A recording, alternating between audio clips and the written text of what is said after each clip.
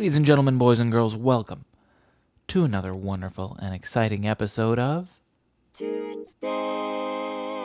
Tunesday, the day we build music from scratch. Today, I'm gonna do some chiptune, mainly because I just got something new. The 16-bit project. I've talked about this before. This is from Afro DJ Mac. If I'm smart and remember, I'll put a link in the YouTube video or something to where to get this pack. But it's essentially, if you search Afro DJ Mac, Sega Genesis, it'll probably come up, or 16-bit project, because I suppose that's what it's called. But this is a whole bunch of samples and instruments created from a sound chip from a Sega Genesis, which I am excited to play around with. So let's jump right into it. So yeah, I guess without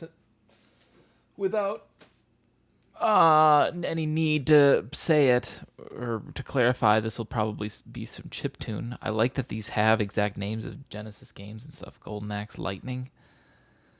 I tried a couple just to maybe make sure it worked, but I haven't done much. I tried Sad Sonic Pad, which is alright, and Robotnik.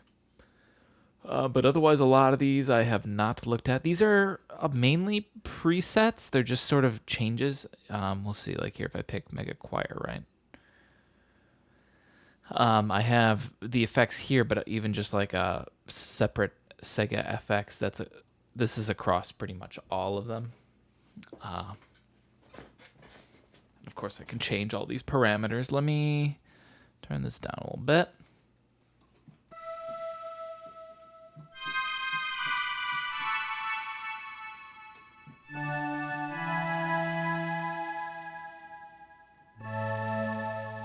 Lovely. I like that, but with less crunch.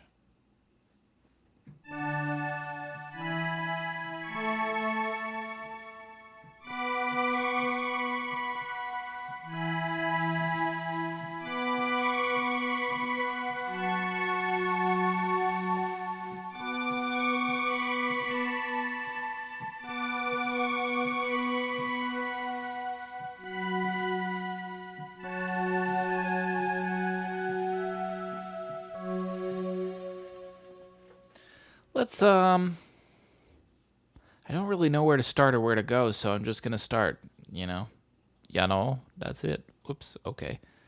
Confusing me there, Ableton. Let's do this. Let's start with what I was just doing right there.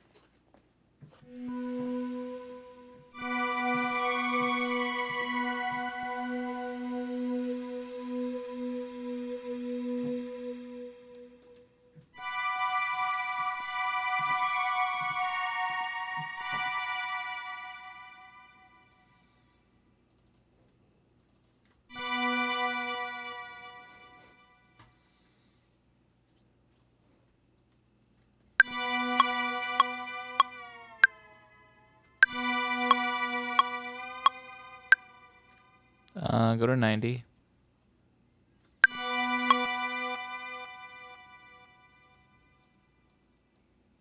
Can I hear it, please?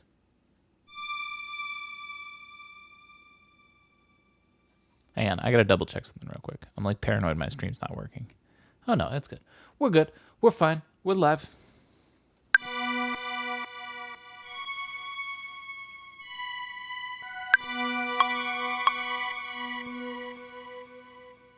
Maybe like shorter, not like held out bits.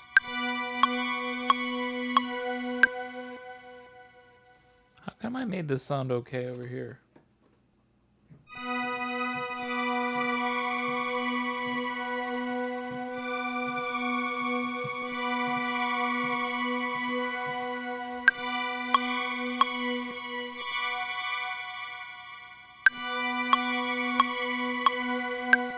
Well, okay, first off, shut up with that.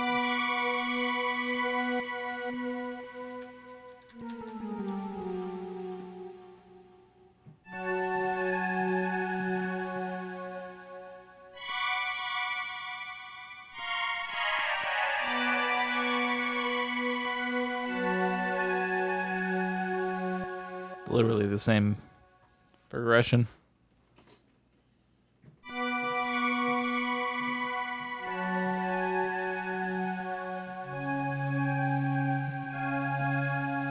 Hey man, big fan of your music. First time getting to watch the stream. Welcome. What was your name? Rohro? Am I saying that right? Roro? Welcome. Whatever your name is. I'm bad at translating Twitch chat names. I'm happy you like it. Welcome to the stream. We're gonna try to write some, I guess, like chiptune. You know what? You know what I should do here? I'm starting something right here, but number one is I just sort of picked something. I have like 105 of these to go through. And this is a brand new pack. Let's try something new. We'll keep this here, but let's try something else.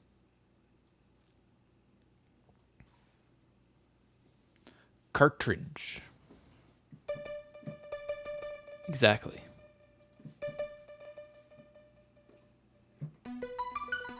This one's an ARP. Let's do cartridge.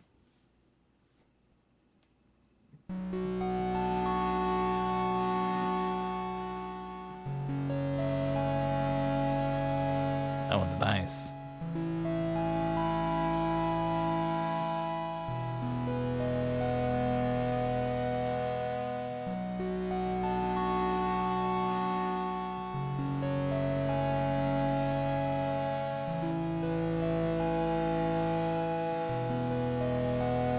Not a bad progression. Not the most original thing in the world, but...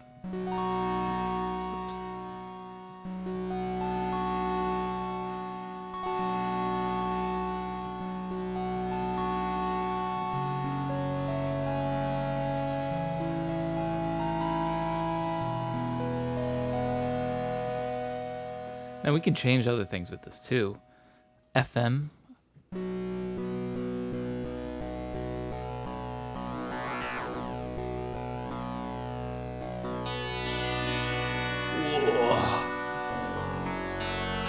Now this sounds like some Genesis shit right there.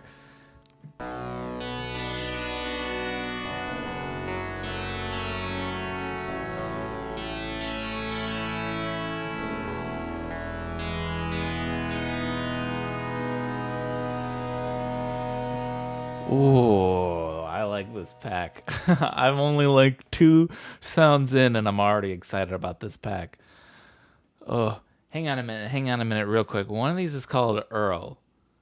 And there is Toe Jam and Earl. Hang on. We should, these are not labeled very well. I don't know why they don't get labeled when I drag them out here. It's kind of, oh, they are. BT something cartridge over here. I'm just going to call it cart. This one was called Earl, just in case I use them. I'd like them to be labeled a little better. How loud is this? This is...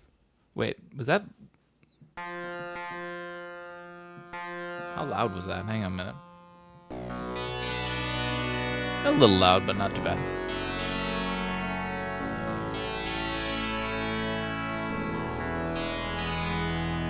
Hopefully this isn't too loud.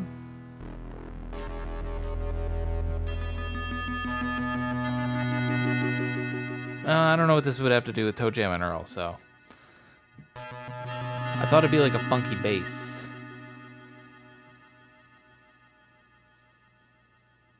Kid Chameleon. I mean, you can name him after all the games and whatnot. I don't know what to call this one. I'll just call this one Sega for now, because this is the one I keep changing.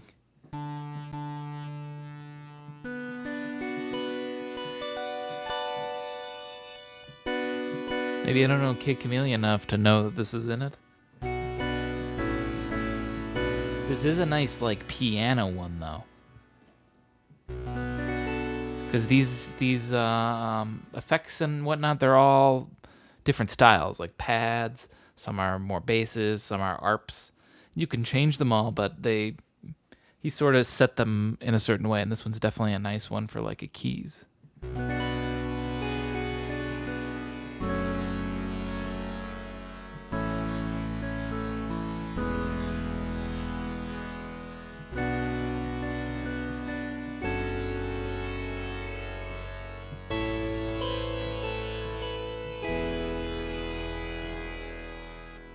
That's fun. Ooh. I mean, I could just sit here all day and play them. The only thing I wish is there was a preview. Like, I click them and I could hear at least like a little bit of a preview. None at all. At least not with the way he set this up. But that's okay. These are all good. I need to just pick one. Should we do cartridge? Cart was pretty good. Hang on. Let me hear this again. Oh yeah, this is with the FM tuning. Hang on a minute. Let me do this. Duplicate it. I can also do this. Ooh.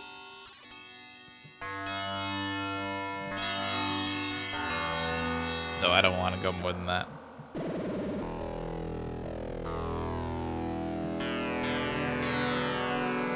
It's good Genesis crunch too.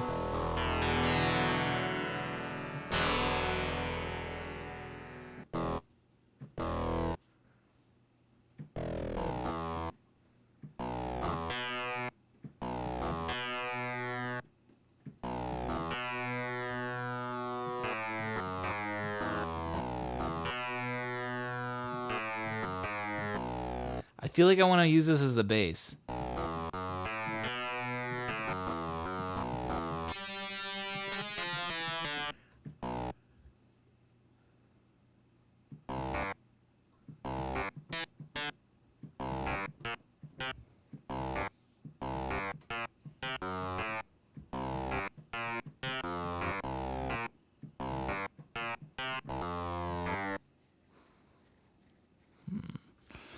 Let's do this. Give me something to work with.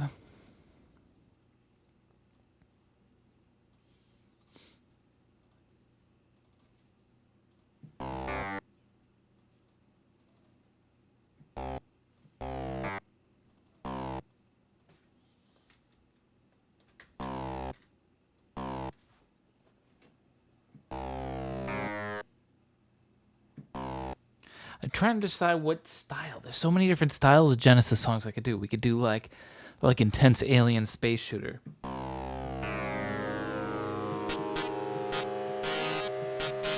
Wait.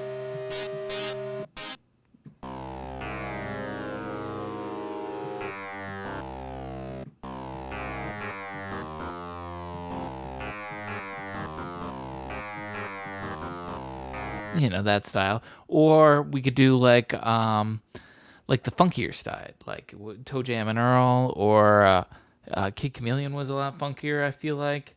There were like two different styles. There was just like dirty, alien, nasty, and then there was just straight funk, which would be like...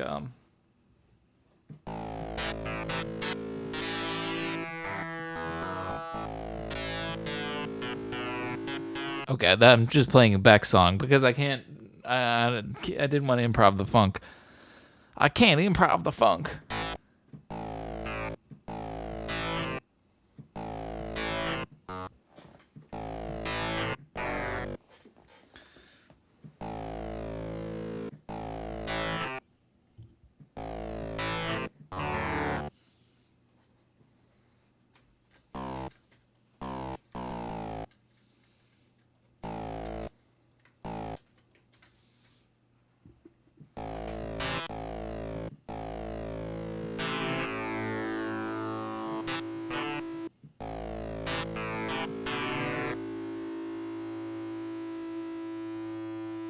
Ooh, the longer you hold it, the kind of grosser it gets.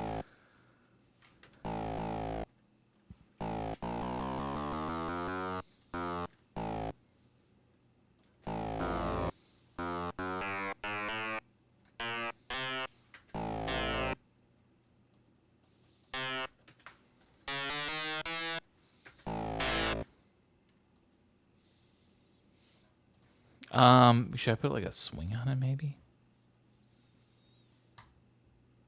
Is that really as small as I can make it? Come on. I hate when you do this.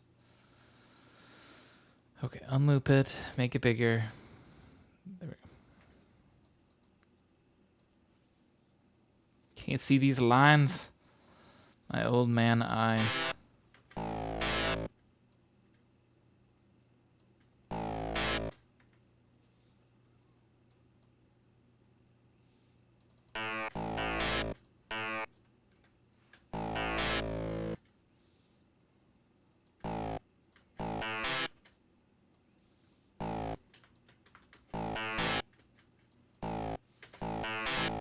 No, no, no. Why? What are you jumping to? Why does it jump halfway between it sometimes?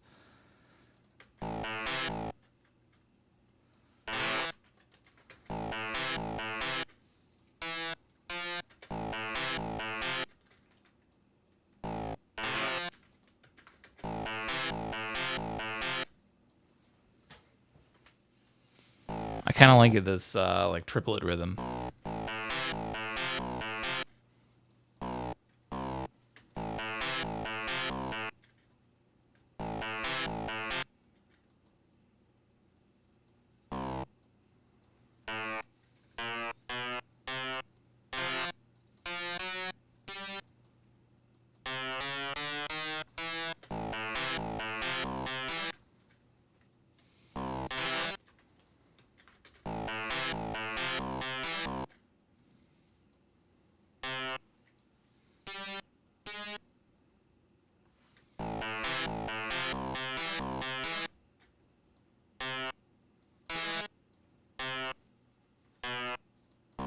Would we go that?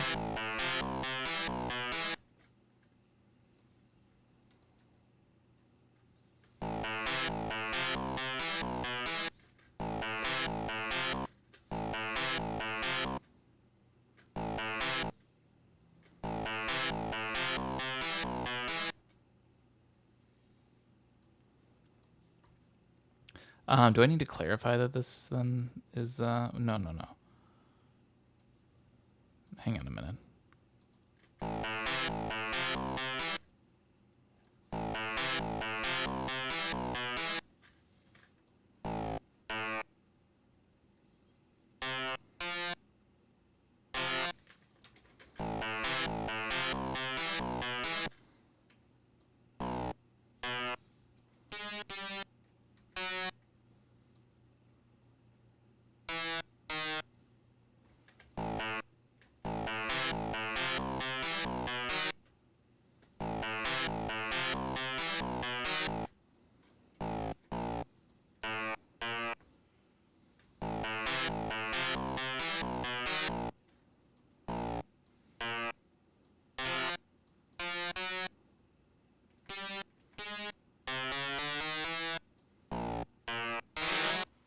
No, no, no.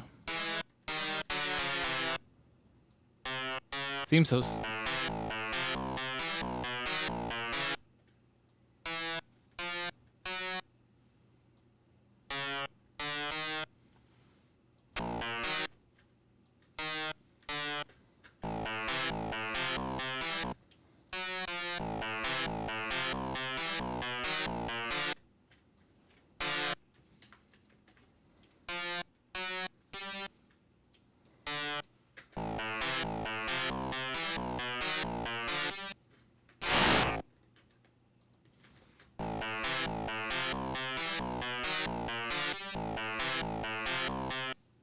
Now, the way I'm like arranging this is not really. It doesn't need to be in threes, as you can see, because when I copy and paste it, it's not evenly lining up here at all. Since it's by itself, where I'm sort of at least hearing it in a completely different rhythm, but I like it, right? So I want to try to translate this over. I'm going to do this. I'm going to duplicate this just in case I mess this up. That's always the key. Now we're going to go back into here.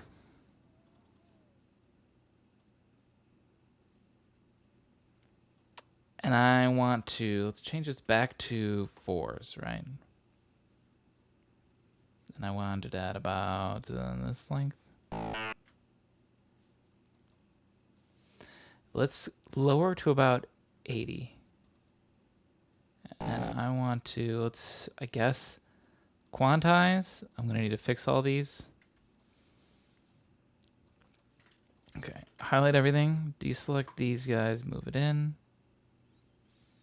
Deselect this, scooch it in. Deselect that, we're scooching everybody in. Getting nice and close. Friendly. Happy. We're hugging. No social distancing on these notes. No. Get in there. See? Oh, well, I copy and paste it, so I don't actually need this part. But now it ends on a nice clean rhythm. Now it is a lot faster, right? That's bad. So, okay, we did do this successfully. The operation was a success, Doctor. We can get rid of this one because it's a mess. I want to take this and let's slow this down more. Or, what was that? That was 80, right? So that means if we went up to 160 and we did halftime on the notes, it would be the same. Or halftime, double time, halftime. Let's try this actually. Here, we got this. Can I just do that? I can. Yeah, here. That's what these are. Is this gonna? Oh, that's the wrong one. Multiply it by 2. Bow. Okay. And now it sounds like crap, right? Because we're playing it so slowly. But if we actually just bump the whole tempo up, let's go up to like 120, 130. Now it sounds pretty good.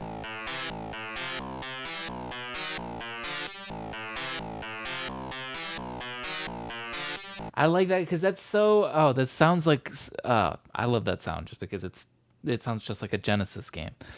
I mean, that's what it's designed to. It might sound stupid for me to say it, but it's just.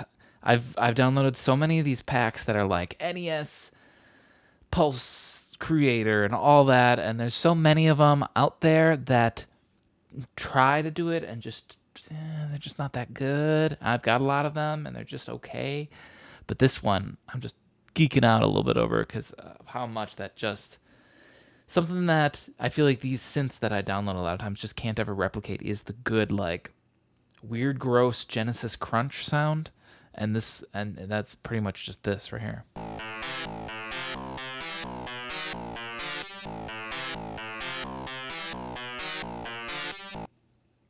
All right, a lot of potential I hear in this. So we're gonna loop it for right now. We're gonna do more movement later, but I want to add.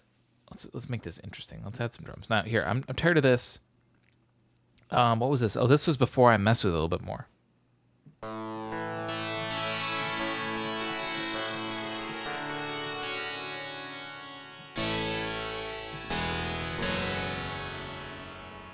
I'm gonna leave that. What was this one again? This was my test one. Where there's nothing really wrong with it. I'm going to bring on percussion. Let's see. Let's see what we got.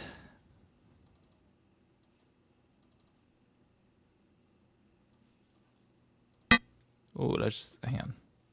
Turn down a little bit.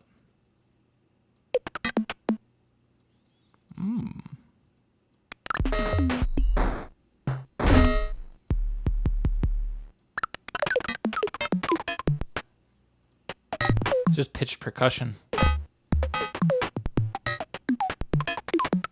don't know why it's numbered like this. Or it goes 1 through 52 and then 1 through whatever. Well, then I don't even know what's going on up here. But these are the best ones, actually.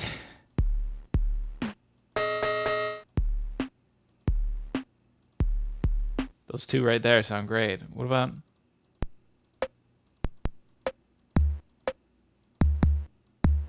That's it. And that's...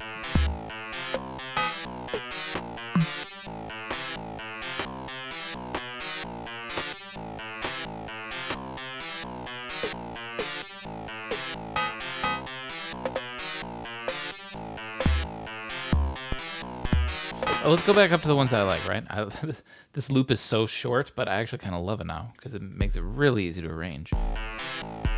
Should always...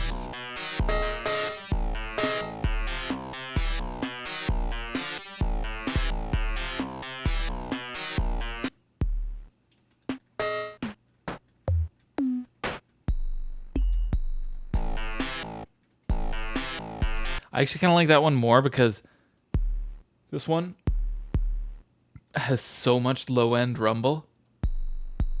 This one's a little more cleaner.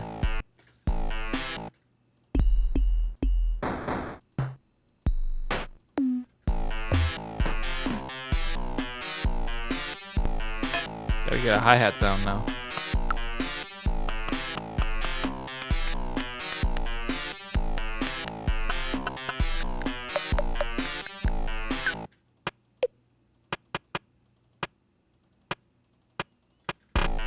Oh, that's too much. That's too much. I forget how small this loop is. Even that's too much. Wait. I can't even zoom out.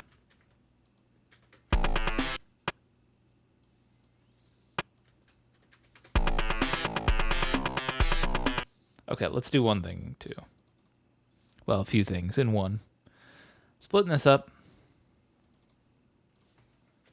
Kick, snare, hat. Want to give it... I mean, I'm not being totally true to the Genesis way if I'm putting all this EQ on and stuff, but I guess I don't care that much. I'm not going to be that hard of a stickler on it. I could just keep it as raw sound, but I feel like this is already going to make the kick sound better. Whoop. Oh, hang on. This would help. If I actually separate the notes out, right? That's the kick, right? Okay. Goodbye, everybody else. Goodbye, everybody else. Keep that. And then...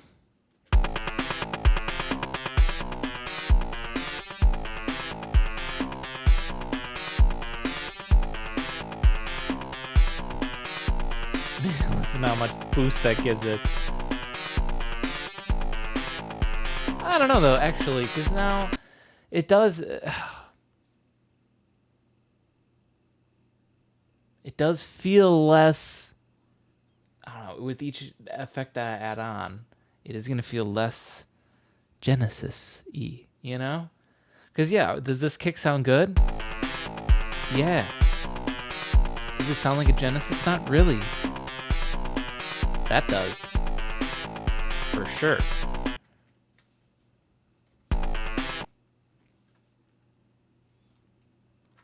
Let me go back into the hat real quick. Does react? It does. Reacts to velocity. That's wonderful. So we're gonna do this. This is 100, right? This is 80. 60, 40, and 20. And we get this swelling effect.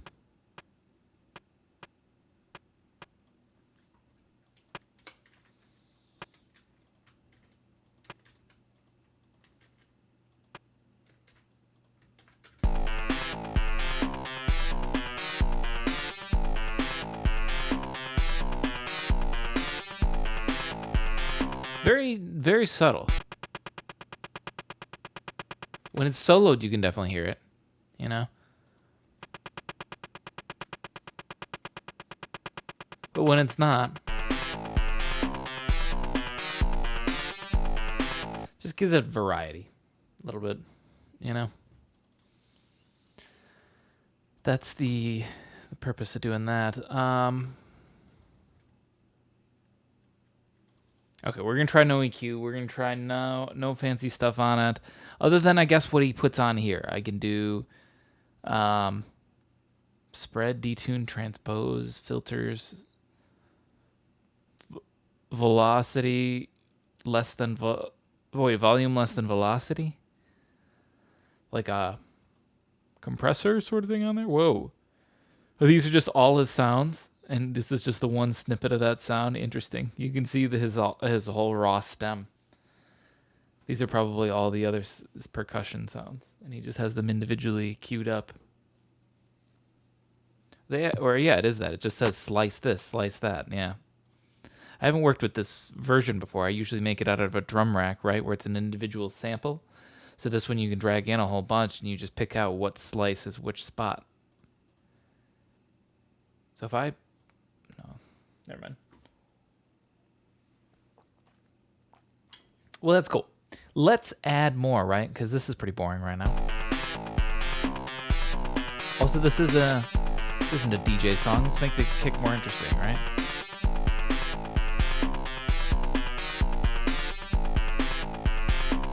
Let's make this whole thing a little bit more interesting. Because... Come on, bitch. We are going to squash it down to there. Consolidate it. and then loop it again. So I don't explain this often, but what I'm doing when I consolidate it is I'm just basically giving it a new length. And because of that, now I can add more variety throughout, because here's our loop.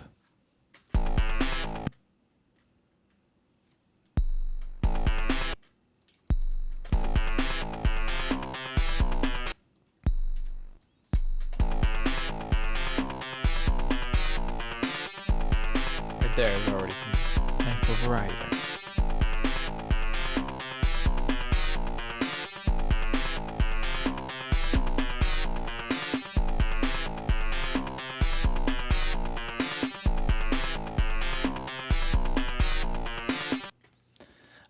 This sounds cool. I like this already. I'm getting hyped on it. Let's add some more instruments. Get you out of the way here. This is called cart, but this is no longer just the cart synth. This is sort of our bass. I might layer it, and we add another one if I find another really good bass sound in this. We'll see. Yeah, we'll see. It could definitely be fatter bass. But for now, we need a lot more than just this bass too. We got to add like a lead instrument, a pad or something in the background.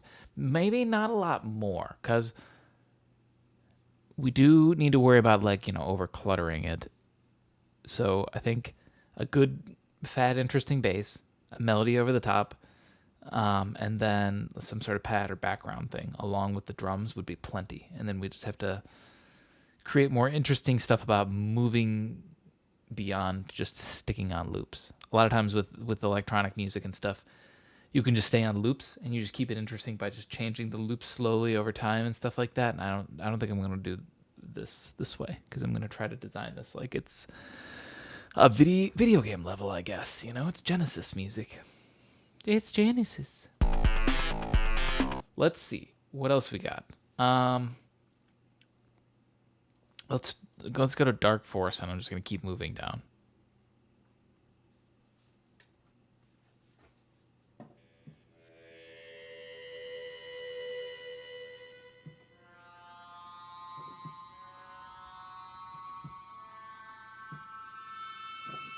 Meh. Keep going.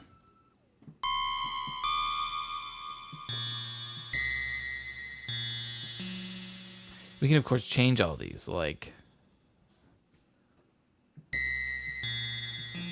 That didn't seem to change anything. Let's just pick it, everyone. Doorbell.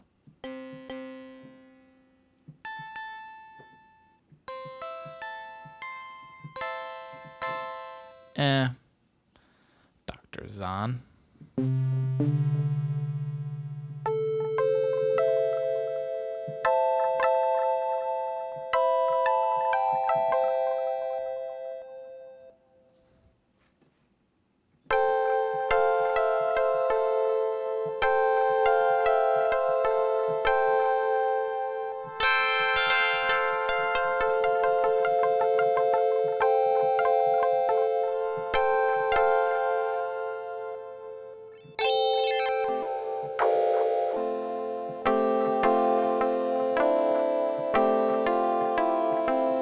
I'm a sucker for that 50% FM pitch shift there.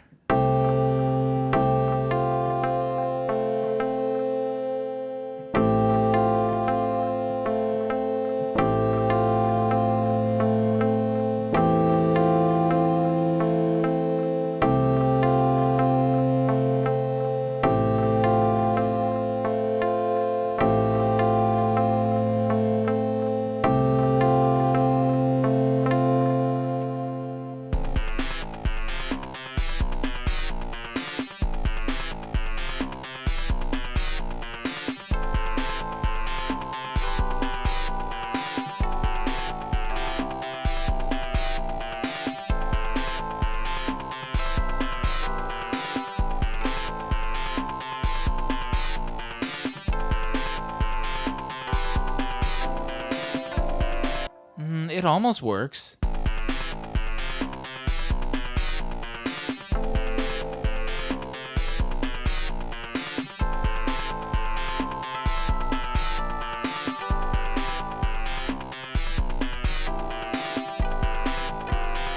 let's keep looking. That's not the worst. I tried Earl. What's echo?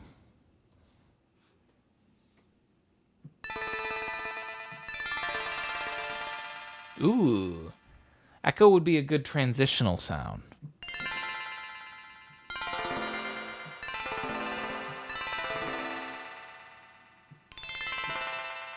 You know what I mean? Like we're gonna move on to the next part, and I do this. And then it goes into timing wasn't all there, but echo is good to remember. I feel like that's a really good. Here, I'm gonna actually just call it transition. We're gonna save that for later. Elizabeth.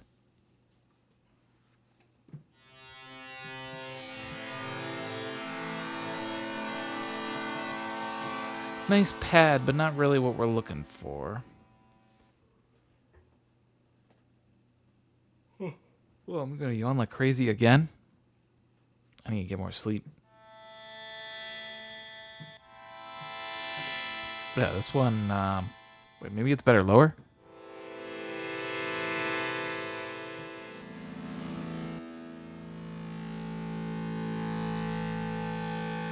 Definitely a single note one. Sounds awful with chords.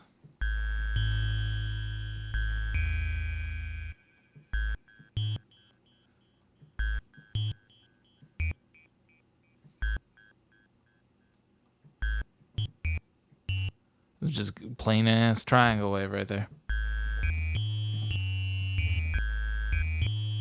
That's not even 16-bit, that's 8-bit right there.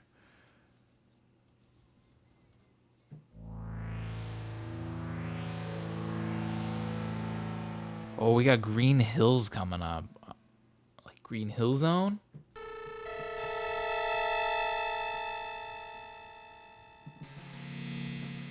Wait, actually this sound right here? It sounds really familiar. Isn't that what it sounds like? It might be. Green Hills?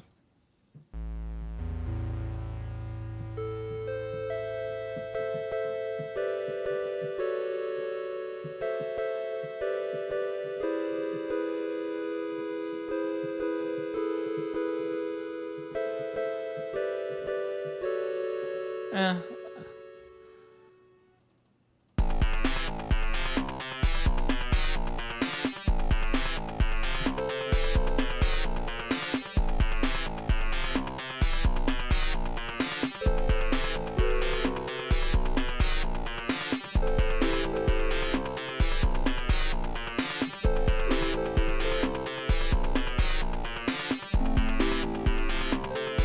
No, this isn't the right one.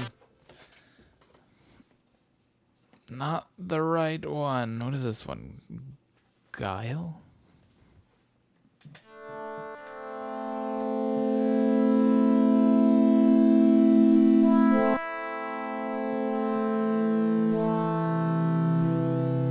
Cool sound. Not what I need right now. I didn't know Hellfire was not gonna be it either.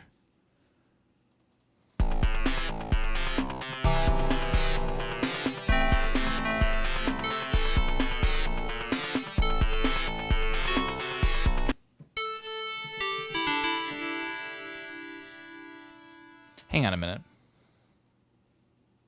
Play this one.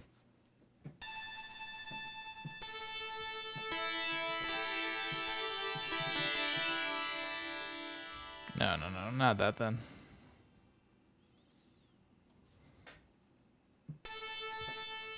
No, this one.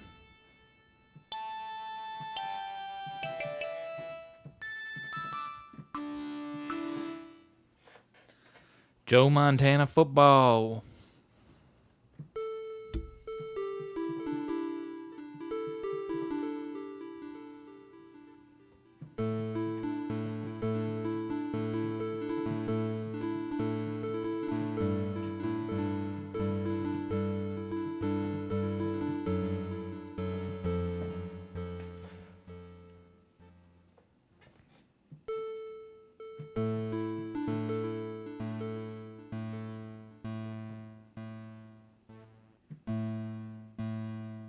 though. It's just how it's played.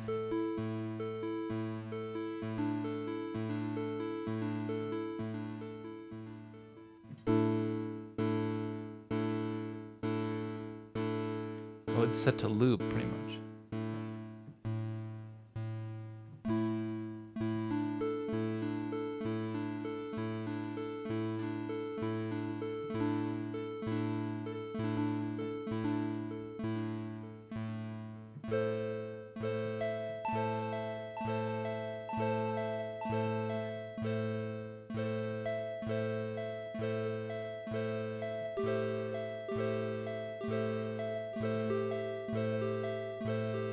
You can do a lot of interesting things with a looper like that. I like it.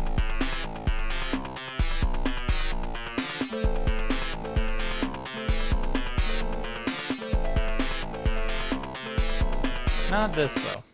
I don't hear. I need. I'm trying to come up with right now. I want a melody. I've sort of given up on the pad. We'll find the pad later. I want a melody that's loud, crunchy, in your face, also a little bit dirty. Seeing if any of these fit that, but not like these hellfires and stuff. Forget what this one was. This one could work. Hang on. What if I did that and we do some FM on it?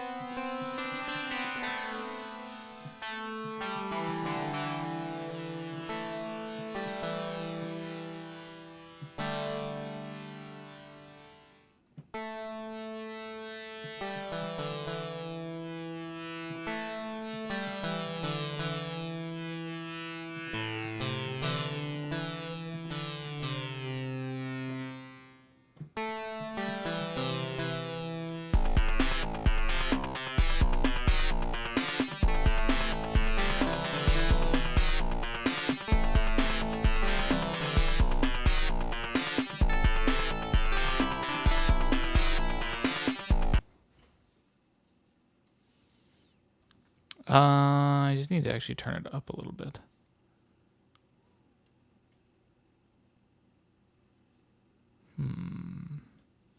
Trying to set if there's anything else I want to do to it. Let's actually take the phaser off. And then I'm still going to be able to add utilities, audio effects here. Still going to make sure this isn't too loud. Is this too loud for you guys? It's a little loud when I look at the views. We're already getting a little bit loud, so here's what I'm going to do. Grab everybody. We're going to turn y'all down just a little bit. There. A little bit more manageable. Now, go back over to this one that I was messing with. This one we just pop right back to 0. Ah, it works, right?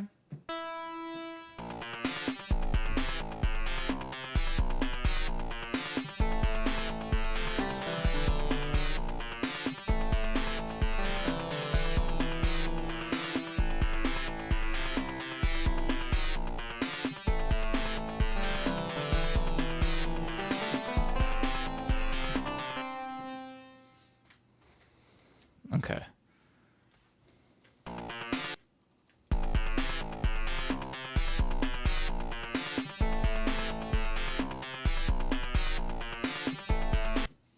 I actually, I love the sound of this beginning and everything. To me, it just sounds so, I've said this before, Genesis-y, that I'd almost be totally cool, I think, with the track starting like this. I feel like I don't want to come up with some fancy-ass filtered beginning, you know? Or like all these other things where I bring in just the bass doing it, and then the drums come in, and then it all starts, right? Because it's so, I don't know, Genesis music-y to start like this. You know what I mean? Like you put in your game, right? Imagine this. You put in your cart, right? And you turn it on, and the little Sega symbol comes up, but we're too cheap of a company to have the Sega voice synthesis in it, so it just says Sega, right? And then it goes to black. And then you hear this. And then it fades in, and then it says, Tunesday by Slamhaus. Start or game options. And then, that's the idea. I don't think that needed any explanation, but I gave it anyways. I gave you that visualization. I know. Free of charge. You're welcome.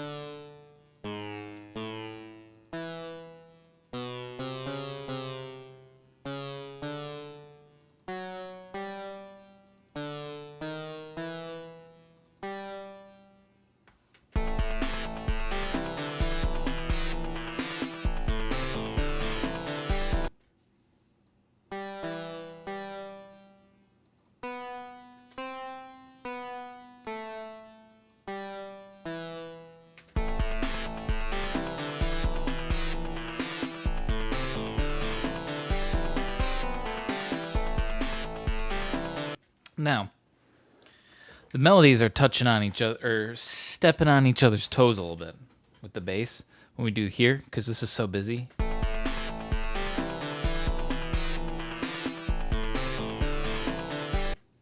I need to change that. So maybe this is probably going to do too much.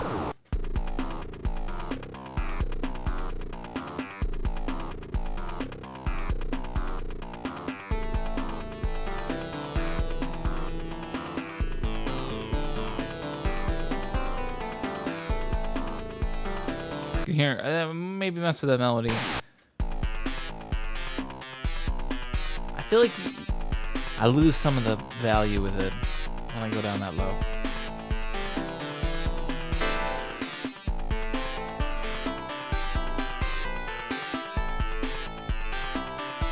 Let's do this. Keep it lower.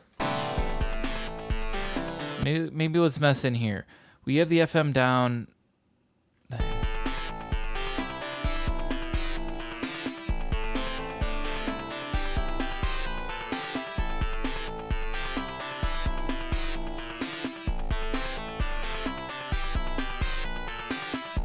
Oh, no release sounds so good.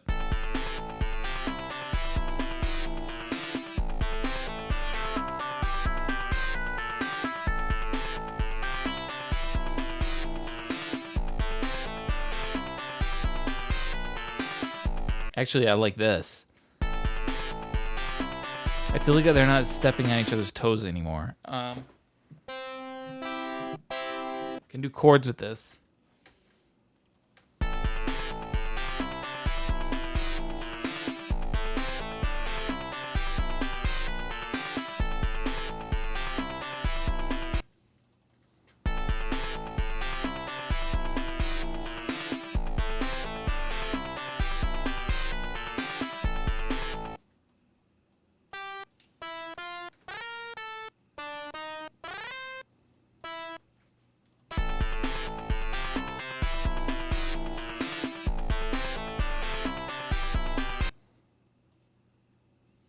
And then here we might transition.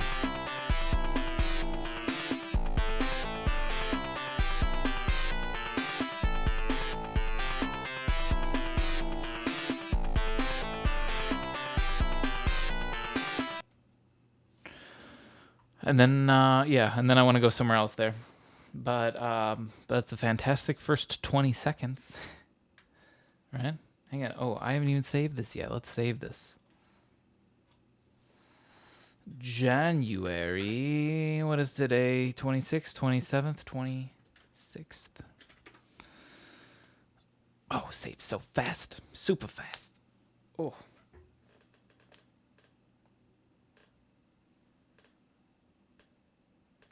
Sorry. Just gotta do some stretches quick. Oh, you should do some stretches too. If you've been sitting and watching me this whole time, do some stretches. You need them.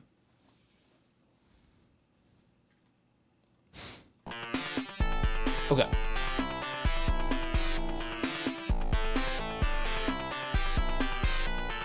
Now, we need to still add a pad, some beef to it, right? I don't want to do that yet.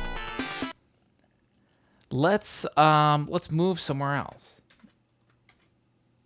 I'm gonna copy this bass riff.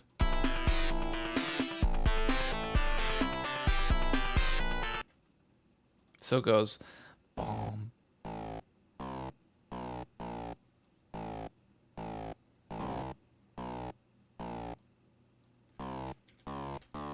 D would be a great place to go.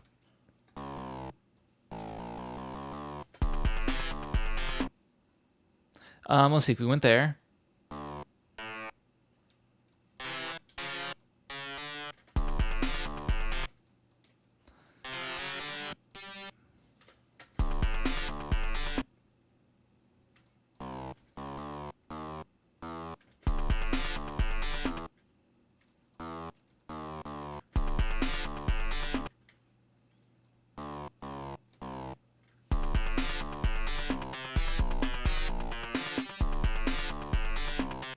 No.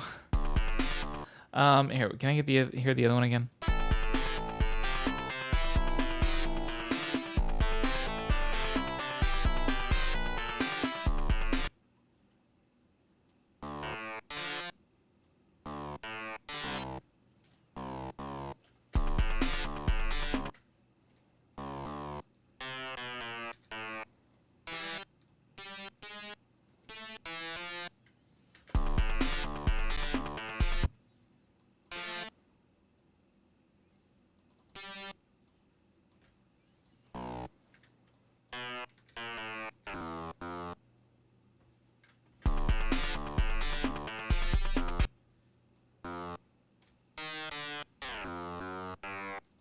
We're mixing up the bass rhythm here.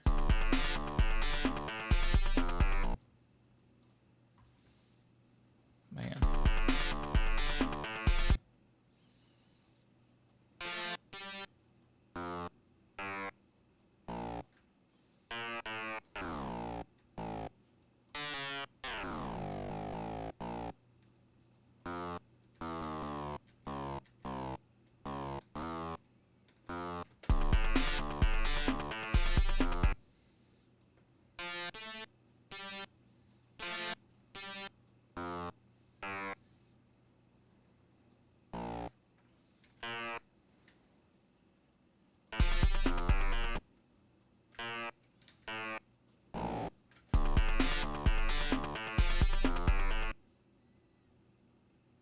I should put a chord there.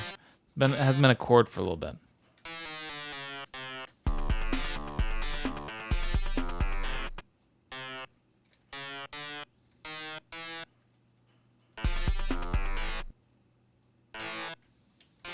Ooh, the fifths sound great. Hang on. I don't have this thing set up. Hang on. Give me the bass. Listen to fifths with this thing.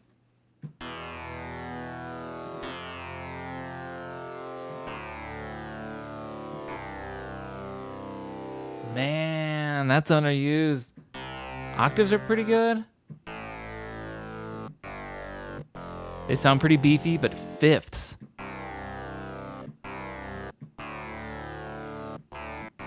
Oh. Almost makes me hesitant to drop a fifth right here, just because it's so powerful.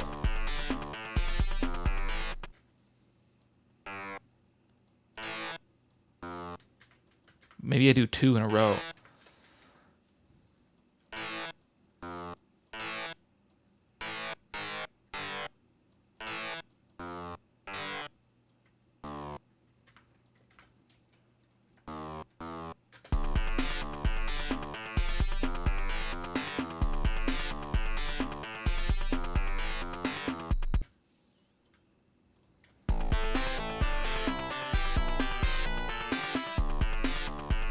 Okay, wait, hang on.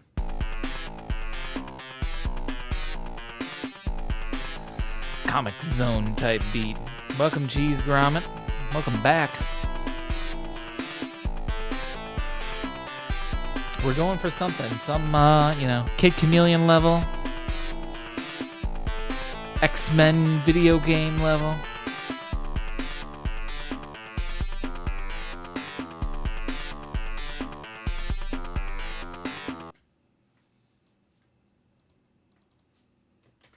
Hang on.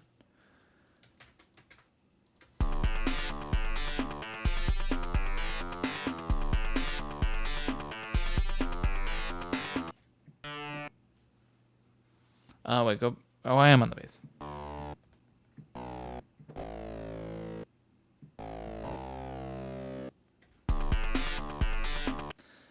Getting Road Rash vibes, oh yeah? What is everybody's... Does anyone have their favorite Genesis game in mind? I was going to ask what everyone's favorite Genesis game is, but a lot of people may not have played Genesis. It is an older console now. I don't know how old some people are. Being like, you guys play your Atari recently? Ain't nobody playing Atari anymore.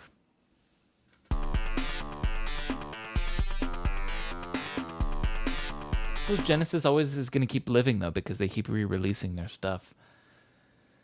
You know what I mean? Like, you can go and... you can buy an NES Mini, you can buy a Genesis Mini, and you can all play all the Genesis games and all that. If they keep doing that, they'll be fine.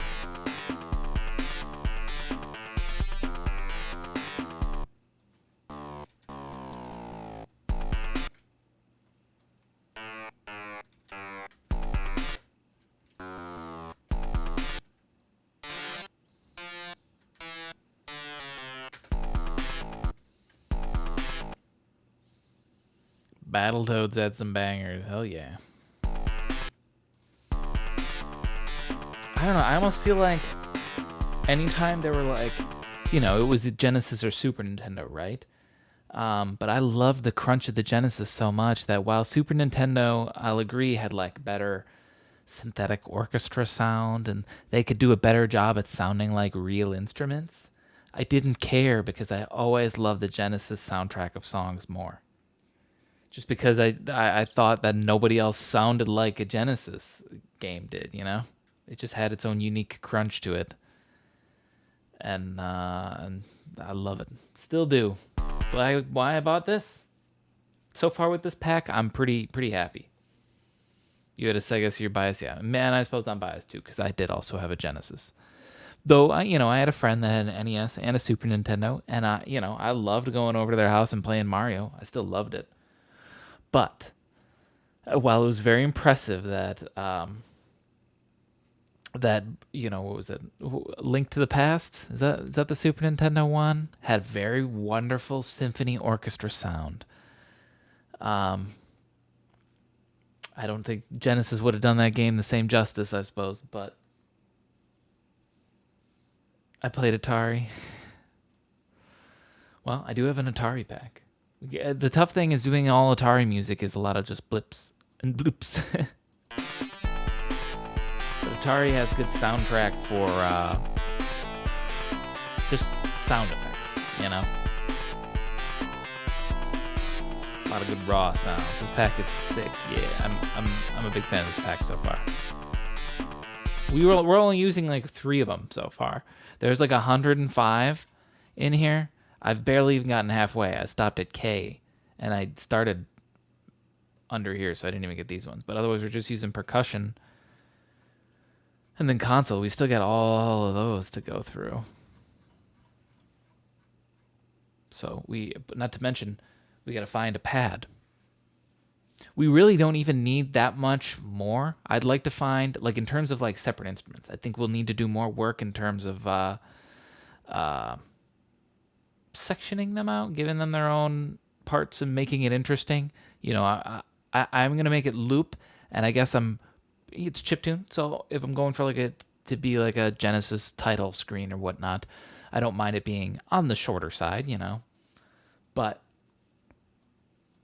rather than layering on tons of layers and making the chorus go 20 times just because I can keep changing up the layers, we're going to more focus on doing stuff like this, which I'm working on, where we're just going to move, go somewhere else. Same voices, because we got to keep the same voices.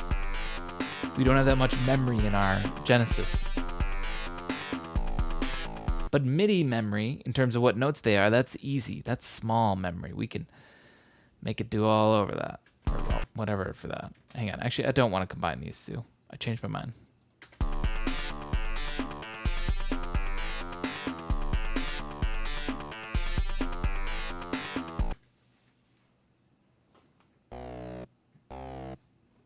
I was going to go right back down because we're doing this. It's like D.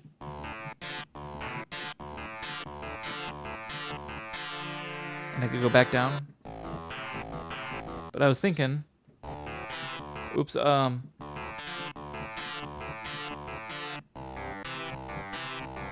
that's just down to a C. So if we go,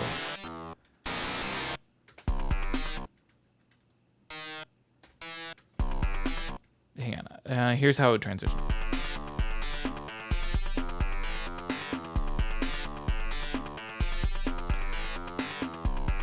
My favorite Sega game, probably, at least now, is still the original Toe Jam and Earl. And I know some people will either love or hate Toe Jam and Earl. I feel like there's not a lot of middle ground in that game. You either loved it because you grew up with it, and it was, I don't know, in my opinion, like revolutionary at the time in certain things you could do. Like, you could do random level generation, so it made it infinitely playable. It had couch co-op, so you could play with your friend, and even more so, like, you know, when you're playing with your friend in a beat-em-up game, you guys are sharing the screen, and you got to walk together, and you got to work as a team. In Toe Jam and Earl, you can just split up. If you want, you can stay together or not. It had, like, the ability, it was like a very fluid screen system, where if you walked together, it would form, and you'd have one screen, but if you walked apart, it would pause for, like, half a second, split the screen, and now you guys can do your own thing separate. And it just blew my mind, my little kid mind. Because imagine, you know, in like 1995, no, earlier than that, whenever that game was, no, because they made a sequel, so that was like 92 that came out or something like that. And like, yeah, it just was mind blowing. I think nowadays it, you know, because they did a re-release of it, and the re-release is not bad. It's not that great. But it, I think, doesn't hold up to the same that it is today, because the same gimmicks or the same things that they do are, I don't know, just not as impressive in modern day gaming. Not to mention the original Toe Jam and Earl had a phenomenal soundtrack, super funky, and fully utilized the Genesis's crunch grit capabilities, you know. What's going on, Snow? Welcome back.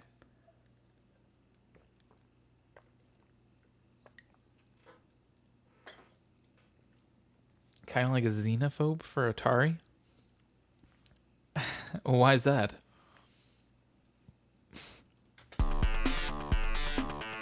Wait, how's this sound going to see?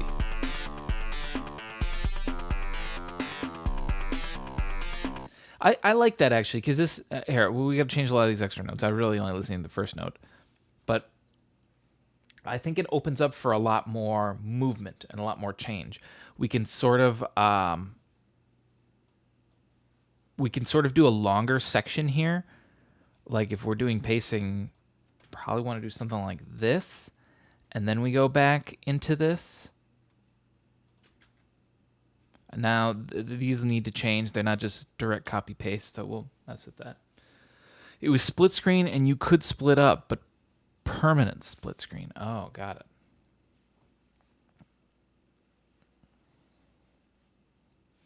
I don't think I've ever played that, but that is still like that. That may have been the first instance then on Atari of split screen, right? Because I couldn't think of anything that's not split screen. That's not. I don't know. I guess NES probably did it, but Atari was before then.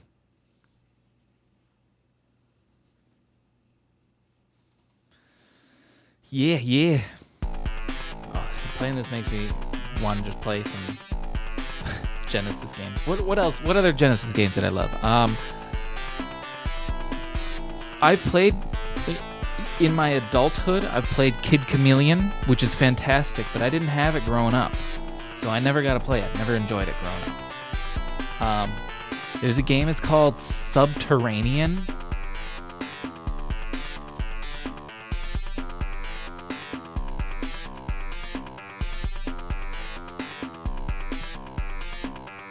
Subterranea. Whoops. What am I doing? This thing right here. I love this game. It is very hard though, but it's creepy, it's gross, it's just so, and with it being creepy and gross, it fits with the Genesis really well because the soundtrack's very crunchy and gross. No other pictures, but it's good. Recommend this game. It's a fun one. It's not really like a space shootery, like side scrolly space shooter. You're actually like flying through like tunnels and you have to like land and like there's a lot of things. I never got Subterraria working on my ROM emulator thingies or whatever those are called. Oh, that's a bummer. Oh, I love that game. Still have it. I got it on a cart right over in that room. I've got a few Genesis games. I've kept a lot of the Genesis games. I've got like all my Sonic ones. I have original Toe Jam and Earl and the sequel. Or do I have the original? I know I have the sequel because I have the sequel at the box, but I know I've got this one too. Oh, Rocket. Okay, sorry. I just got to go on this Genesis game binge real quick. Is it called Rocket Knight Adventure? Rocket Knight Adventures. Oh, that's a bad looking game. They remade it apparently. The Genesis one is much better. What? Okay. This. Here's the picture. It looks like this. Whoops. Fantastic Genesis game. I strongly recommend you play this one if you've never played it. One of the best Genesis games there is. I think Atari 3600. Xenophobe was a European game, so I'm not sure if it was released in the US. Let me see if I still have my ROM emulator folder things on my HDD. Yeah. Those are my recommendations right off the bat for Genesis games. Oh, especially this one is probably better than Subterraria or whatever. Subterraria, I think that's what it is.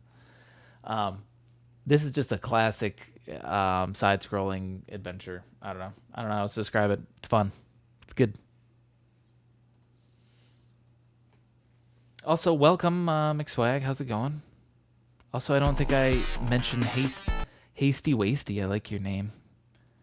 Thank you for joining us. Oh, man, I have Gunstar Heroes and Streets of Rage 2 on Genesis folder. The SNES folder, however, is banging. Oh, those are the only two you have? I like Streets of Rage 2. That's a classic, you know?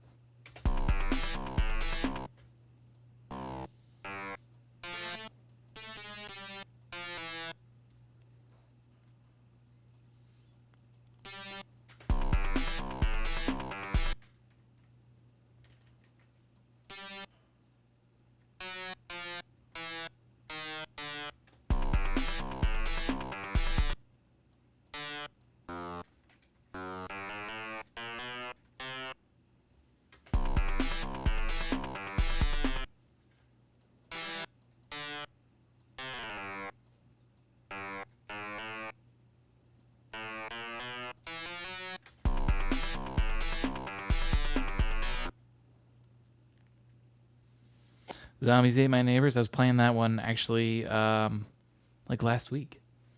A buddy of mine has an emulator. We downloaded a few games and we played the Genesis version of that. It's good. It's good. Very fun. What else? Oh yeah, I remember Super Smash TV. I was thinking about trying when I was making a game, because that's the like top-down game, right? Or am I thinking of this right thing? Top-down and you're moving around this way, sort of thing. It's like it's like a survival shooter-ish thing. Yeah, okay, that's what I thought. Co-op. I experimented a little bit in game development. I did technically make a game with one level. I can show that sometime on stream at some point. But I haven't worked on it much. But one of the games that I was going to try to make was going to be something like that. Because I always loved that Super Smash TV game. I loved the arcade version of it too, and I never understood why there weren't. I felt like there should be more of them, is what I was saying. What I always thought. So I was going to make one. And also gave me an excuse to then write a soundtrack for a game, because I've been... There's a catch-22 in game dev soundtrack writing, where you can't get a job writing music for a game unless you have proof of multiple games that you've written music for. But then it's like you can't ever start writing music for a game unless you have proof that you've already written music for a game. So you run into the problem of never being able to get started, you know. That's a big that's a big problem among I think a lot of career fields. I don't know. It's the classic thing of when you see online where they're like, "Oh, you need 5 years experience in this programming language." That's only existed for like 2 years. There's too many companies or projects or whatnot that expect I don't know. No one's willing to take a risk. Maybe that's the phrase. I don't know. Expect too much out of their employees.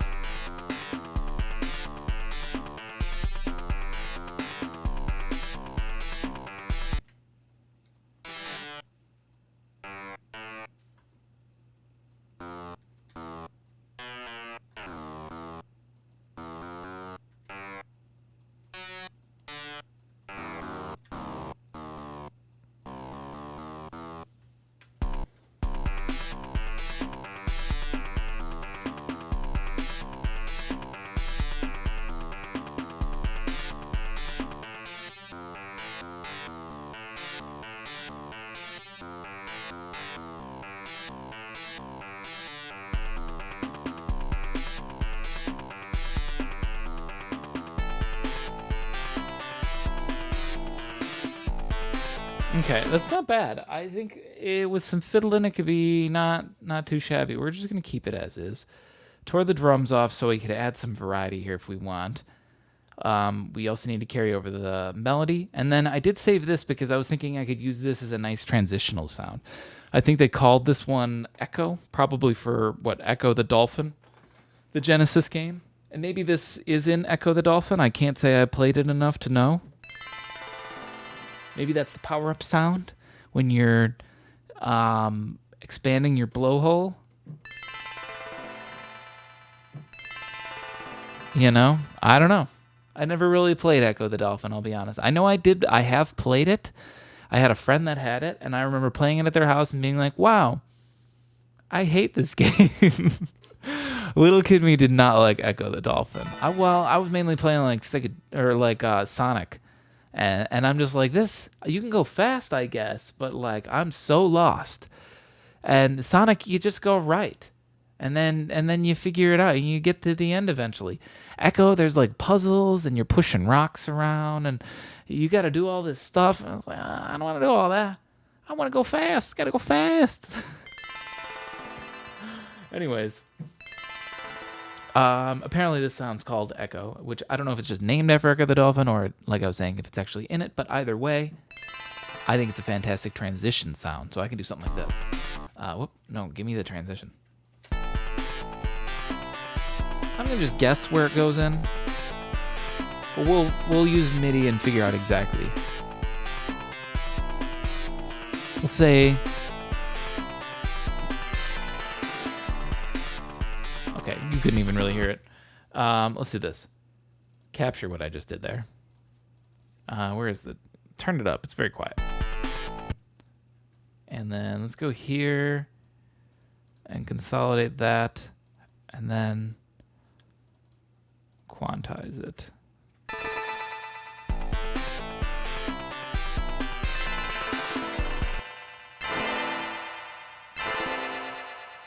That also might not be the right notes. Hang on.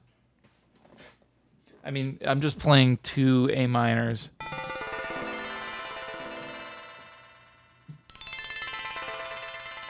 Higher up does sound better.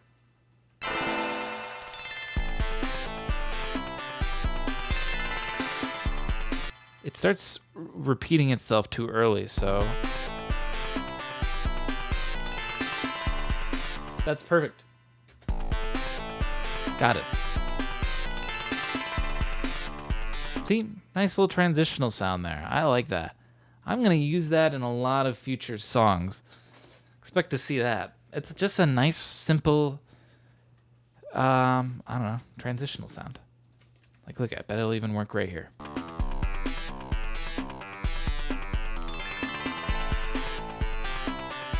Not as good. Mainly because it's the key of the new one, not the key of the one we're leaving. So maybe if I change the chord. Either way, I don't know that I'm going to necessarily use it there. It just sound here, or right here, sounds really good. I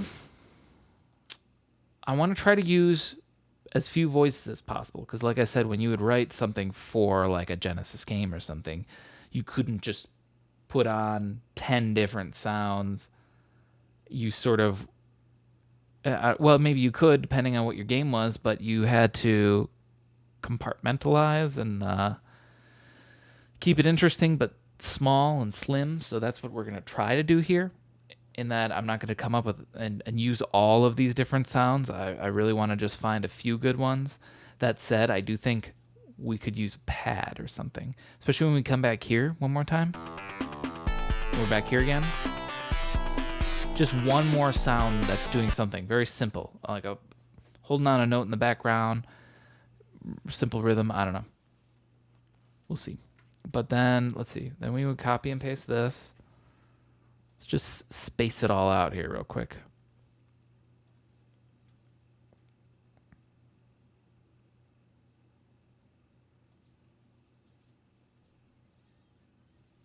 That would actually be... if I added variety, like let's say there's no snare until there and no hat through all of this. This right here would be probably like a normal game song length.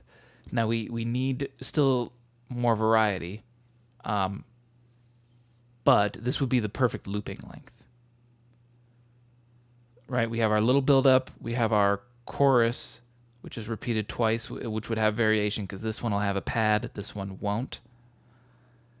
This is our little break from our chorus, which is also here, which has a little variety with the drums cutting out, and we'll add variety for, maybe we'll bring the pad in here, maybe we won't. We still need to bring a melody in to this. Maybe the melody doesn't go through here, who knows, I don't know. But then for when we're finishing exporting this, I might just try to do it like this, where we write it like this. Once this one small section sounds good, I may literally just do that, copy paste, and there's our finished Tunesday. Export it as is, because I don't know, if you were to Google like Kid Chameleon soundtrack, you would find like a 1.5 to 2 minute song that just loops twice and then fades out, because they were designed to just keep going, just keep looping.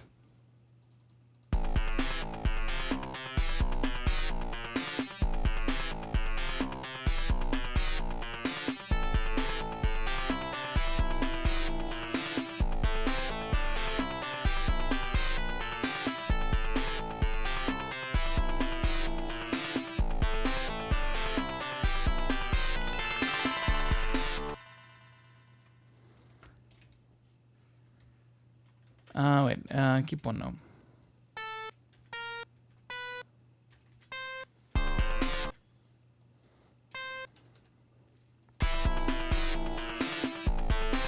All right.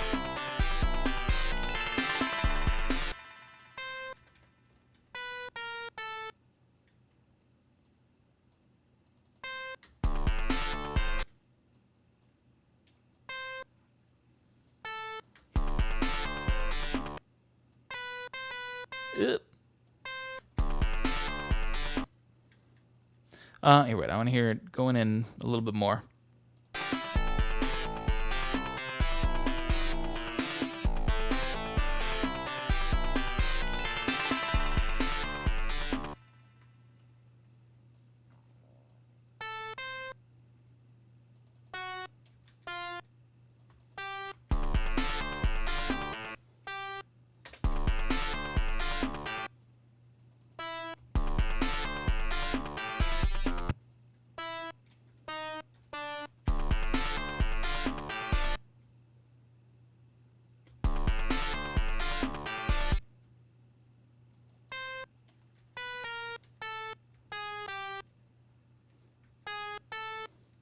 Okay. There's a A to a G in the bass voice. Actually, I kind of like that, just the simplicity of this real quick. Like,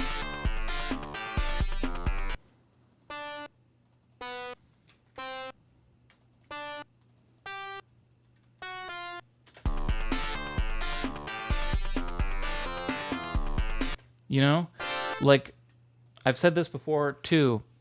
A lot of times the notes that you don't play and the silences you put in are way more important than the notes that you do play. So there's a lot of extra noise in the bass here, so it's better to just let it do its thing.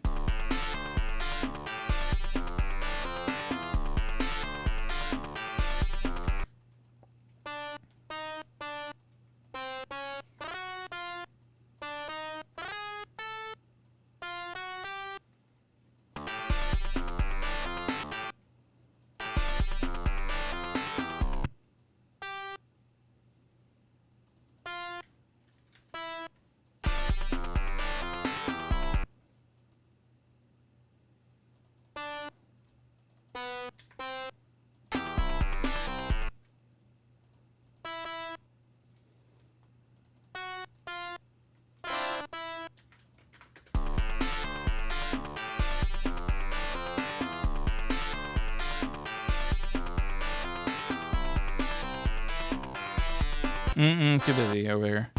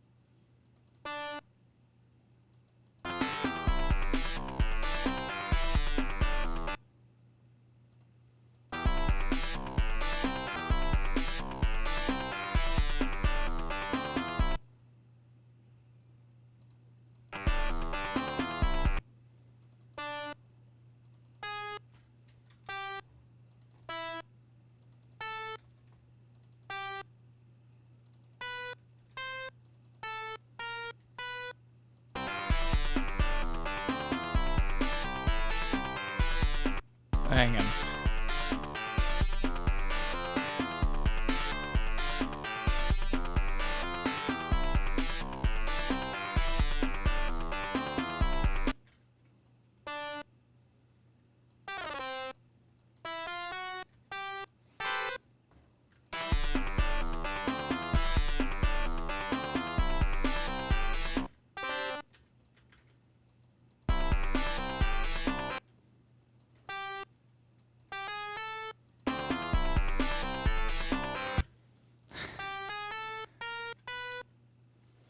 Hey, Seaways, you're the first one to use my new BTTV emote. Woo!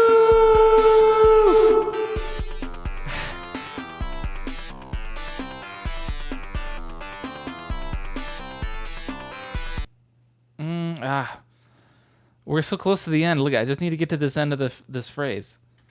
It's dope, thank you.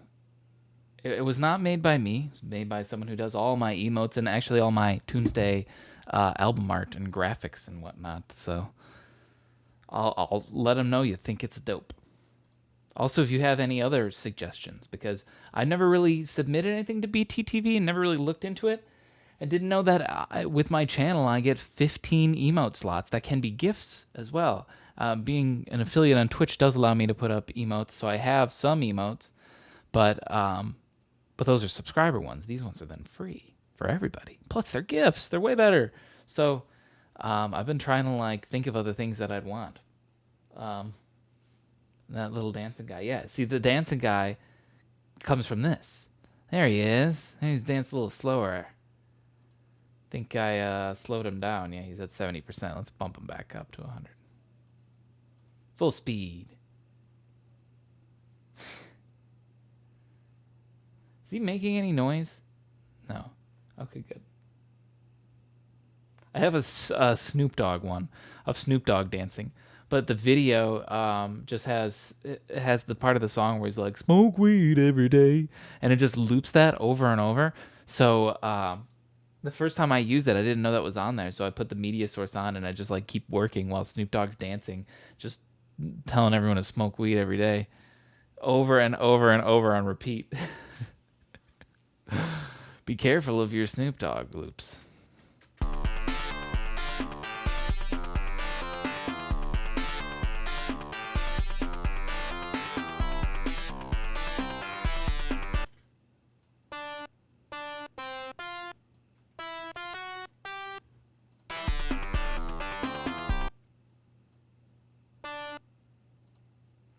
I think I found it. Hang on.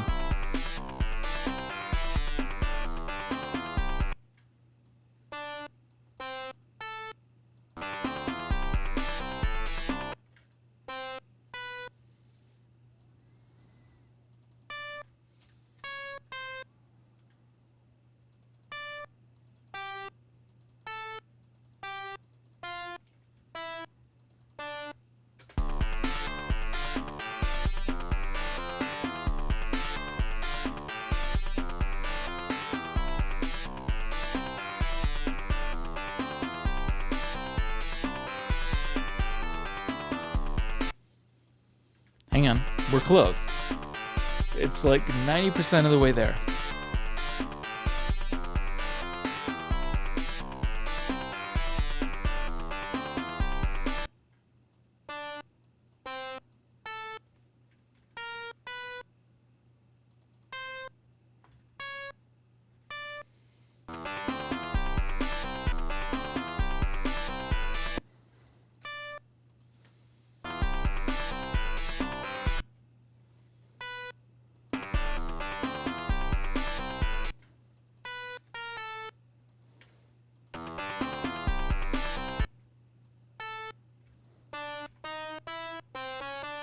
Maybe that's what I'm... That's better.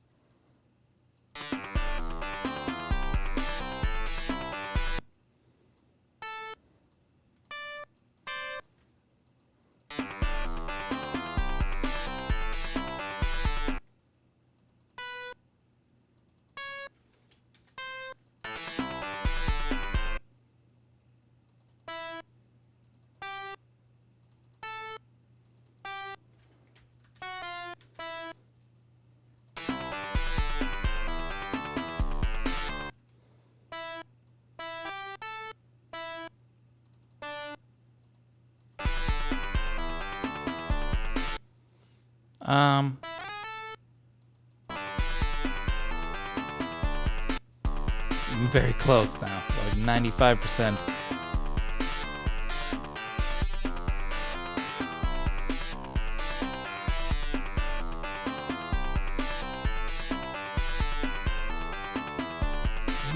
I don't like that. I don't like the ending. This part's great.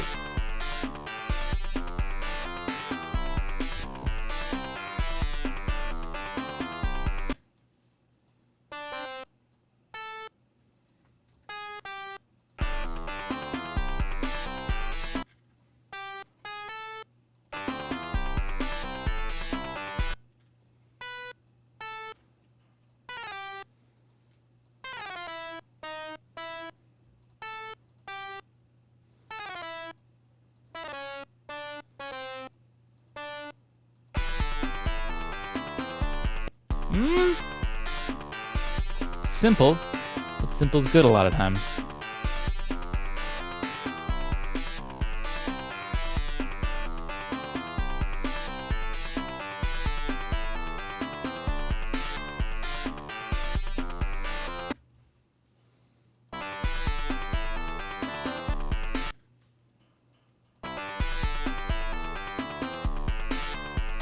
Actually, it doesn't even need the last note there.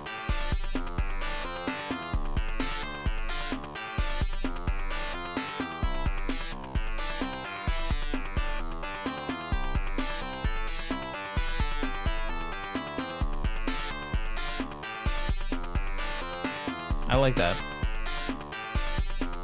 Now I consolidated it because we could add some variations if we want still. Oh wait. Also,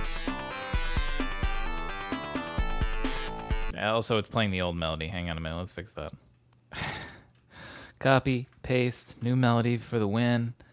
Consolidate.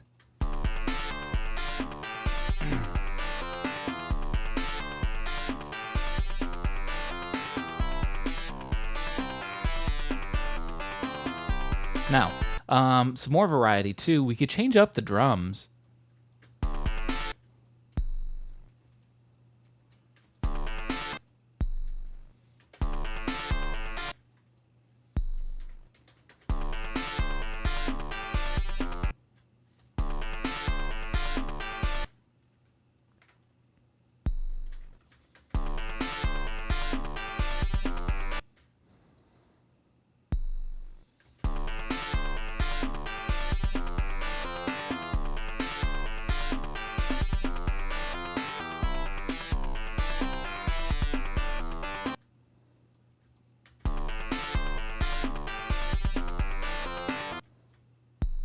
We'll add this one too.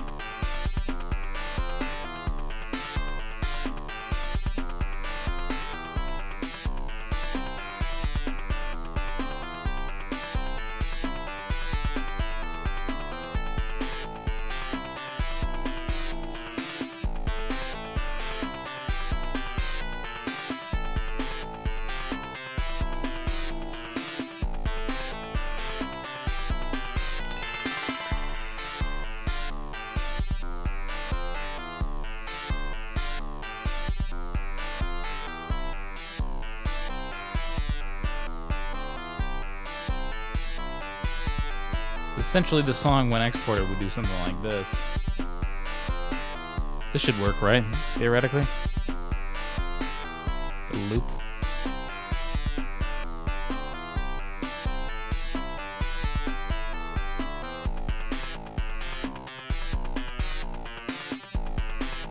Gotta remember that and make that ending transition a little better.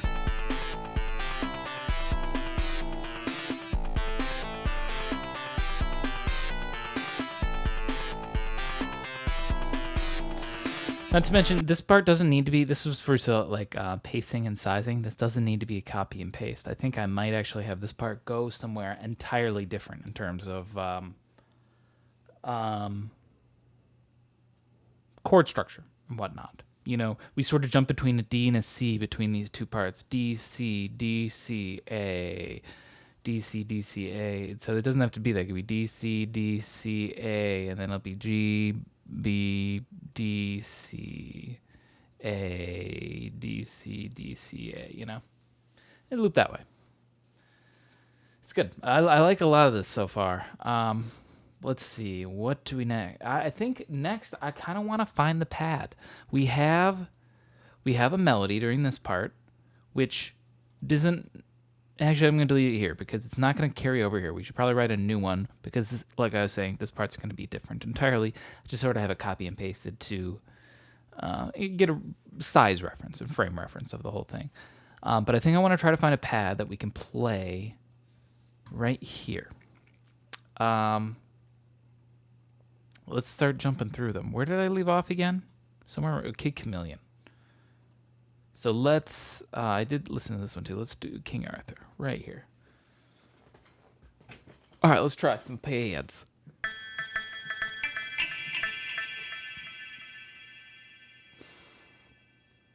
Oh, excuse me. I don't have anything going to any reverb or anything as well, but I kind of don't think I want to. As I said before, I'm trying not to use any even like Ableton effects in. I do... for instance, I put on an EQ, and that could make the kick really a lot more banging. Then it doesn't really feel like a Genesis kick, you know? So I'm not going to do that, I think. We're just going to do, if it sounds a little old and crusty, then that's honestly sort of perfect. It's exactly what we're going for.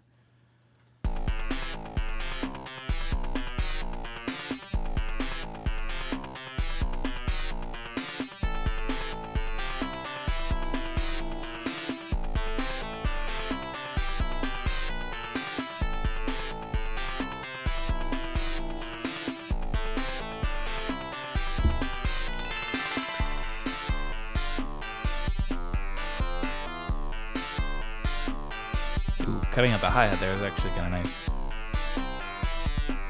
Let's keep looking for synths. Life flute.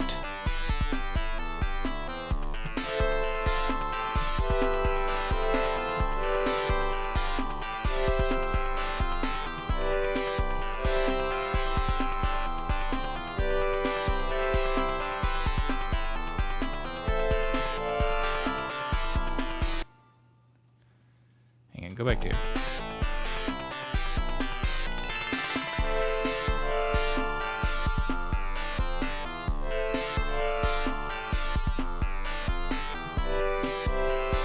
I want to do this, but on a better synth.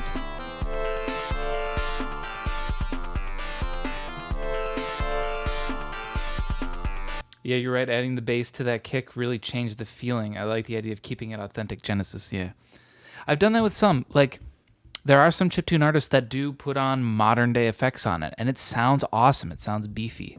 But I'm even designing this like as if it was a song ripped right out of a game where it's designed to loop.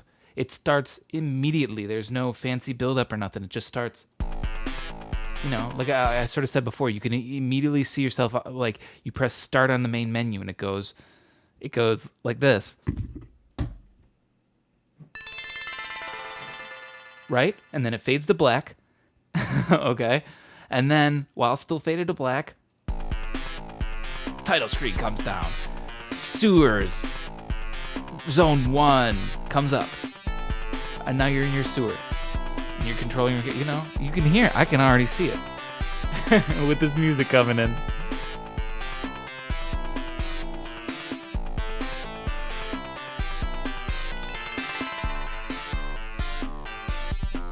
Whoa, look out for the spiders and the other generic Genesis and NES enemies. Bats. There's bats in the sewer. Oh my god. Wacky. Okay, here, wait. I loved this idea on here of doing this. I think I need to find a better pad though. But I was doing like an A minor to a D minor. A minor, D minor. And then I do the same sort of thing here. G major to C major. I like that. But imagine a little bit better of a synth. It's sort of this style, but I hang on, maybe we can just change this synth and make it better. Because it's not bad. This FM is fun to mess with, but dangerous sometimes. This actually sounds way better.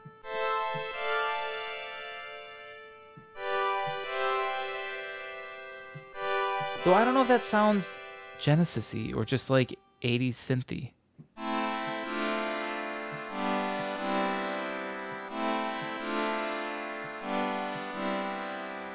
don't know. Let me turn it down.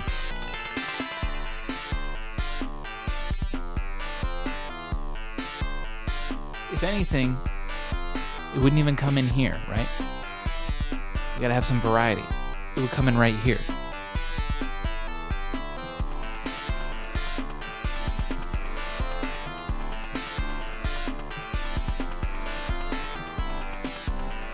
Hang on, it's too quiet now. Also, less release.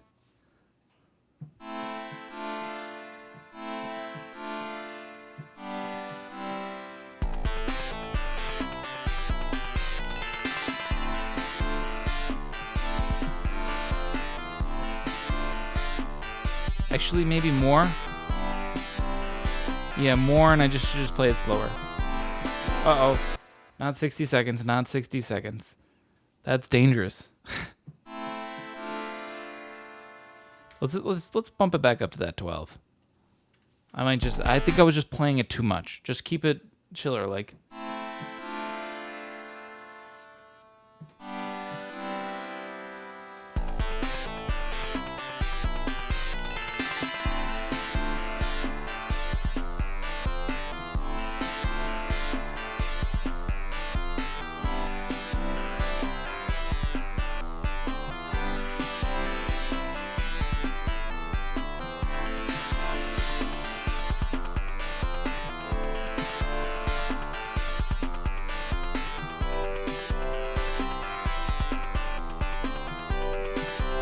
Sounds better higher.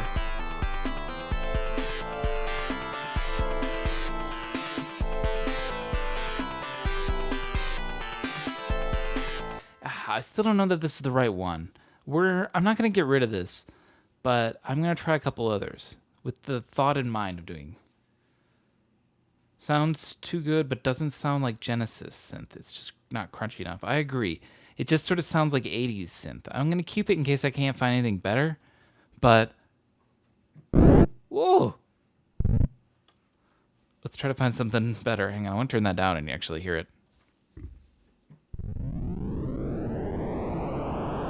This is more like Atari.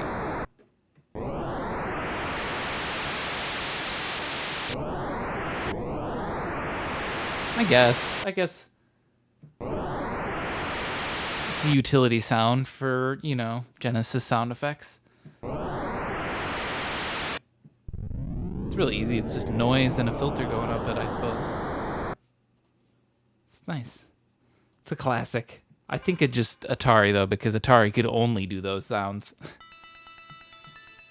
one's an arpeggio.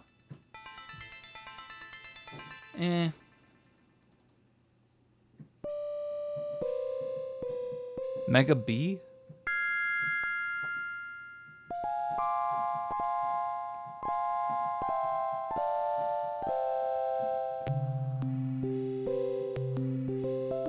It's a little crusty.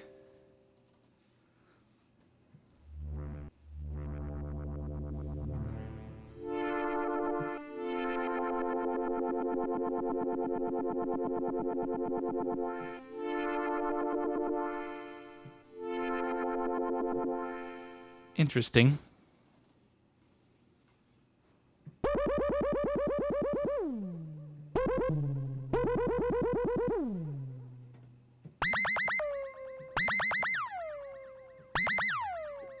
I don't know what I'm going to do with that one.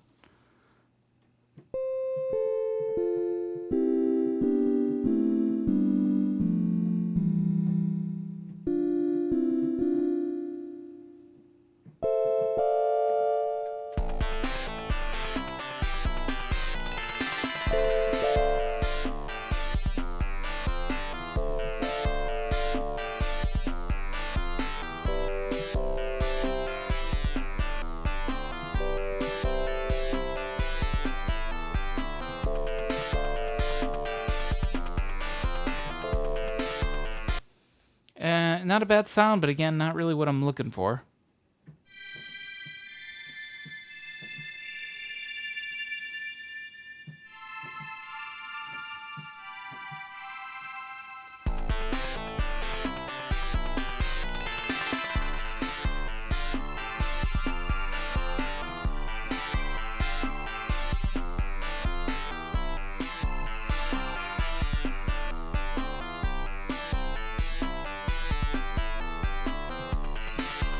Ooh, hang on.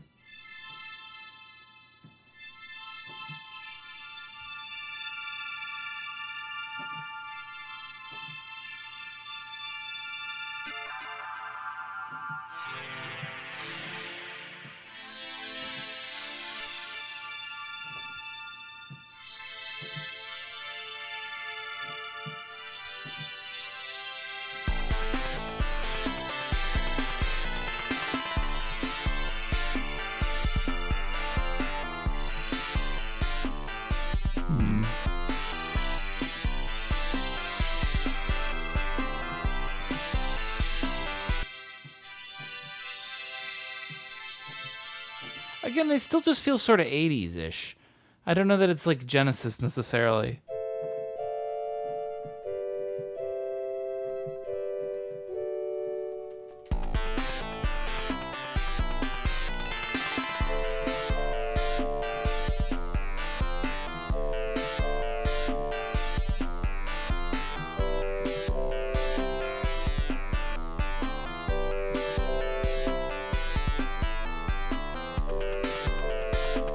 Now,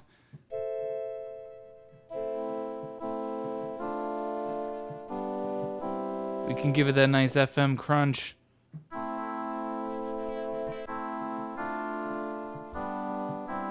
Now it sounds a lot more Genesis-y.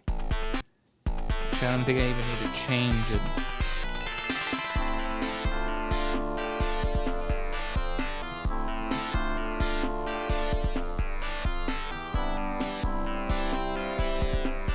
I think that could work. Because imagine it didn't come in there.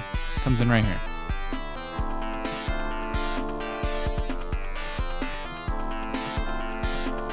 But I play it better. And turn the volume down a little bit. Let's do that. Turn the volume down just a pinch. And let's just do that again. Actually, no, I don't need to play it out. Better if I don't play it out. Because we need it to be... Actually, we loop. Or no, make it this length. That's fine. Let's see.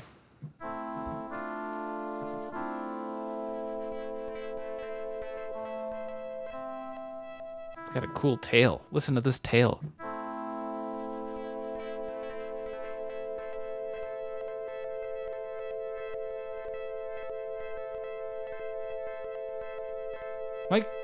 My Ableton's overloading.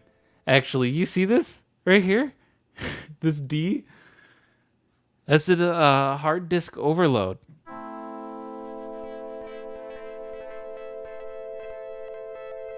The tail end of this synth overloads my hard drive. I have a very nice computer.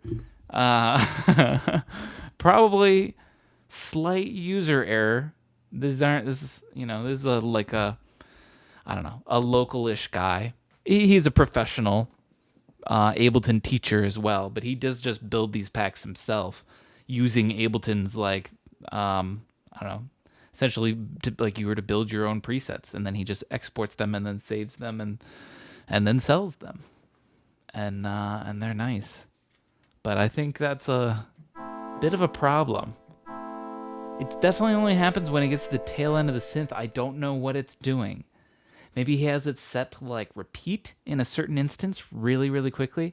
I don't know. I guess I could dig in and figure it out, but I don't care that much. Don't care that much, so we're just going to keep moving on, I guess. Just good to know that if I hold that, it's just going to make my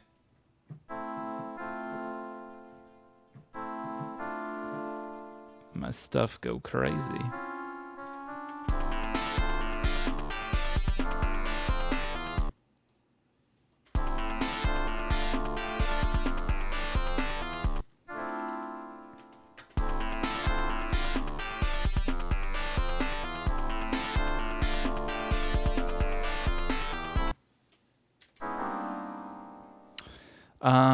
G, we want to B.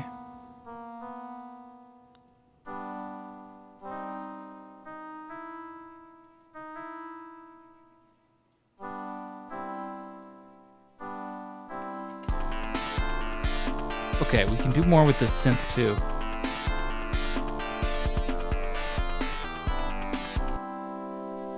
Here, let me turn to announce when I'm turning in my chair. Let's see. Maybe.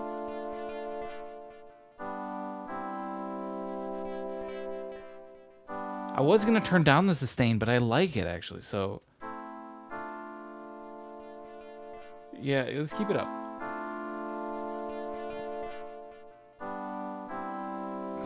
What else can I do with this? Needs something.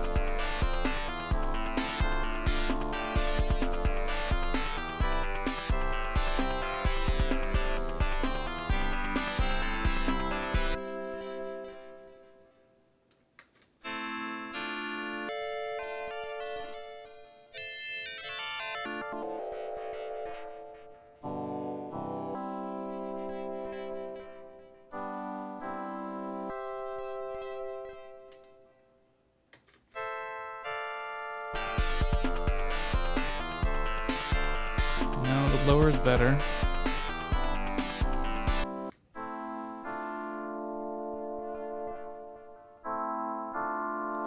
I'm still technically even trying to avoid these ones, because these are technically wouldn't be in the Genesis as well, a little bit. I think, right? I mean, well, no, they would have some, they could do a delay. I don't know that they would exactly have a bit crusher in that same regard, or a phaser. They would definitely be able to use standard EQ. That's how a lot of sound effects were just made, is just noise. A noise generator with some EQ doing funny stuff.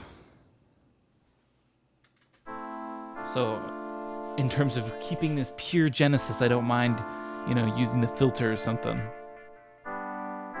If that helps. Because that would still be Genesis-y. I mean, the devs would have the option. But I don't know if that's what's right for this, though.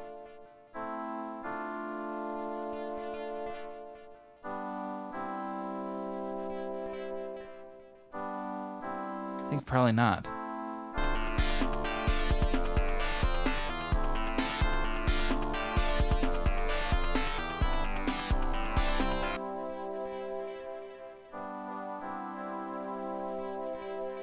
That's not the right sort of delay, but it sounds cool.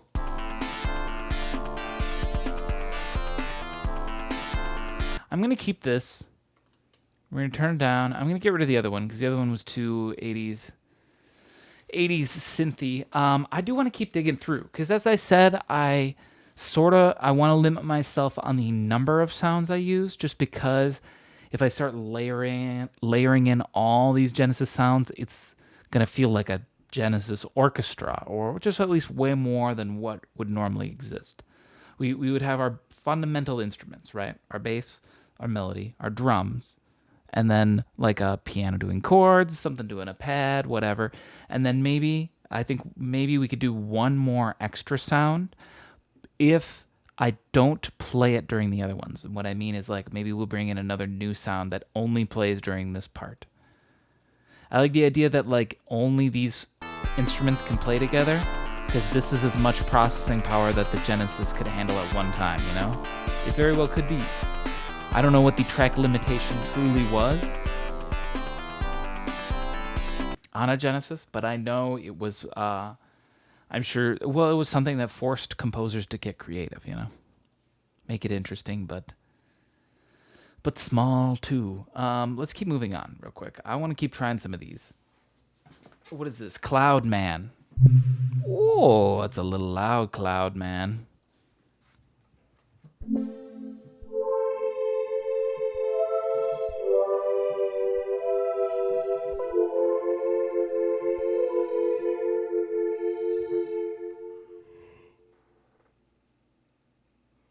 Excuse me. I don't really hear Genesis in that. E-guitar. Ooh, crunch. That's got some Genesis crunch to it, but I think that's too crunchy. For what I want, at least. I don't like the way that one fades in. Fire? Oh, whoa.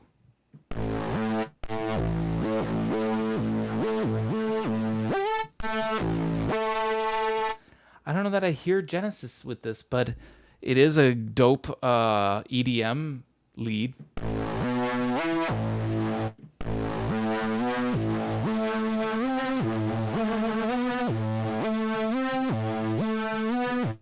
I mean, listen to that.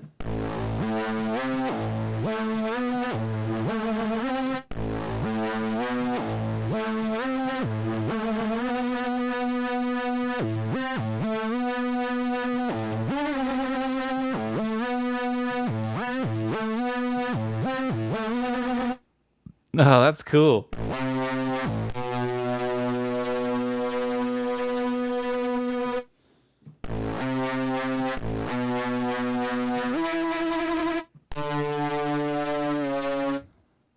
Sorry, I'm just going to mess around on this for a second.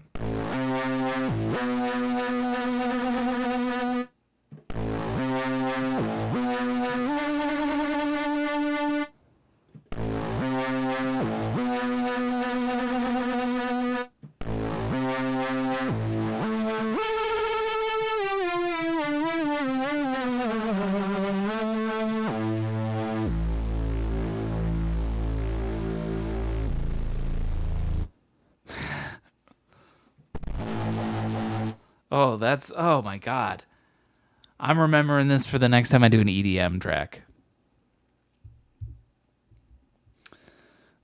Something incarnate. Hello, Slam. How are you doing today? Some nice sounds you got there. In regards to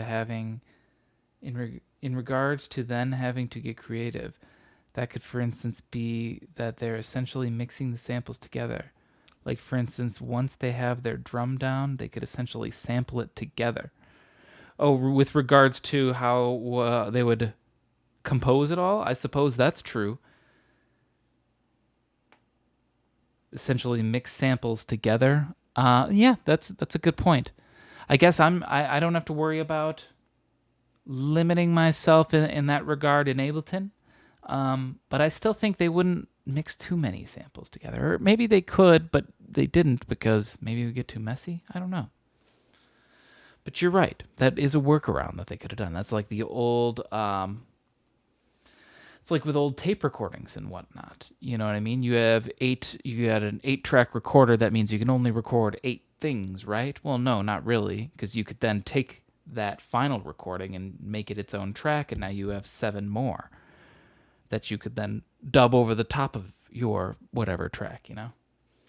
So there are, I suppose, more ways of compartmentalizing. That's a good point.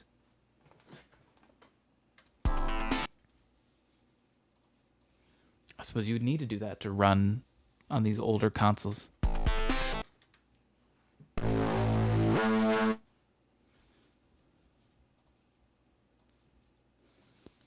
I should just really drag over that bass. I'm not going to use this bass. Actually, I'm going to delete it. It is a fantastic, or what, not even bass necessarily, fire. It's a fantastic like EDM lead.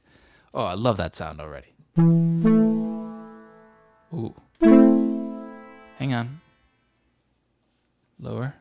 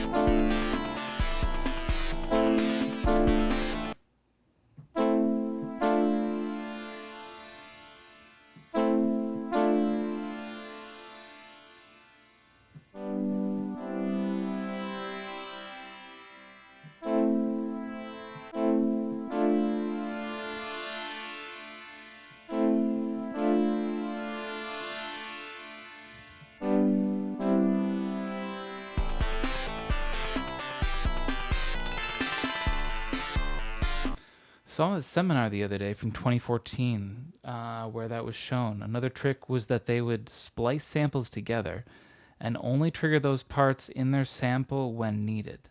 The seminar was heavily focused on Pro Tracker and older hardware limitations. That does sound pretty interesting. So, they would splice samples together and only trigger those parts in their sample when needed. Double up. That's an interesting idea.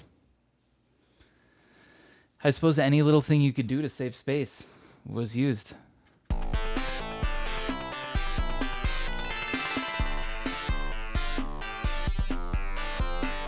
The reason they knew that was the sample count limitations. Gotcha.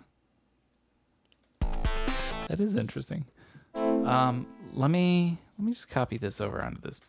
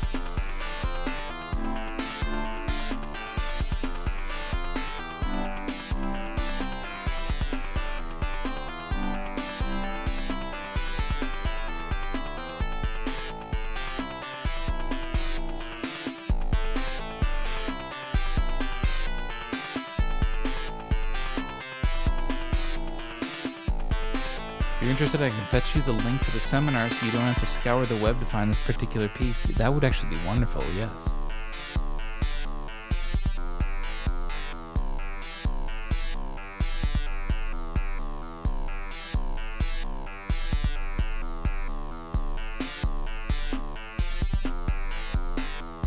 Okay, and this part I still want to change like the melody entirely. Maybe let's do that now, because we found, I don't know, this pad is okay. I can't decide which I'd rather use, that or this.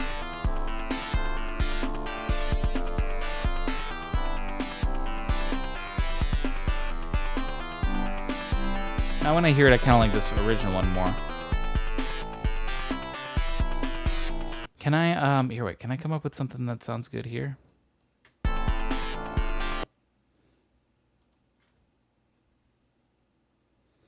You like 9 better too? Okay, it's decided we're going to use that.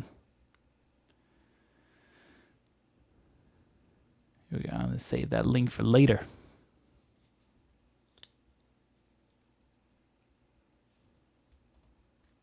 Thank you for that.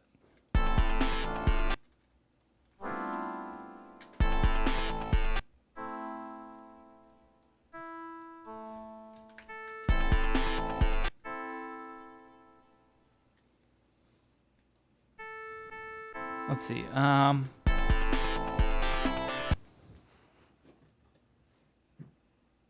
Oh, can I play this, please?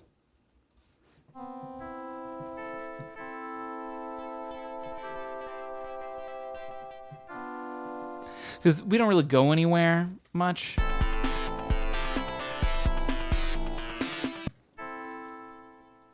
Or, well, okay, hang on. I guess if we're doing short stuff, that goes...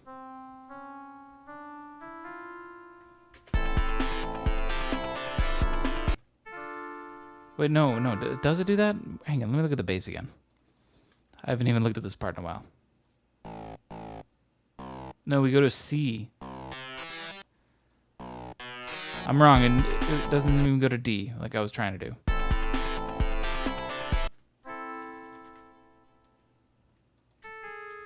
So I can just do that. Out of curiosity, where did you get those Sega sounds from? I'm asking mostly because I don't really know where the source kind of samples are. Let me take the time and show you that right now, actually. Brian Funk. So there's this... if brianfunk.com is his website. I go to it every now and then, but he's an Ableton teacher. Well, he does more. He's really a musician, a producer, but he is a certified Ableton teacher, so you can learn how to use Ableton and everything. He does a podcast where he talks about it. Look at that. He passed 200 podcasts just recently. Thanks for taking my cookies. But he also has a subscription thing where this was part of the subscription thing. I'm not part of it. I just buy it every now and then. But essentially you can, I think it's like $8 a month, and then he'll send you a new pack. And these are a whole bunch of the packs that he's made and whatnot. And so here's the one I'm using right here on the top. Let me get the link and I'll post it here in chat. $15 is what it is for all these. You get, well, here, let me go to the page because you can actually figure out how he made this. Here we go. And it's really interesting.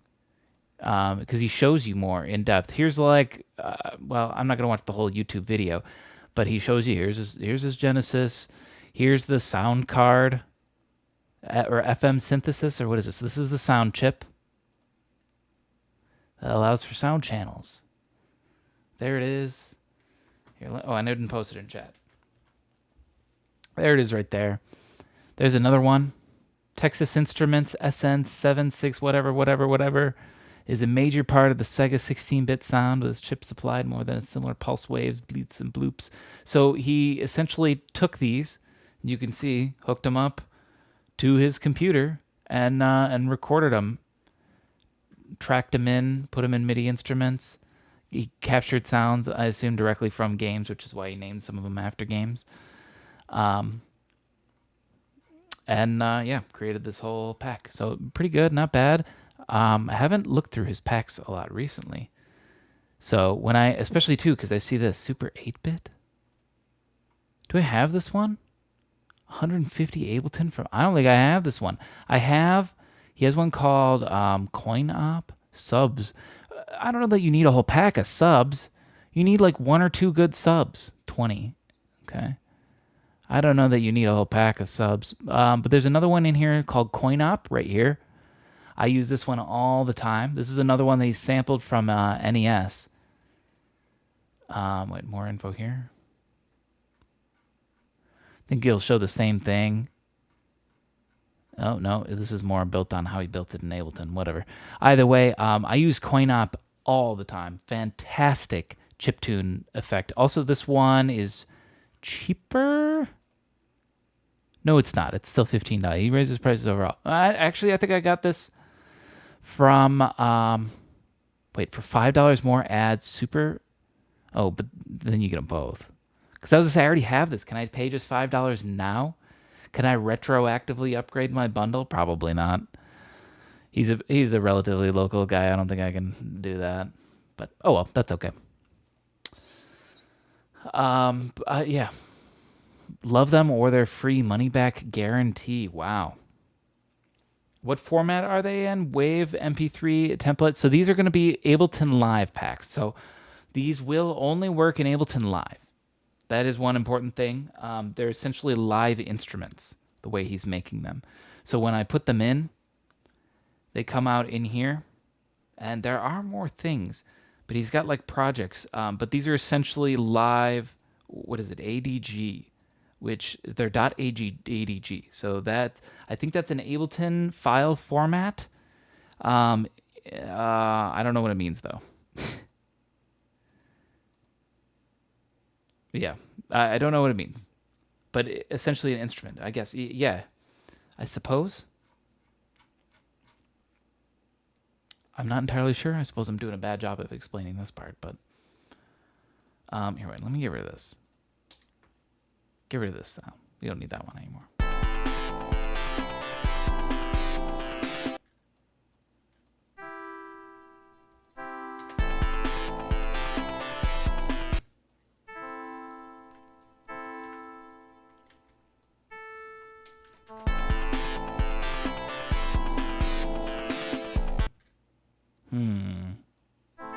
I don't think that just holding on a pad is going to sound good during this part because it is just A minor. It's A minor, A minor, and A minor. So just holding A minor for this whole part, I don't know.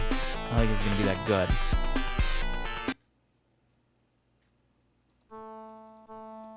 So we could do something more like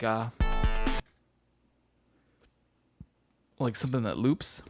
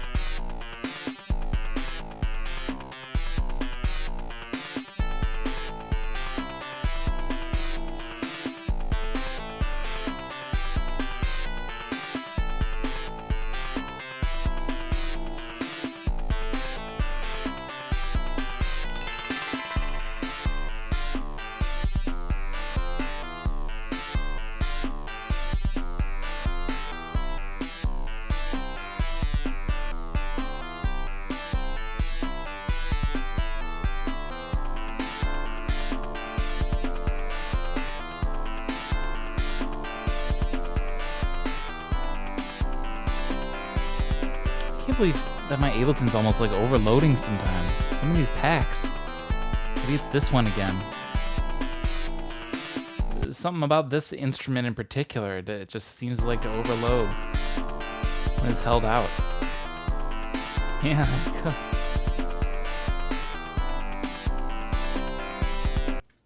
I'm still not totally won on this one. It sounded better than the last one that I was using, but that doesn't mean it's the winner overall. I still have a lot more packs to look at, as you can see. Got a lot more of these. I think I might want to keep looking. Yeah. I'm going to take a mega quick BRB, get some water. So I'll just play this from the beginning. I'll be back, I'm sure, before it ends.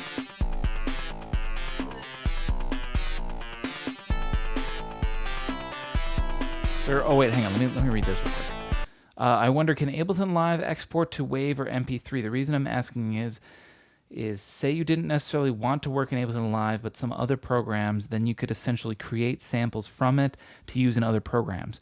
So you can, of course, always, like, you could record the sound in Ableton Live, right? Like if I pick an instrument, right, and I put this one on and I go...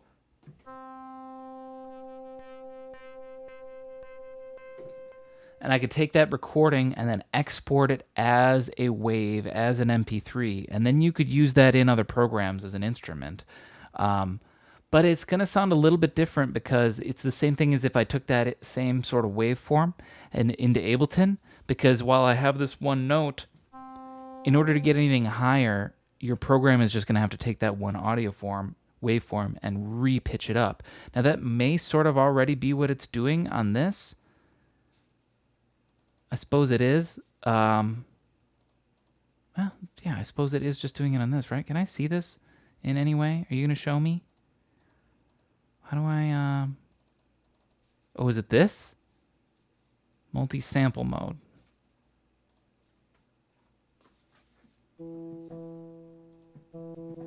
I don't know. But what you're saying, essentially, yes. I do believe you could do that.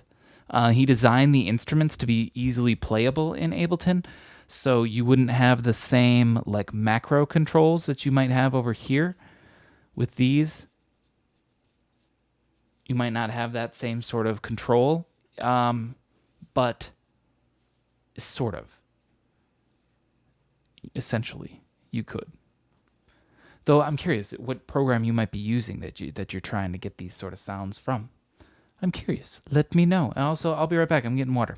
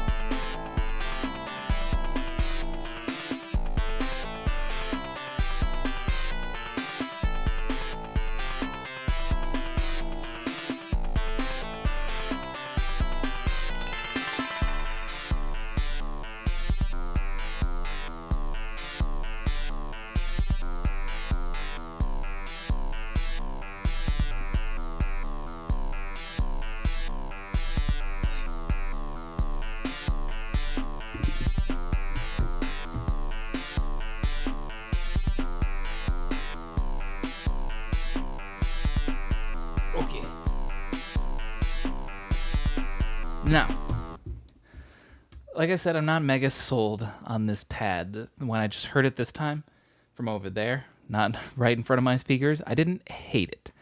But that said, I do think it could be a little better. We're gonna keep trying through some of these, right?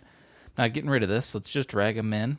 It's fun to just experiment because I am learning about some of these. For instance, I learned that Megafire is just a dope solo EDM stuff. This isn't very Genesis-y, but I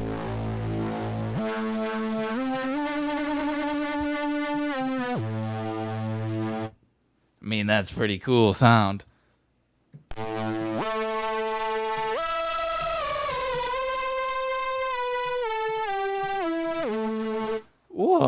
Okay, but we're not using that. It's not Genesis. As you probably already have considered, that I'm using more older tech. Currently, I'm working with trackers. Essentially, since they can be used for older console game releases. Oh. Although I'm fairly new to make music with trackers. Now, so that means you could essentially make a song that could be compatible with older consoles if you build it into a cart. Or you like that fire? I love that fire. I'm sort of obsessed with that one. I'm not going to put it in. I will show restraint because I do agree that I don't think it's very Sega Genesis-y, but I think it's a pretty fire, like electronic lead sound. And expect it to show up on a Tunesday in the future for like some synthwave or something. Ooh, that could do some work with some synthwave, but it's not very Genesis-y, so we're gonna not do that. But that's pretty cool about essentially using software that's compatible with like older consoles, or in terms of what you would write. I play in a rock band, link down below, whatever, but we played the Midwest Gaming Classic, which is the largest gaming convention in the Midwest. I'm in Milwaukee. I'm a Midwesterner boy, and we played the show. We're not like a nerd rock band, or we don't play like we learned Mario music and Zelda music and stuff like that, video game music, so that way we'd play a little bit better for that show. But they just booked us just because it was rock music.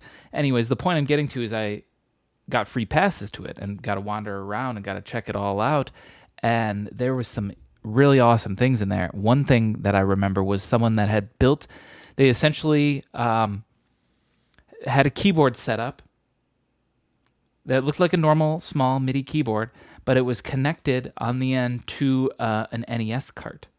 And what you would do is you would put it into your NES, and then it was essentially set up to just access the sound chip in the NES, and you could play the keyboard, and it would be like playing an NES soundtrack right there live, because you would have to pull the audio actually from your NES too. That was your audio output.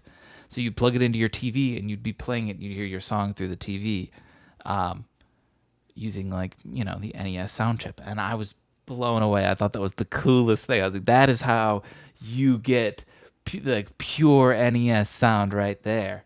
You buy one of those. I mean, that's essentially what he's doing with this, is he just took the sound chip, recorded the file, at a note or whatever, and then built this in Ableton, so it's a lot more user-friendly for schlups like me. Oh, man. I need to look that up sometime. I gotta agree, that is the most pure console sound. Yeah, I gotta look that up sometime, because I remember I was blown away by it, but didn't buy it because I'm pretty sure it was really expensive. It was like over $100, I think. And I was like, man, super cool, but I'm never gonna do this. Like, not enough to justify buying it. I don't know. Maybe if I had a full studio set up and I could get an NES just devoted to making chiptune, and I was like a professional chiptune artist in some way. But I do too many genres of music to justify spending that much on a chiptune instrument. I don't know. I'll justify spending $15 on this Sega Genesis pack. That's more my price range, I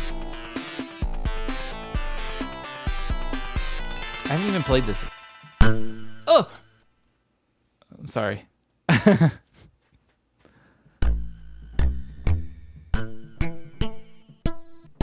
don't think I can use it in that way. Oh, thank you for the raid. Who was that? Lowguns? Oh, hang on a minute. How's it going? Welcome, one and all, to Tunesday. We're making some Sega Genesis music here. You want to hear this from the start? It's very short. Let's play it from the start real quick.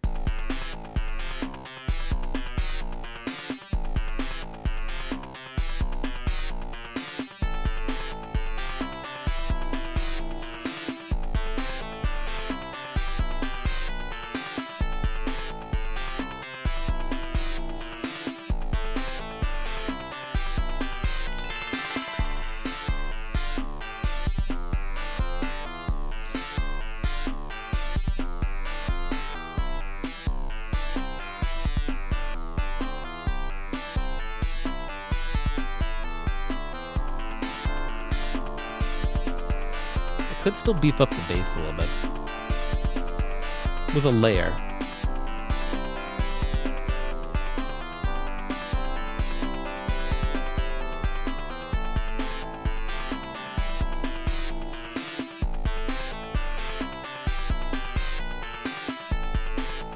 And then it loops.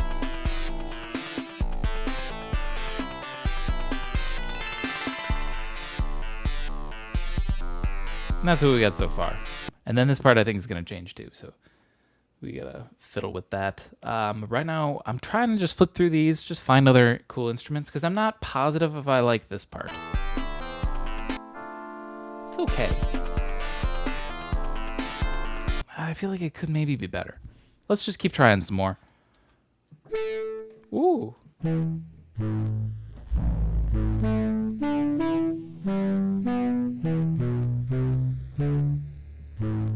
Ooh, that's crunchy. But not really what I'm looking for. Maybe, I was gonna say maybe like a low layer of the bass, but I think it's too powerful. It's gonna like, it wants to be its own thing. I can't let it just be a lower layer.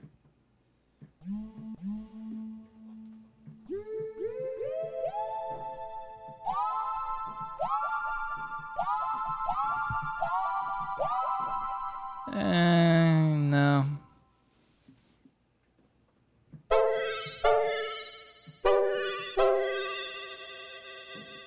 Why is this called Mega Woman?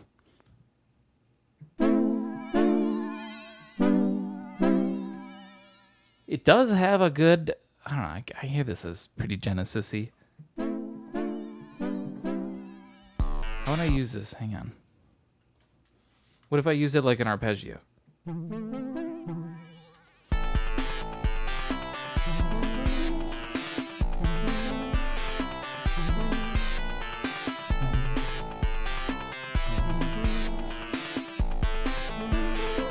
Hang on. Let's do this. Loop this.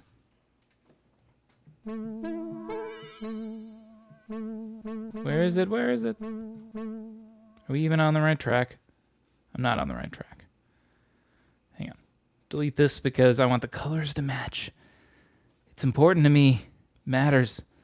There we go. This could be really short. Hang on. Okay, yeah, hang on. We're going longer than that.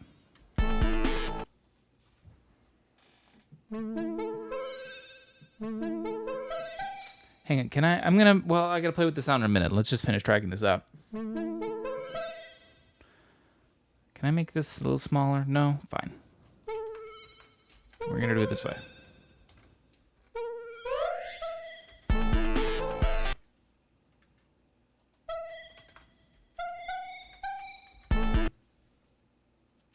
By the way, not sure if I heard correctly earlier, but as I recall, you said something about being unsure about the actual sound channel limitations. I noticed it was written that you were reading about Genesis chip 6 sound channels. Oh, I wasn't reading close enough, I suppose.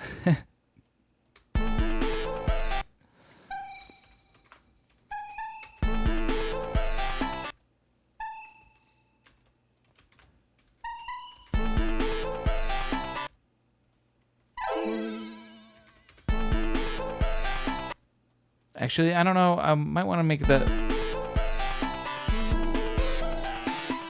Keep in mind with this sound, I'm thinking it's going to be more like this. And also, well, hang on. Turn it back up because I want to mess with this. The tail end of this, it's the release.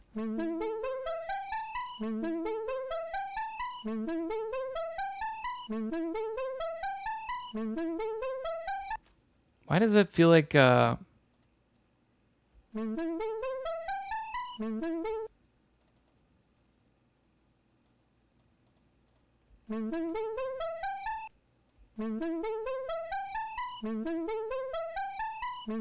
Why does the first one always feel a little late to me?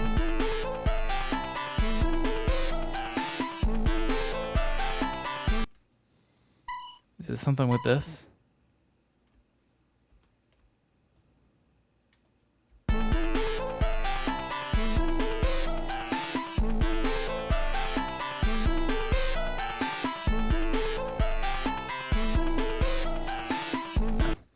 sometimes when synths lead one note right into the other, they'll slide into the next one, or, well, it's more if they're overlapping, but I don't know. I found some synths just when they have notes, two MIDI notes right on top of each other for where they go, they can react strangely in certain ways.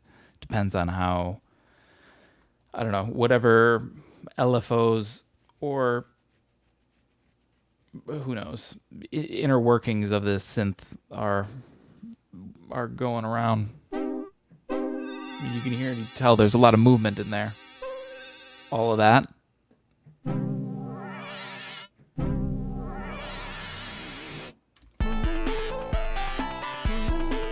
Okay, hang on. Let's go back to here.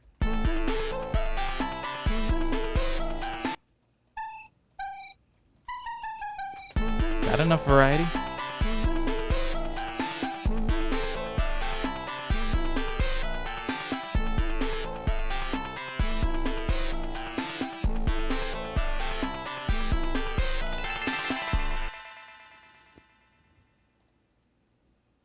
There we go. And so this way, you know, because we can't have too many sounds playing at once, whatever this guy is, he's taking a break because now we have this guy.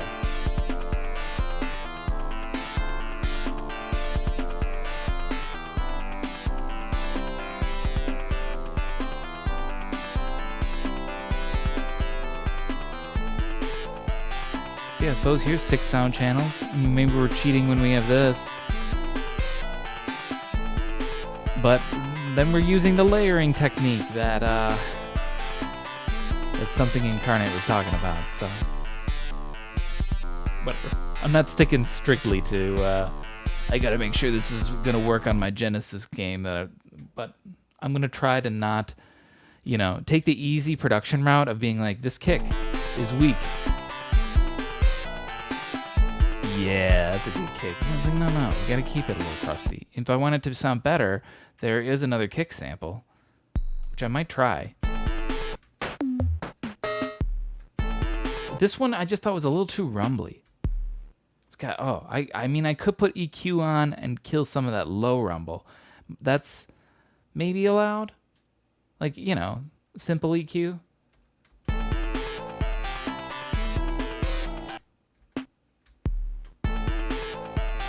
I don't know. But then again, I'm not so bugged by this.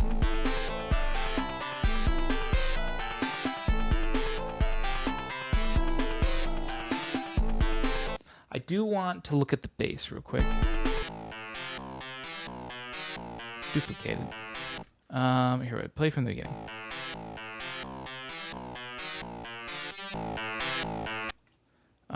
What if I pitch it down an octave?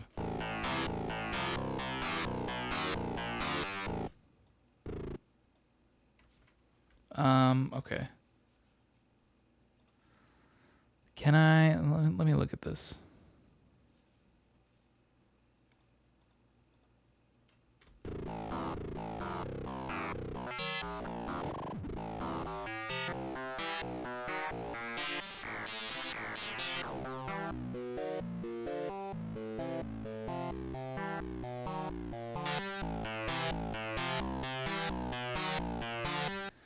So I'm just gonna layer it to sort of make it sound a little beefier. Because this one here, if we just do this for,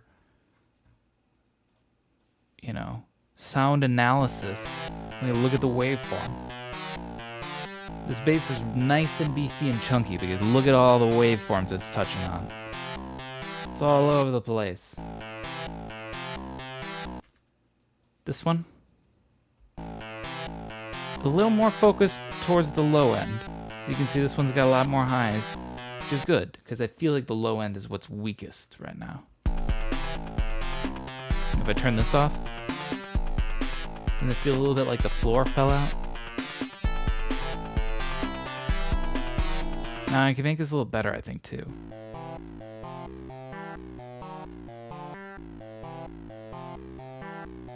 The big thing is what? I'm just turning the FM down, and I've changed the pitch up to normal.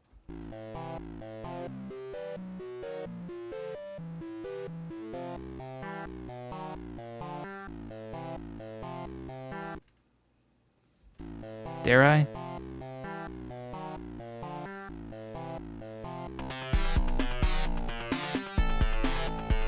think that's unnecessary because the other ones got plenty of the high-end crunch. Let's start labeling these better too. High bass, low bass. This bad boy, even more on the technical side, it actually had access to more sound channels. The 6 sound channels in the chip are actually FM sound channels, where the 6th could be used as a DAC channel, which controlled 3 square channels, 1 noise channel, and could alternate between white and periodic noises. Useful. I know, yeah, noise is just such a fantastic utility for sound design in all those old games. It's all just like clever manipulation of noise for so many sounds. I don't know. First time I just like took noise on and you put a filter on, like a low pass, and you just go. I mean, I'm describing it. I could do it right now, but that, and you're like, wow, that's well, here, that gives me a chance to show off coin op. Where was that? It's funny, I use coin op now, but just because it came with wait, where was it? It's in presets, right? Yeah, it came with some nice noise. Music is essentially clever manipulation of noise, which our brain, you know what, that's what I'll tell people too, is that, you know, oh, what do you do for a living? Oh, I'm a wizard, and I control human emotions by manipulating air, like what, air particles? I manipulate air particles to affect human emotion. What? I'm a noise wizard. Here's just noise. Oh, let me turn it down. It's going to be loud otherwise. I got you. There it is. I like this noise because they have different styles.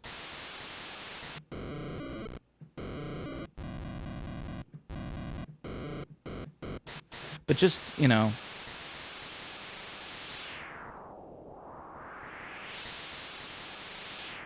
that's, you know, wind blowing. It's an explosion. Oh my god. I'm just dragging a filter left and right, and that's it. It's just funny how simple it is, and but how like perfectly it encapsulates what it's supposed to be, you know?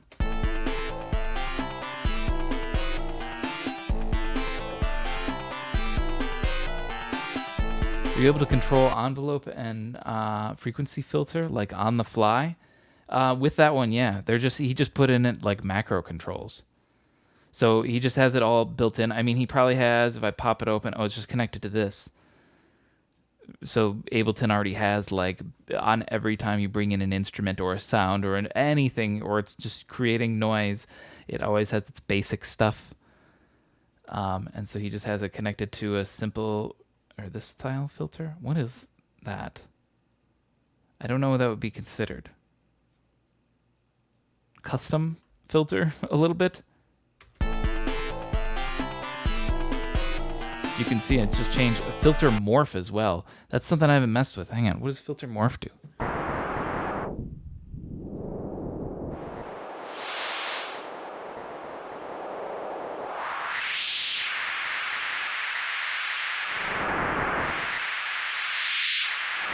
Crazy. Oh, it's changing the way that the filter is shaped. Oh, okay, I kind of get it. Interesting. I've never played with filter morph. I should do that more. It's an interesting idea. It's also getting really dark. Hang on, I'm going to go flip on a light. Hang on a second.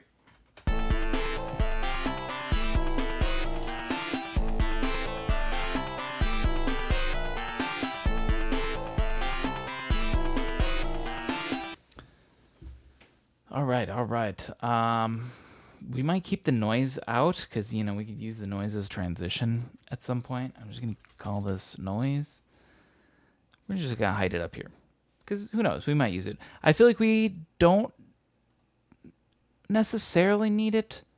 We have this nice little transition sound. I like this one. Does this? Ooh. It's cute. I like this. So what this accomplishes is what I was trying to do with the pad. I needed something to just sort of fill dead space. The bass is playing every note, so there's not much dead space in this area. But I needed something more than just the bass filling that dead space, and so this is what this does.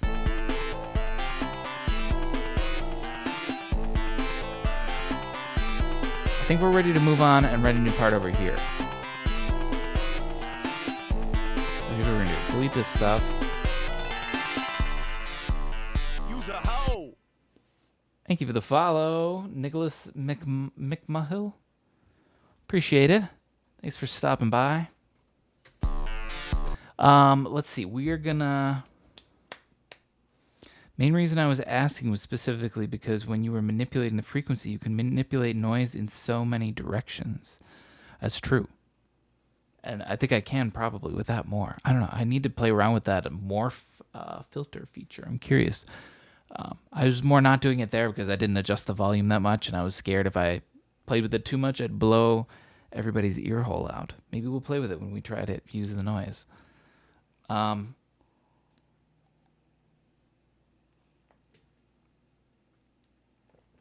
Where are we going to go here? We have our song. Here, let's go. Can I play this bass? Give me control. Here's our bass. Am I doing that? No, or okay, well that was the other part. That's the other part, right? It's not this part because this is the part we moved to. Hang on, I need to do this too. Delete, delete, delete. We're writing all new stuff.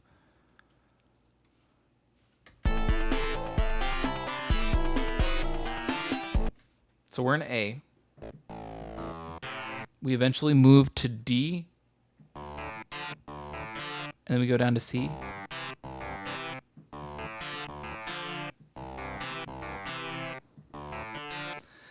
So let's see. Where else could we go other than D? That would be our fourth if our A's are tonic. If none of this makes sense, don't worry.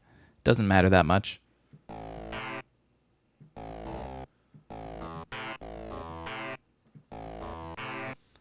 I'm trying to think of other chords that might sound nice. Going to an F would sound pretty good. But do I want to go that low? Hang on.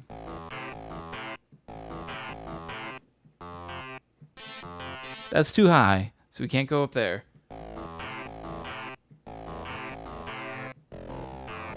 And also be starting with that, so it'd be like this. Let's just track it out right away. Why not?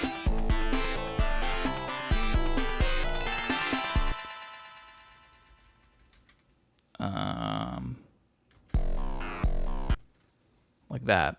Hang on. How's the transition? I guess I could give him a more custom transition.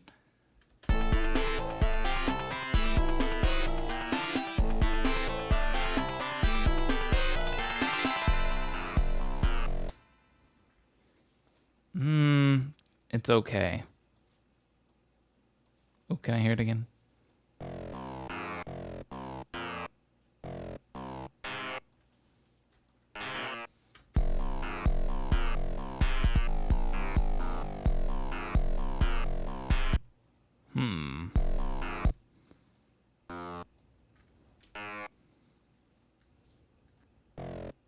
Wait. Try it. Wait. It would be major, though. I'm playing it wrong. That actually is going to sound worse, isn't it?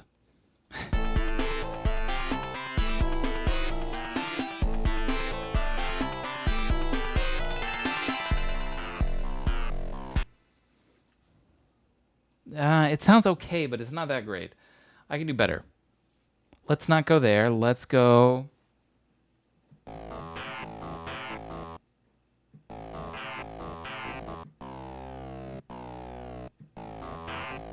Something like this, right?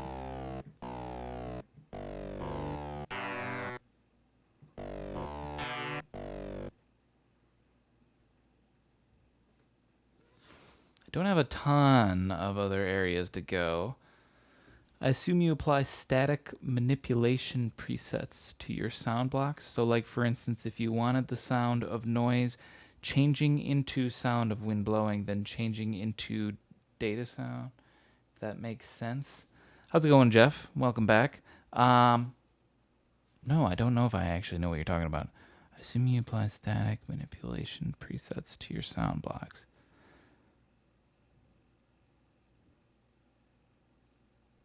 I mean, I guess I create those sort of things just through applying different filters and automation,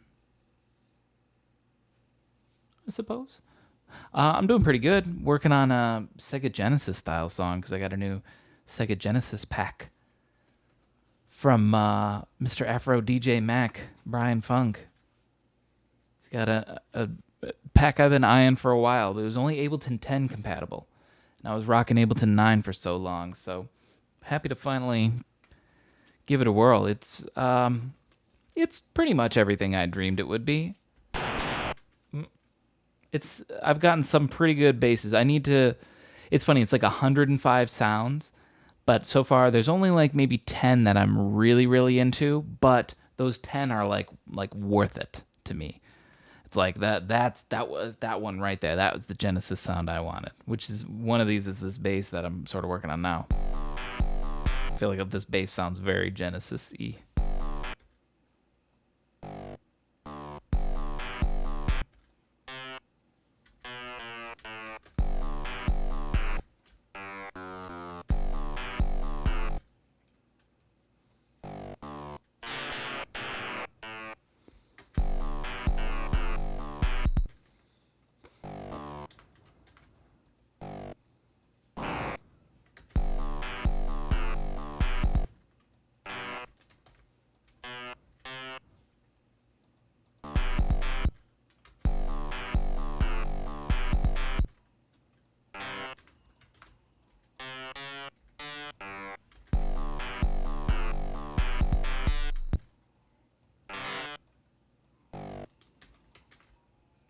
My kitty is having a tantrum right now.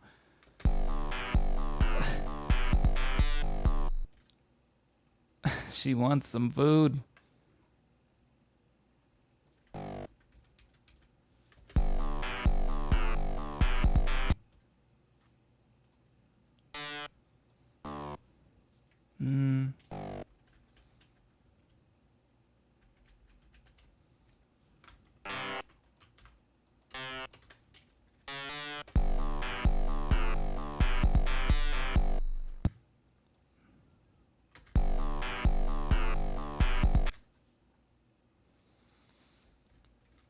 It would be filters, I assume, that you apply. The reason I was asking was mainly because we were talking about noise manipulation before. So you could essentially create various effects to play at certain places using noise and noise manipulation. Yeah. I guess, yeah, any of those sort of things, noise manipulation, they would just be filters and tracking through automation. That's my knowledge of noise manipulation. Whoops. I should play this at the beginning so Jeff can hear it soon. Hang on. Let me just get this in just a second.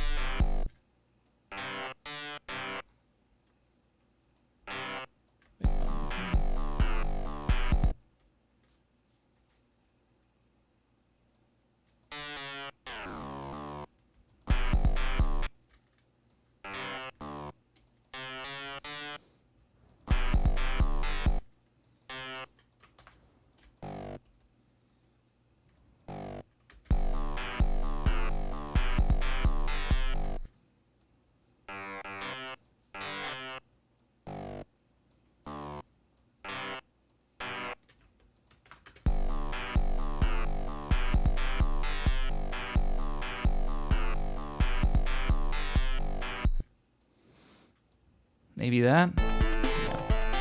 Let's play this from the beginning. I want to hear it just goes right into that. I can just copy and paste this, right? Or is this down an octave? Nope. Same thing. Or wait, is it? Why do these look different? Oh, they are different. Hang on, what did I do? I didn't lower one of these. These need to be lowered. Hang on. They're in the wrong register.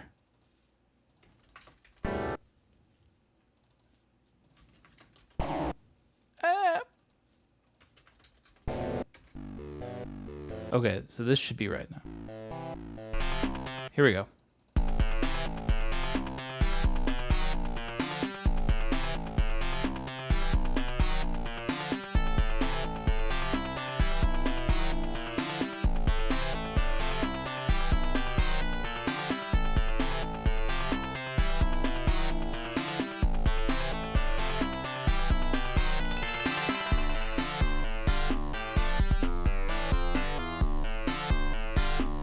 I think more can still be done with the percussion too. That's something I would like to do. Maybe that's the last step.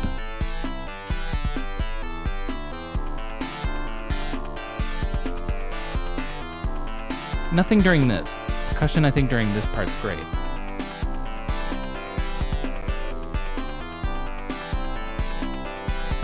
It slowed down for a minute. This one in general is bad for my computer.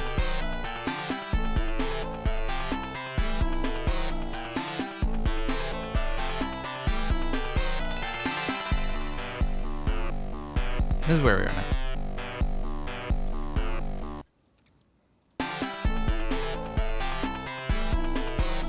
Let's this one they change at this interval. You can see like 2 loops worth, whatever.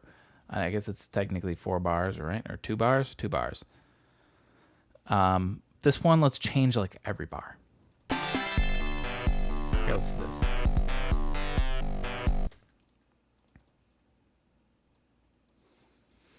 And okay, let me find out where we're gonna go. So we went down.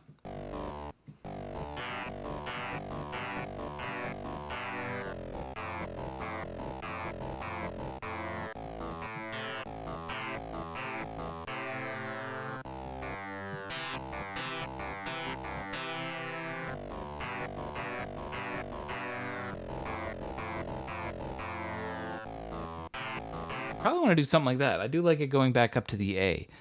So we would be going G, F, back up to A, and I was doing a C then. Let me just do that again.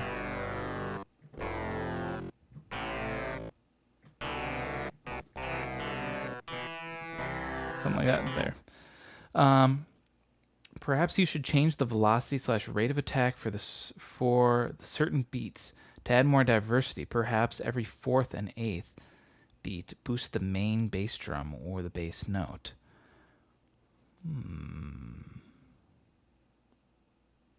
That's a good plan.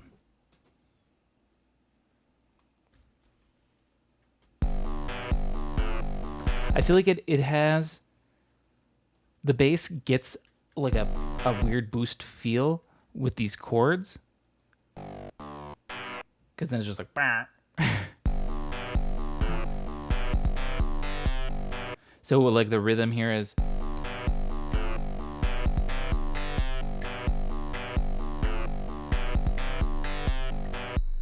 Ba, ba, ba, ba, ba, ba, ba, ba, ba, ba. You know, so we could do that and emphasize that more in the percussion too, actually. I didn't even think about that. Here, this is just copy-paste drums from before. Let's try to match that.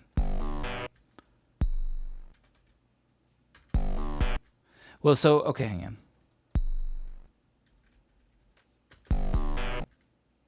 Do we do, I don't even have the snare going here.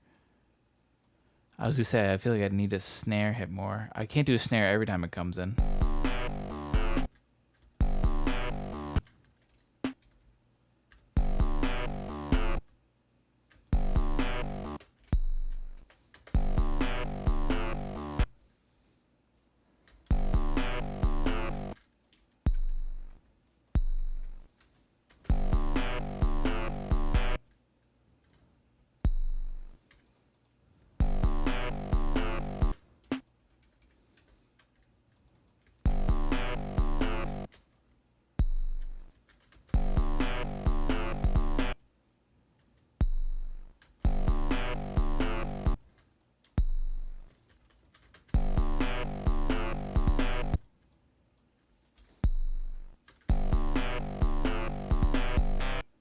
I know this isn't maybe exactly what you had in mind, but what you said at least inspired this new rhythm, you know?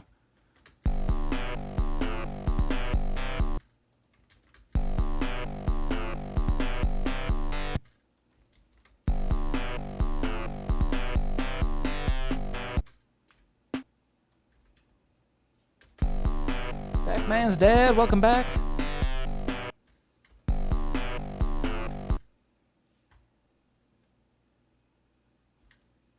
Also, I think adding 2 extra snare beats, sort of what you have now. Or like what I did with the kick. Where I did... Because I could add like a double snare somewhere there. Hang on, wait, what's this? Ooh, we go crazy there. Hang on.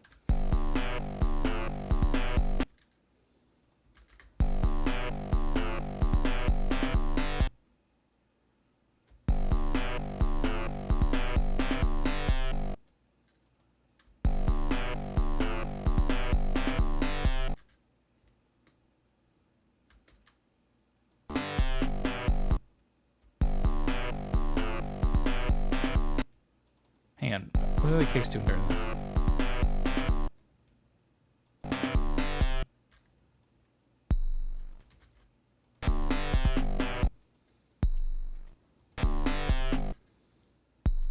Hang on. Put another kick there, actually, instead of a snare. I forget. I can do this. I'm so stupid. I can select both of them at the same time. I'm just so used to 9 where I had to just keep hopping between the two. Ableton 10. Look at this. We can look at them both together, and I can be like, ah, these two here. This is the snare, no snare, because there's a kick.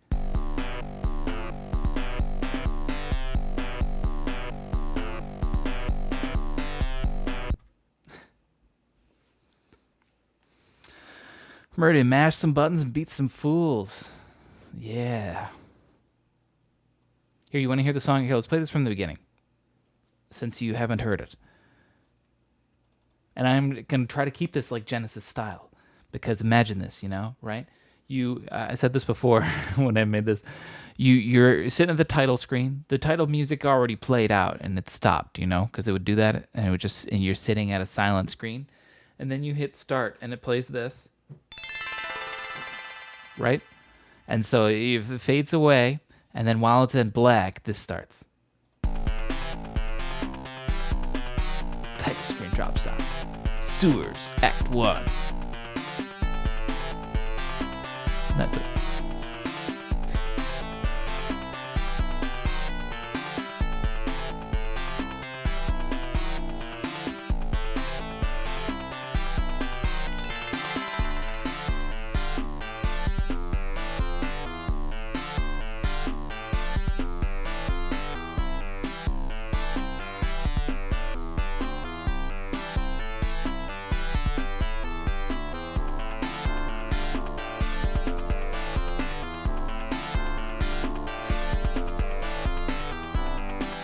This synth always just makes my computer overload.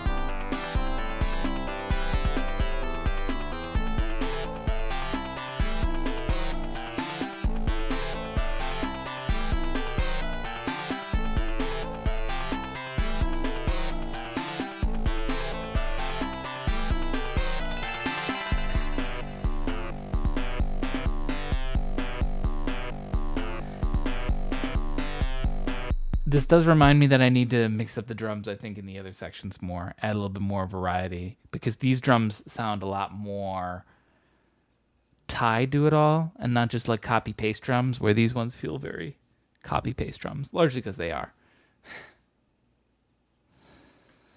Whack someone over the head with some lead pipe. Sounds like you want to play some Streets of Rage.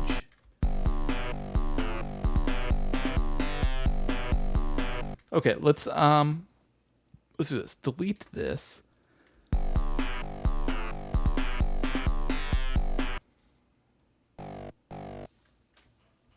Grab this whole thing. Move it down.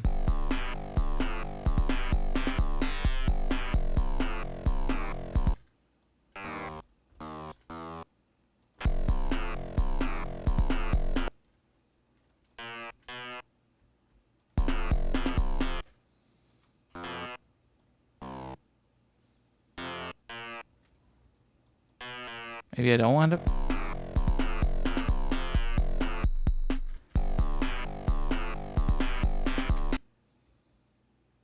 You like the revised drum section better? Yeah, I think that means. Well, this was just sort of copy paste drums too. I didn't put a tremendous amount of effort into writing this part or anything, so I think we'll go back and customize it, tailor it more to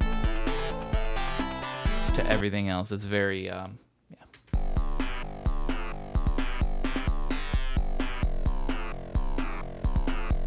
But here, I want to make this riff complete first.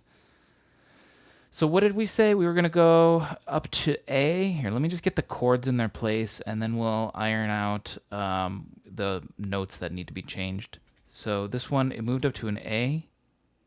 And then I think I was jumping up to a C. Let's try this. Here we go, just fix a couple notes.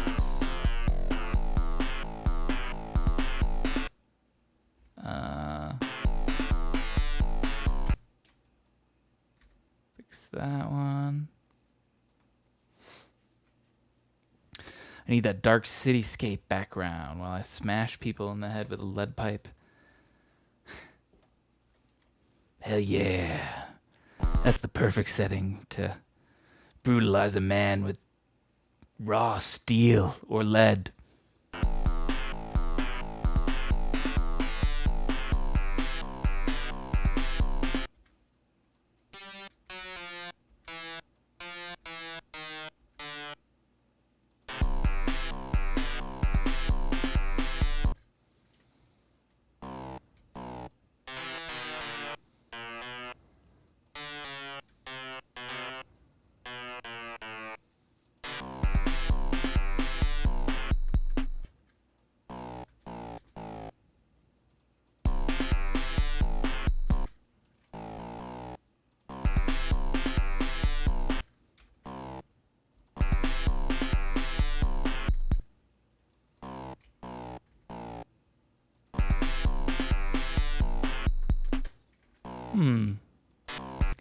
Gonna get some coffee. All right.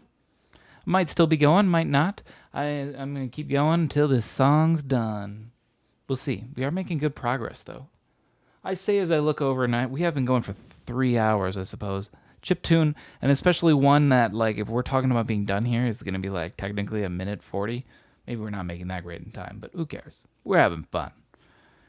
Life's not always a race.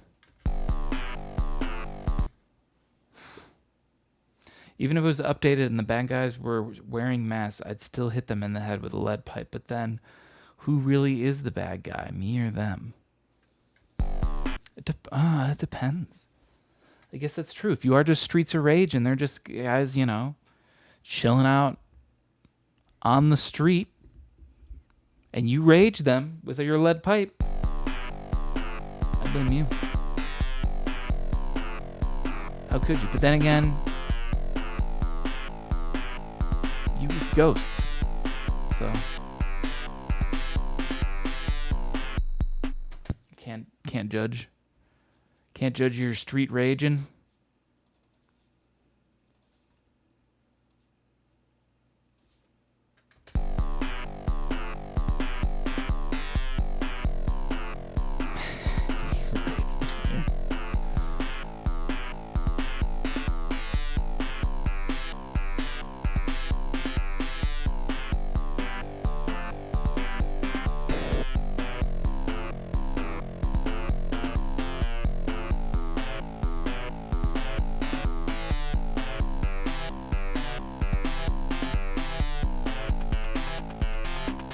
Okay, new idea. I want to change this part a little bit.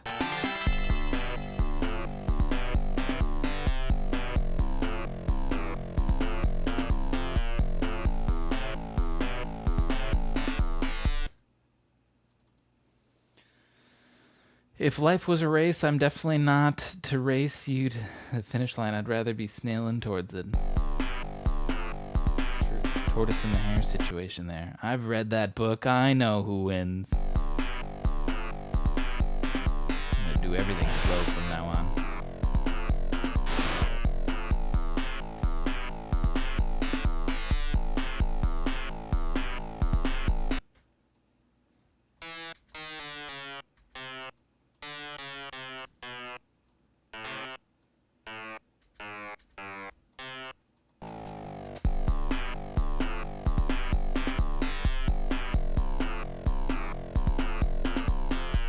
your title would be Guys on the Streets Raging. No, gamers. Gamers on the street raging. I'd buy that. Because a gamer rage is a rage to fear. A gamer rage moves mountains.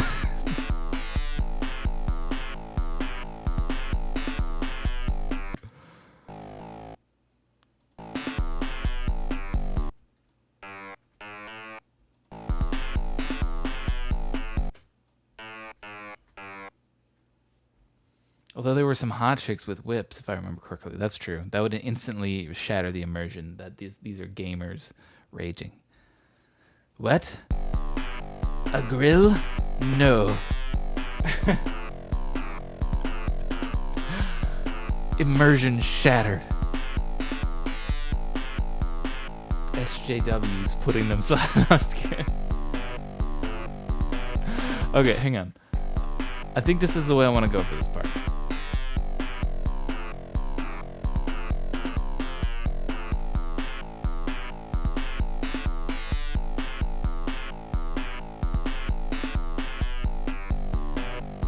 Is there silence in here? Why does it feel like there is?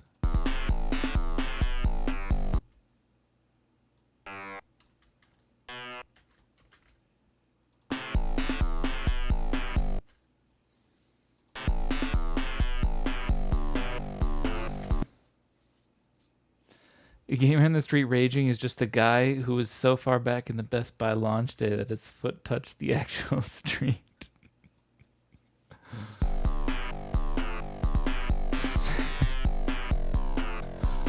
Oh, they need to make a Streets of Rage Gamer Edition now. Confirmed. Necessary.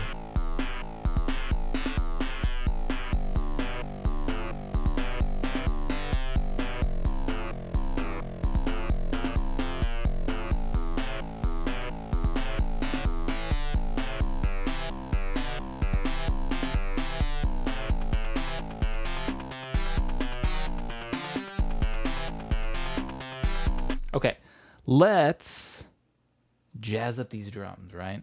During all this part. Now, the mega jazzy drums, let's section this off a little bit more in general. This part is its own thing from this. And this part, maybe we have no hi-hat, actually.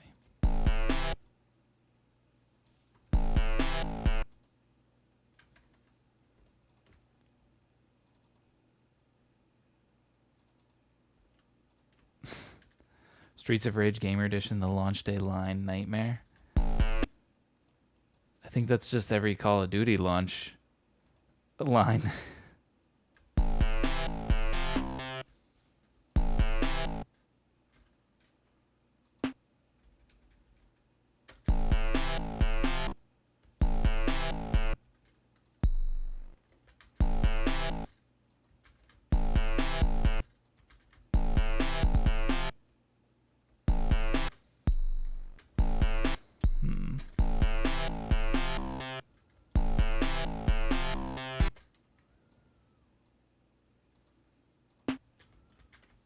I am trying to make it match the intensity of the bass again in certain parts. New title, Streets of Gamer Rage, The Addiction. Actually, here, I'm going to try to just ignore these kicks and just focus on where I'm putting the snares. No snare here.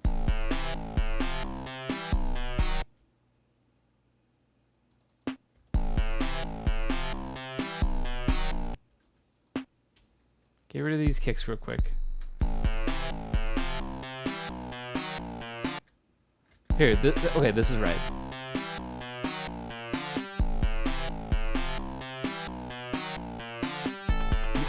Got the snares in the right spot.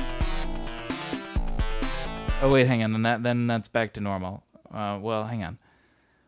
This might want to carry over. The difference is that the hi-hat's over here, so it's better. Gotta go make dinner. If you only could go back in time and sell the tube or sell the tuna Sega. Yeah, right. Well, hey, anybody looking to make old retro Sega style game? Got you covered, guys. Have a good one, Pac-Man's dad. Catch you next time. Okay, let's focus on where we're putting our kicks now.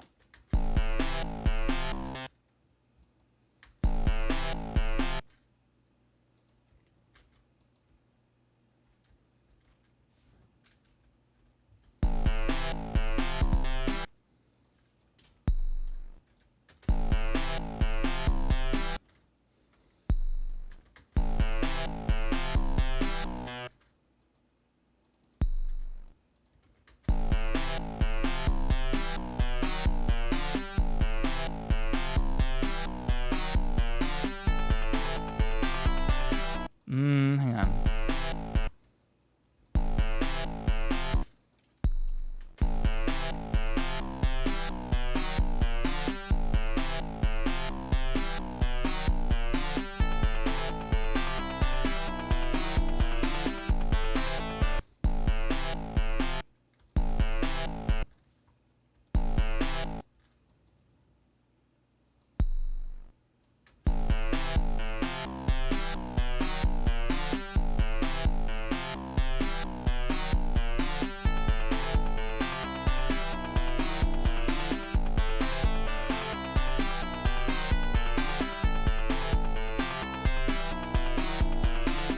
That's actually kind of an interesting drum beat.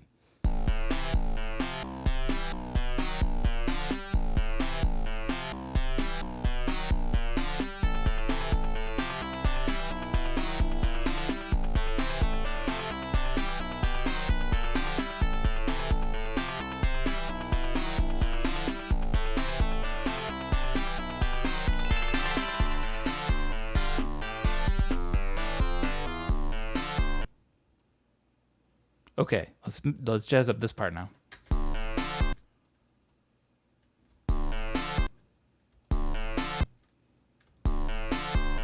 The first one's fine.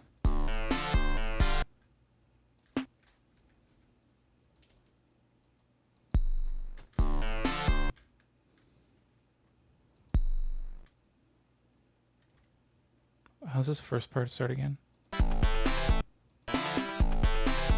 2 kicks right away, so I don't want to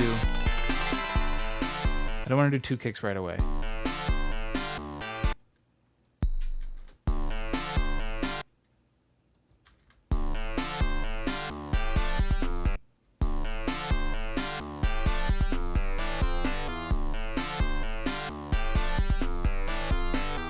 I kind of like this.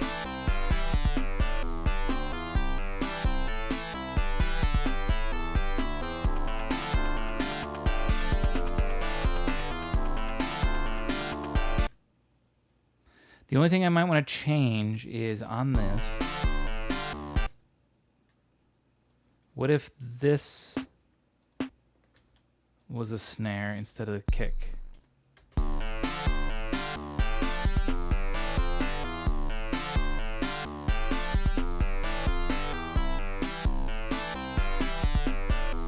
I like this a little bit more. Yeah, the drums are sounding a lot better now. The placeholder did its job, but these are much better drums. Place that one right there.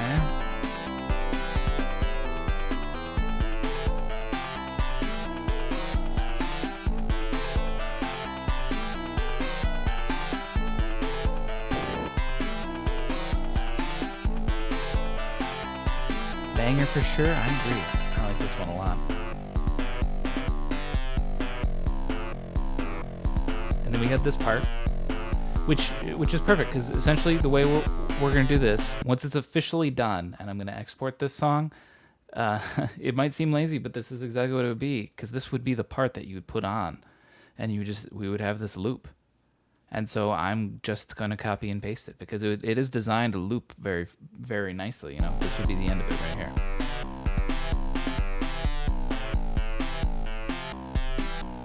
I mean, there might be more, because like here, I also think that this hi-hat might be going during this part, right?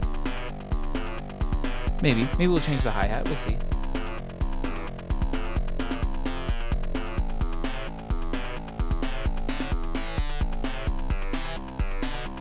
Obviously, melody over the top there too, but then it would just loop like that, and just keep going. Because that'd be a good, Genesis level song right there. 1.5-minute track. It's about, 1.5 to 2 minutes is what you might get your track to be. And then you loop that, and you're good. But sometimes even less. Actually, sometimes a lot less. I'm always surprised at how much less some of them are. They just don't feel that way when you're listening, When you write a really good, or when there's a really good old retro song from any game, sometimes you just forget how small of a loop it is, or how just simple of a song it is. You don't think about it until you actually analyze it and break it all down. Let's see, what do we do next? So we're working on this part.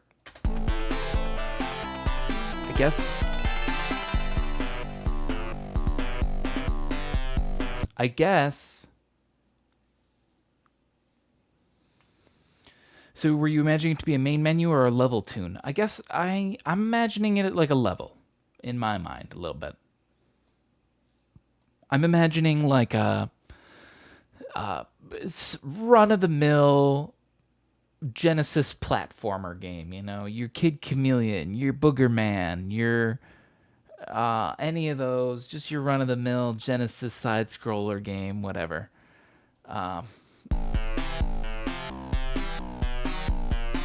That's what I'm imagining.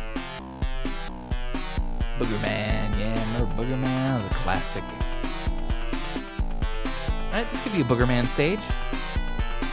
Maybe not. Booger Man has a lot of weirder noises because it's all about a gross out game,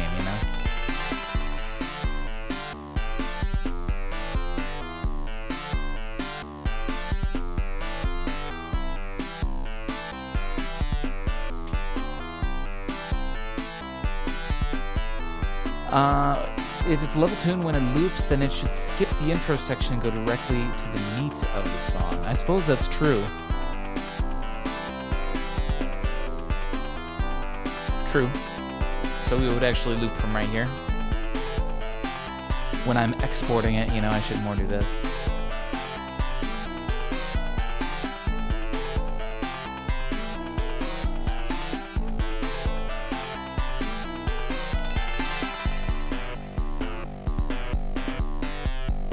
We gotta beef up this part still. I feel like it does need a melody, this melody thing, but maybe halfway.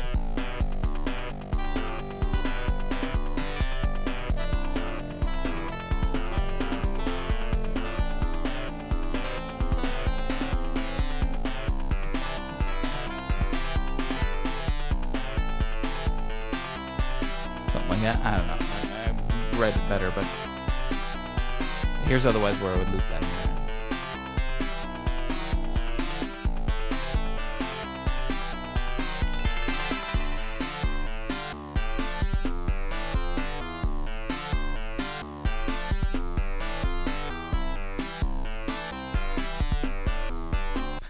And so on and whatnot. But we'll wait to copy because it's got a copy and paste at the end. And in fact, we'll probably copy and paste again. I'm gonna just do it like the way someone would upload it onto YouTube, where it's just gonna keep looping. So you just fade it out after you let it loop twice. That seems to be the protocol for uploading a track like these. Is it loops all the way through the whole thing twice, and then start of the third one, start fading out the volume until it fades out to nothing. And then you start the next track. So that's what we'll do. But we need to get to this part better. Let's see. We made this instrument that we have only used over here. This one.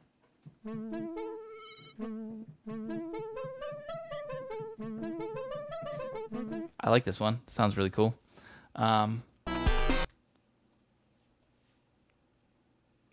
The never-ending track, yes. That's why sometimes I've done I'll do commissions for people. And I'll be like, they'll want BRB music, and it's like, I don't want to buy 10 minutes worth of music, but I'd like a really long BRB song in case I'm gone for a while. And it's like, just buy 2 minutes worth of music, But pick something that's easily loopable, and then I'll sell you 2 minutes worth of music, and I'll give you a 10-minute track and just loop it. I've done that for several streamers for their BRB music and intro music and whatnot. They want a 5-minute track, but just make a 1-minute track and loop it 5 times. There you go. You only have to pay for a 1-minute track because I'm not going to charge you to copy and paste.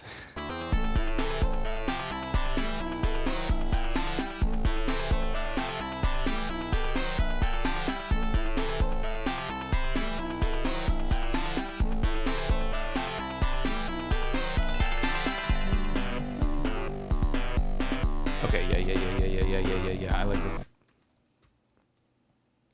So what style, genre of music would you say you're strongest in? I don't know. That's a good question. Because I do a bunch. And I get a bunch of people that tell me that certain songs are like their favorite of that whatever style that I do. I feel like the two that I write the best are, one is easy, lo-fi. But I feel like I can write some good lo-fi music. Just chill, like essentially rap instrumentals. I feel like a lot of people know what lo-fi is nowadays, but I'll explain it anyways, just in case there's anyone who doesn't know, any lurkers who may be unaware. But just like essentially really chill hip-hop instrumentals. And I also do, I don't know, I write like a lot of blues rock. Growing up, I played guitar, and I loved rock, punk music, all that stuff. My favorite band's the White Stripes. Love a lot of stuff that Jack White does. I play in a band that does like blues rock. It's all like riff rock, Black Keys, White Stripes, that sort of style. And so I like writing those guitar riffs. I feel like I've written, or if we look at my past Tunesdays, I guess that can be the judge of which one I do the most. But I think I have the most alternative rock songs. Let me check here. Hang on. Let's do this. If I were to go add to playlist, this tells me how many are there. All my hidden playlists too. Here we go. We have 101 alternative rock. So I think I probably do this one maybe the best because I definitely have the most. But like trip hop and don't I have a lo-fi one? Lo-fi. I've been doing a little bit more of. I also just started doing a lot more. I'm working on a synthwave album. So a lot like more of like an 80s-ish sound to it all. I don't know how else to describe it. The synthwave. Cyberpunk synthwave though. I never got the Cyberpunk 2077, so the way I placate it myself is just by trying to make my own Cyberpunk soundtrack, and now it's turning into this like 6-song album with all the songs linking together. It's a lot of fun. I'm going to work on that again tomorrow. If anybody's interested and wants to stop by, I'll probably be live around noon tomorrow, provided my internet works. But hey, it's been working right now. We've been live for 3.5 hours. I've been having a lot of internet issues, and but we've been live right now, no interruptions, so we good. Good. Let's see.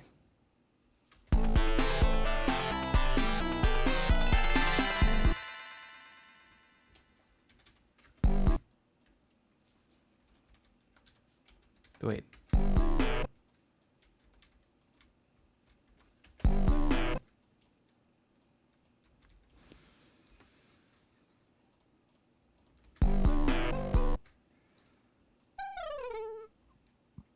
I like this sound a lot.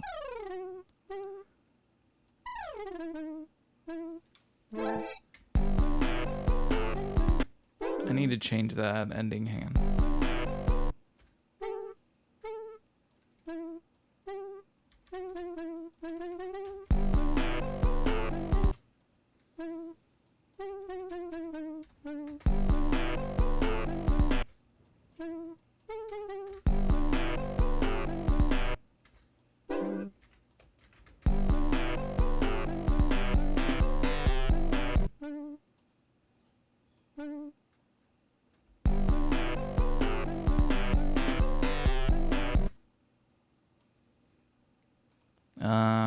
Hang on, let me do this.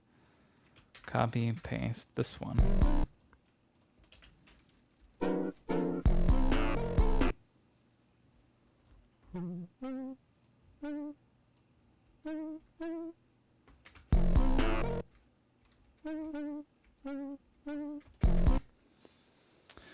Sounds interesting with Cyberpunk album. Well, yeah, if you want to check it out, stop by tomorrow. Because tomorrow I'm actually, I've worked on it a bunch that we might be at the point of finalizing and exporting the songs. And it's going to be a lot of just like lining up, balance, and tiny little detail work. But if we do it all and we get it all successfully, we'll have a full finished, probably about a half hour of music that should all link together. And it's some of them that some melodies and just certain parts that I'm really into. I use a lot of vocals in it and whatnot. It's been a lot of fun. A very fun project. I'm excited to be nearing the end. I don't know. I'm sort of nearing the end. I guess I sort of wrote a chunk of songs, connected them all together, then wrote a chunk of songs, connected them together, and I'm excited now because I just wrote a song that connects all of them together. So we could be done, but we could also keep adding more onto the end, you know? Or I guess it would be this way, whatever. My camera's reversed. Anyways. We don't know. We'll see.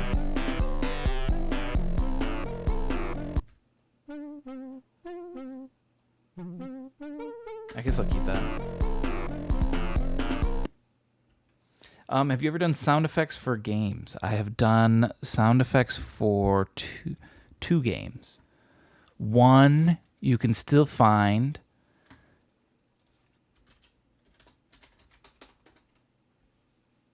Right here. Here it is. It's on Steam. It's called Cake Tomino. It's a puzzle game about cakes. It's a VR puzzle game that I did the music and sound effects for. It was just a guy that found me online. Or I think I found him. I don't remember how this happened. How we connected. Uh-oh. It's got only one review and it's not good. Does he say anything bad about the sound effects or the music?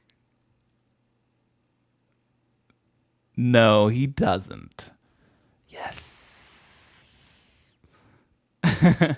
No complaints about the sound. Nailed it. But you can hear it. You hear that background? It's very quiet. But I wrote that music. I'm gonna turn this down because I don't know how balanced this is. Could be really loud. Yeah, it is really loud.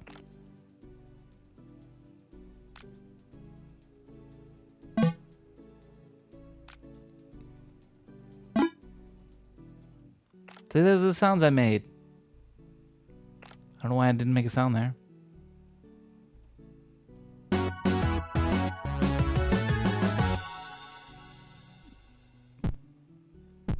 That's the completed puzzle thing. I don't think it's balanced very well. I just sent him the audio files. Some of those sounds are way louder than they should be, I feel like. Anyways. There's the only game available that you can still buy that has my original music and sound in it. Haven't done anything else, but optimistic for more. There are other videos and stuff that I've done. I've done music for other like little commercials or all sorts of other things. I'm not going to dig up all those, but that's the only game that I've still got out there. Other than one that I was making myself as well, which I have a rough version of it. I'll maybe play that some other time too. Not going to do that right now though. But I was making a game for little.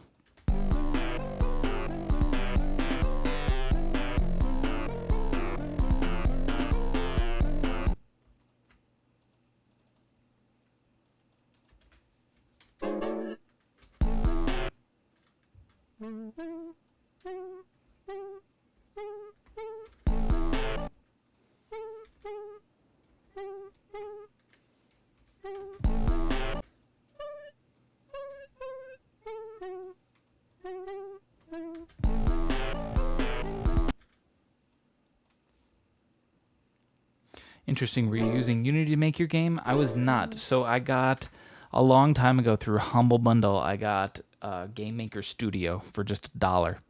I more got it to just to like I had never tried any sort of programming whatsoever, and I thought $1 to get something. I understand that Unity is also free. At least now. I don't think it was when I got Game Maker Studio, because this is Game Maker Studio 1, the original. I think they're on 2 now, maybe even 3. I don't know. Maybe they're just on 2. But anyways, I made it in Game Maker Studio, which is just like a version of, what is it, C++? I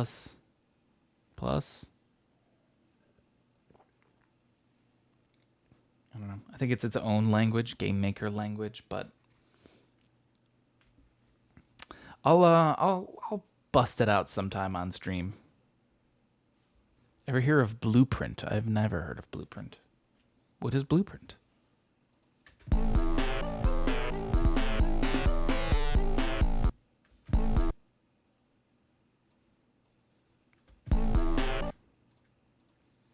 But yeah, I liked Game Maker Studio. It's not bad. I feel like if I would want to like mega commit to making my runner game again, I would maybe want to look into pushing it more towards Unity, just because I think there's a lot more potential. And I don't know. The game I was making was not really complicated, which is why I could make in Game Maker Studio really easily as well. But I think there would be a lot more options if I make it in Unity, I guess. We'll see if I ever get back to something like that. The idea of making a game just comes from a catch-22 with writing music for games, where you can't get jobs writing music for games unless you have a resume showing that you've written music for games. But you can't build that resume for writing music for games unless you write music for games. But you can't write music for games unless you have a resume showing you've built music for games. And you see where this is going. It just is an endless cycle. And so all you really just need is a few games under your belt, or just at least something to be like, I have worked on a game. Here, this. Which, I don't know. To me, it's surprising. I understand they want experienced people, but at the end of the day, if I was hiring someone for music, I would be most solely interested in their like musical abilities, and I would just want to hear a really nice portfolio from them.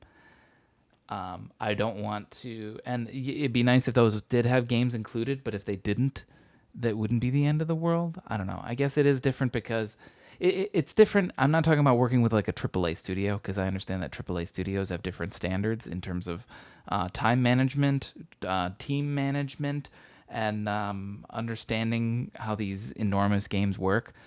But yeah, it's still hard. It's an industry that's hard to break into, is my only point, I suppose.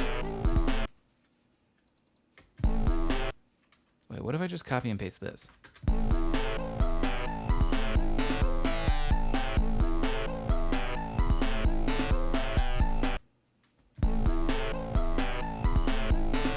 Like, we could just do this.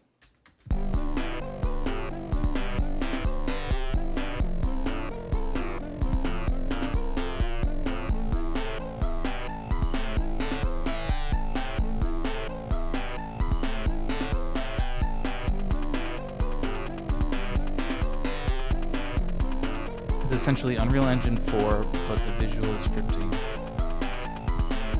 system inside 4. Okay. See, I don't even know that I'd need something like that. The game that I was making, I call it a runner style game, just because I guess that is the genre it fits in. If you have ever played a game called Bit Trip Runner, if you haven't ever played a game called Bit Trip Runner, I strongly recommend you check it out. They've made like 3 of them, and I genuinely believe the quality sort of actually goes down with each one. The first one is the best. But it's such a really simple game, and it's a simple concept. And I was like, well, simple game, simple concept. I'm a simple man. I can do that. And I could, and I was. So you don't actually use much code at all. There is still code involved. It's really simple code more. Just because there's not a lot of advanced things. You're sort of on a track and you're just moving forward. And at least in BitTrip, you're just jumping over obstacles, ducking, kicking, blocking, using your different abilities over obstacles as you steadily keep running through the course. And the whole point of it is that as you're doing it, interacting with this world, all the things that you're doing seem to affect the music. Whoops. Like the obstacles you're jumping over are in the rhythm of the music in the background. So I was like, yeah, let me make a game that's more focused around music because music is the thing I actually know how to do. And so I was I'm gonna make a cool soundtrack, and then I'll just make a runner game where I can write the soundtrack, then I can put the song in, and then essentially build the level around the song, and find the cool parts, to jump over when certain things happen. And you'll see. I'll eventually do that. I'll eventually play the game on stream sometime. What I've got in the house. Welcome back, Rollcast. How are you doing today? I don't want to play the game now. Maybe I'm going to build it up for suspense. It's not even going to be that great of a game once it eventually gets played. But you were referring to Blueprint. Oh, well then I could understand why that would be a much more user-friendly version. I might like it more because at least that's why I started using Game Makers, because that was very user-friendly. I got some game dev experience, so perhaps I can be of some help at some point. Perhaps. Well, hey, if you ever need any music for any of your dev projects, let me know.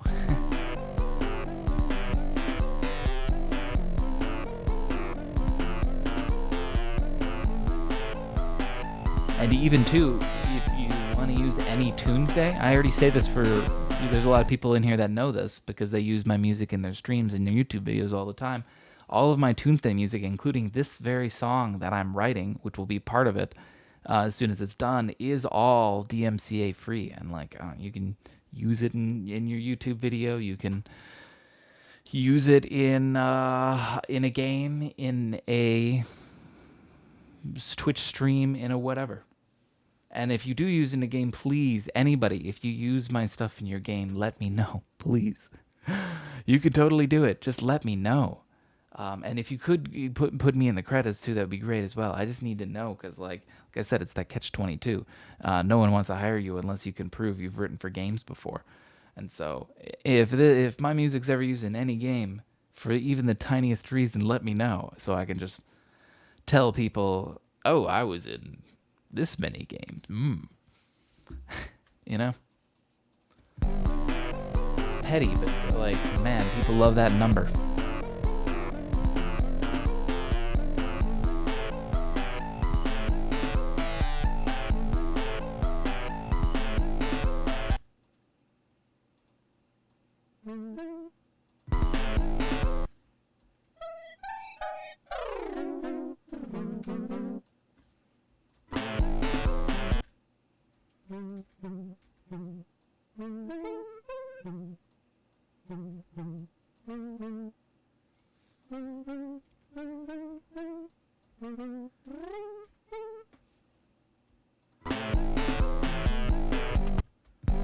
I ruined that ending there. Hang on a minute.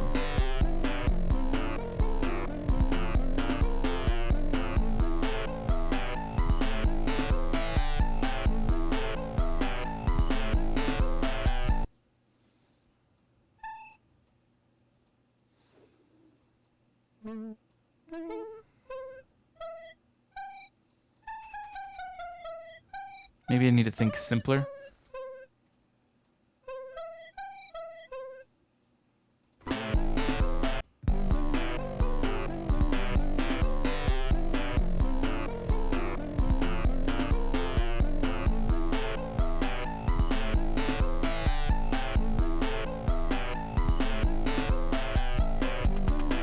Yeah, I like that. This part's gonna need to change, I think. Because we go to a C. Right here. Whoops. Let me make it a little smaller.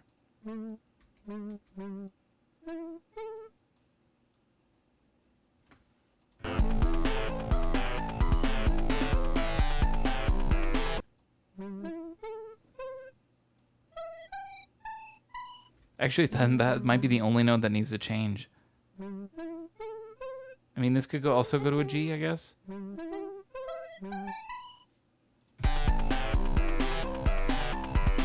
Yeah, let's do that.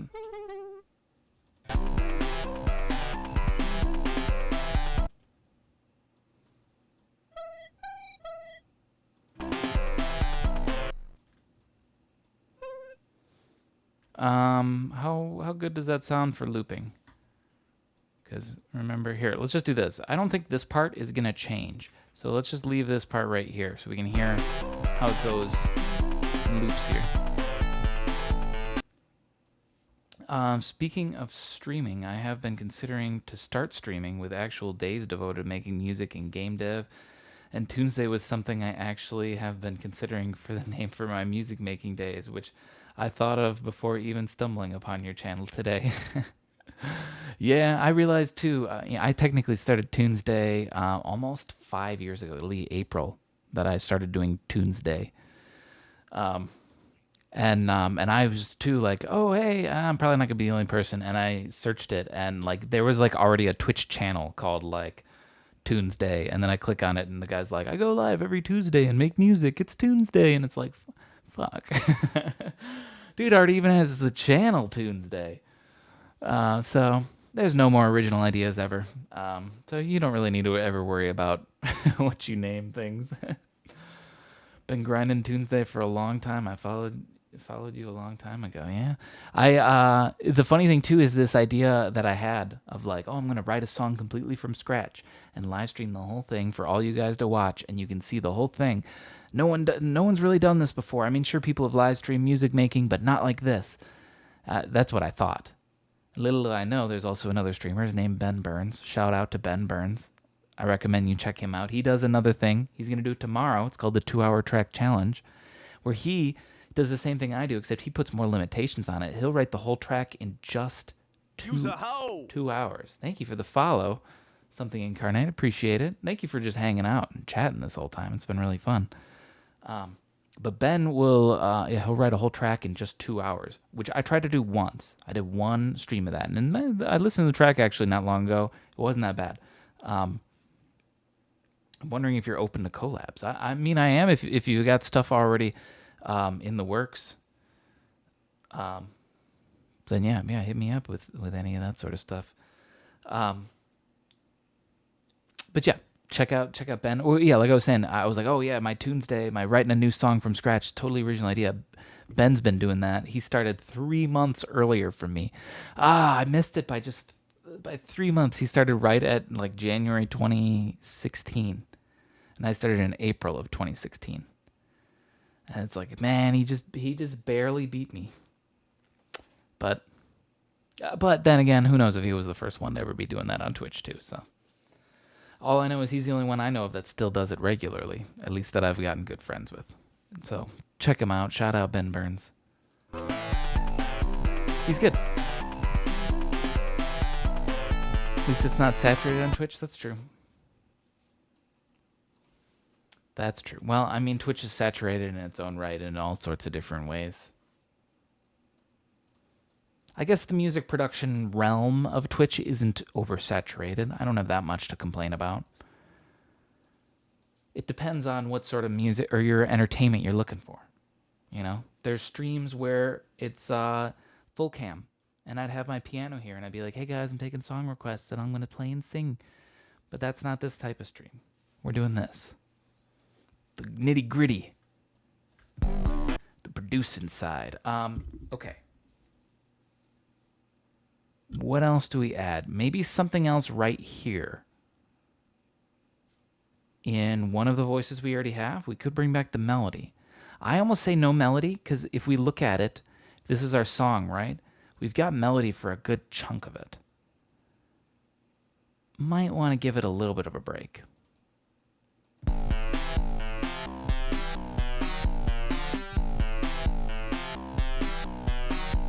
Personally, I'm more into this type of stream, the creative producing kind.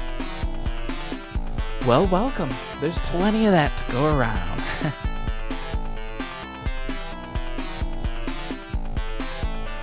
I hope I'm slightly informative too, even if you're not familiar with Ableton or the packs I'm using or VST plugins I use.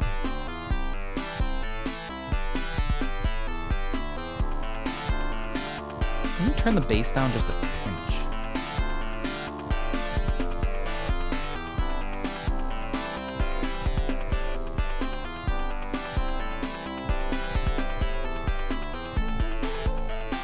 And then also the melody down a little bit. I just want the drums a pinch louder.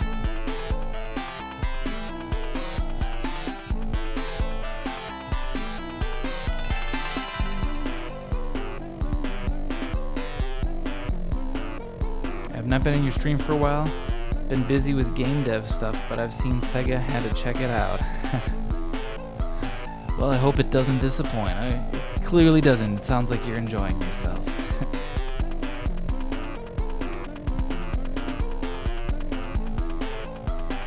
Also, my cousin's also in game dev, though currently he doesn't have the time for it. But I could definitely put in a good word for you, eh? Send him a link ever. If he ever mentions that he's in need of music or something.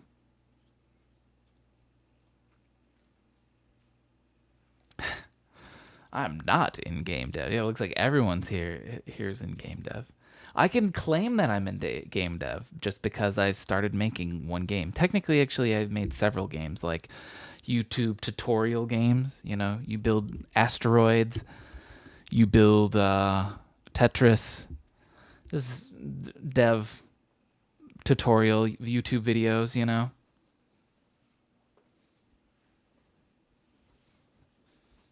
So I've made those. It's very easy when you just follow a tutorial, though. It gets tough when you're doing it on your own. But my runner game was all on my own, other than just like what I learned from my tutorials, of course. I can't. Maybe I do just want this pad to come in here.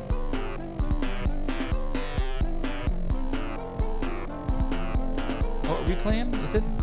Oh, it is.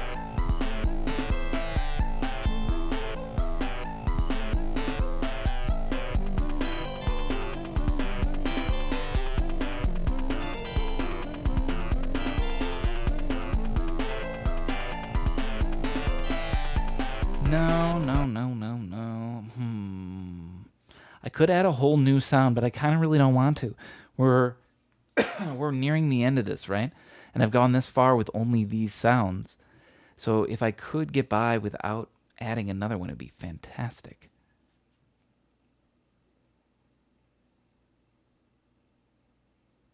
Being game dev doesn't mean successful game dev.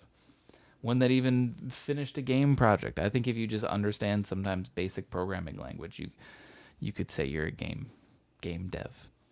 You're into game dev. I don't know. It's beyond the point where you need to prove that you're financially viable. It can be just a hobby.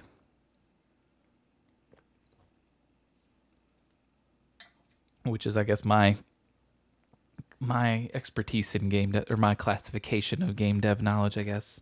Very hobby. Perhaps considering an alternate lead when it loops. Finishing a project is actually an accomplishment. We could add variety to the lead melody right here too. Actually, maybe we should do that. That's a good idea. Because we can just add variety here, because this would already be copy pasted differently, you know? Maybe.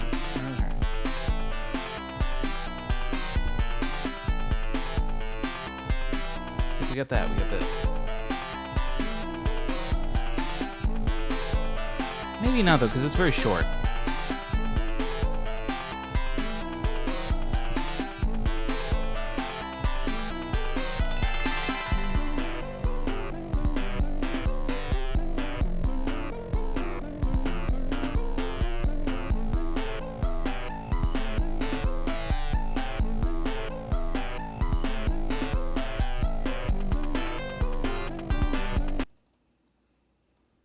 Okay, maybe it will sound all right. Well, I don't know. I'm hesitant to bring this in here, like I was saying, just because this part's going to go like this. Essentially. You see, and then you see how much we have this melody going through? It's a lot. I'd like to give the melody a bit of a break, or more the listener a break from hearing this melody. Mainly because the instrument is a little loud and crunchy, which is good.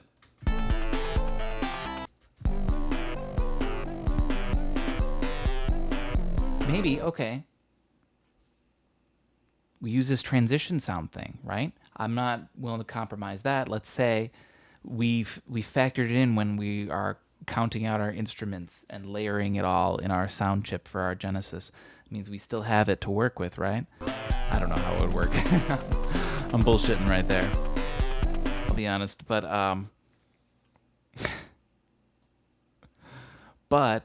let's take this. Give me just the part with the notes going.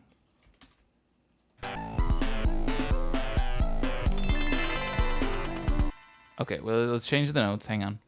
Because we are... That was A minor, but we are actually in G.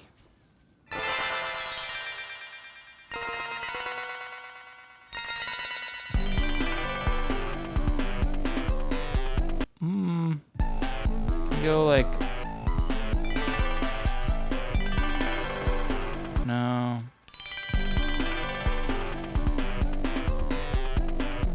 Yeah, it was worth a try, but I don't think this is going to be it, because then I could copy and paste it again on here. I was just going to change with all the chords, you know. It's okay, but it's not that great.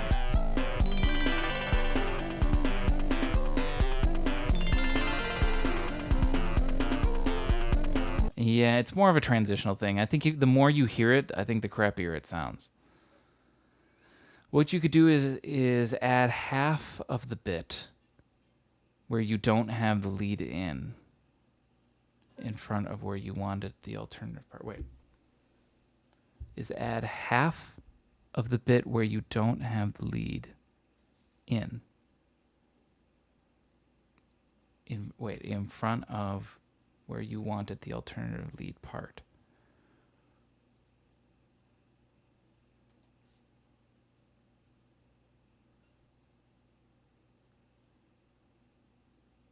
Hang on a minute.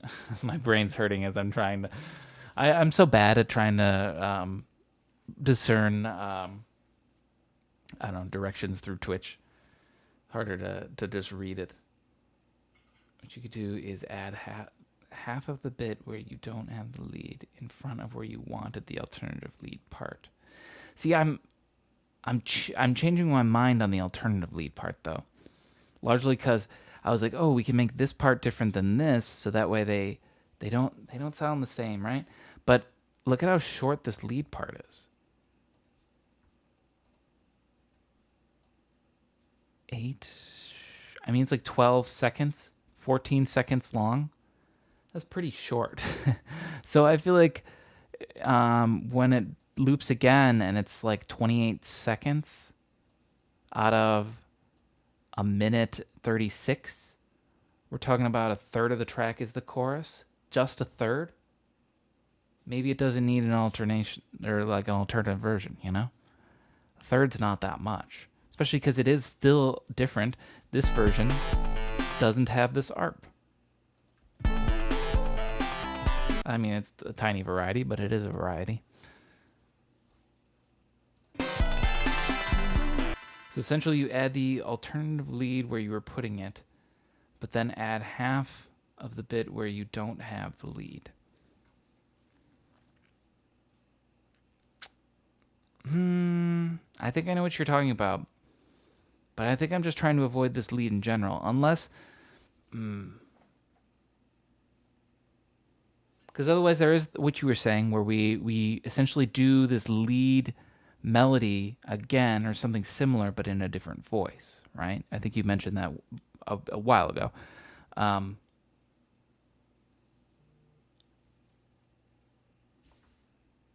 But it's a very new part in general. So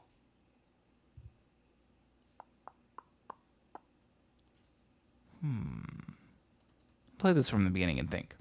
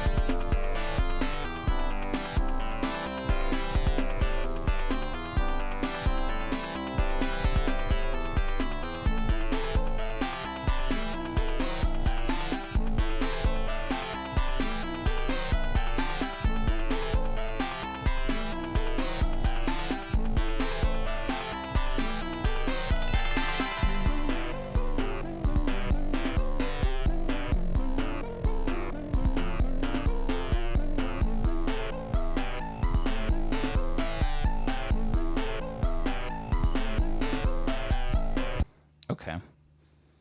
Let's go back in and let's maybe find some other. Maybe we will just find another new sound. Where were we? Metal vibration? I think we were around here. Let me play around with a couple more of these sounds. What else we got? Cool. Awful. Molecule. Narp. Let's turn them up. They're a little quiet. As soon as I do that, this one's going to be crazy loud now. It's not. Sounds cool. What if I did that?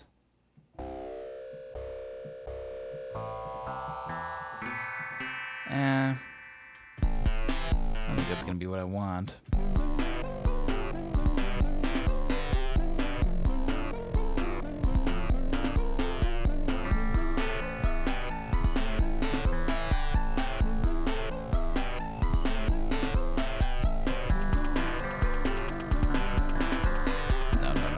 Not that sound at all.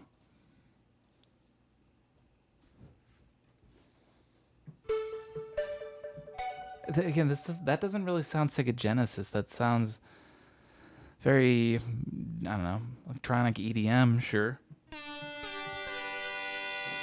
but not Genesis.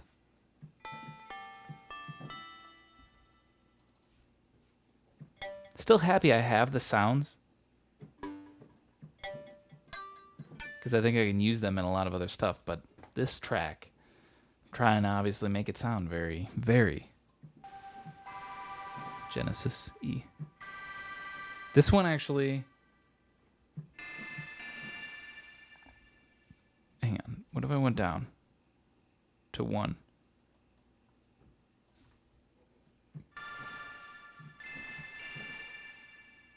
What if I went down to a half? Gustavo, welcome back.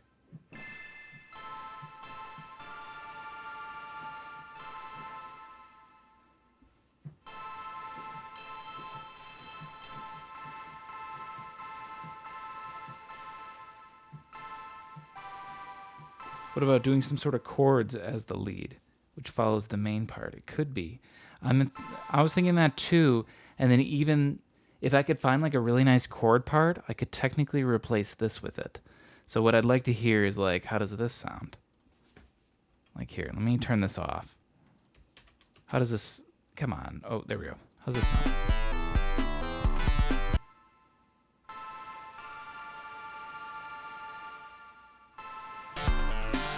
Let's, hang on.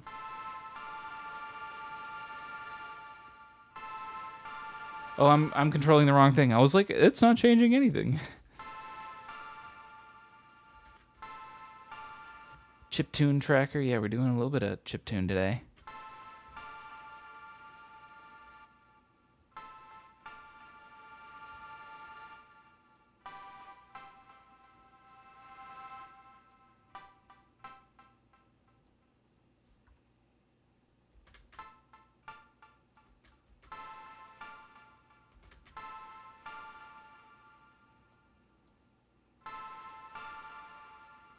Going for something more like this.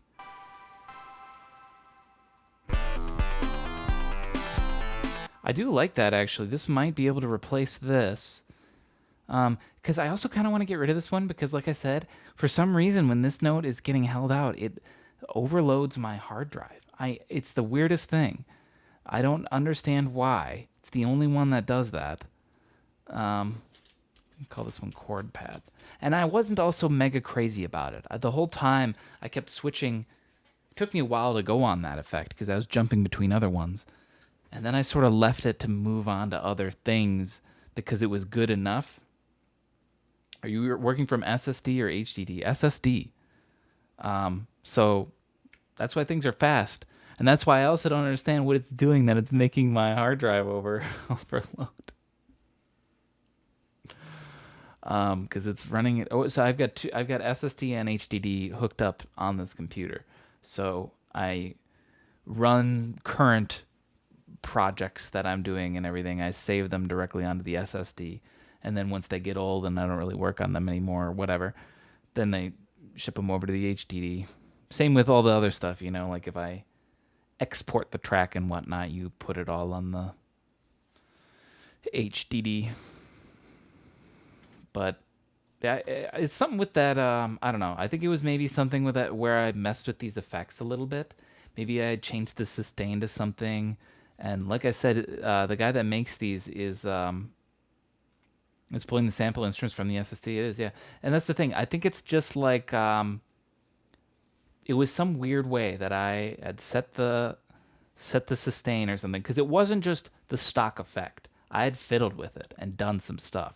It's sort of like you can go in here and I could drop a delay on, and I could accidentally, well, with some VSTs, you could set it to like over 100%, so the sound will keep growing and growing and growing and growing, and you can literally lose control of it, and the sound will just become blistering, just noise pulsating your ear holes. And I think it was something like that. I was doing something. How about recreating it then? I suppose. I don't really care that much. I don't even remember which one it was, actually. Here's the tough thing. Which one was it in here? Not the track, just re-importing it. I suppose. I wasn't even that crazy about the sound, like I said. This one's already, I think, better. And maybe we can use it over here, too. Here, let me just turn this up a little bit.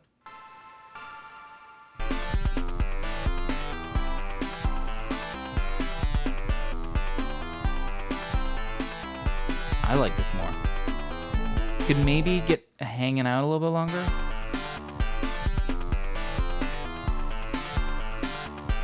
Like that.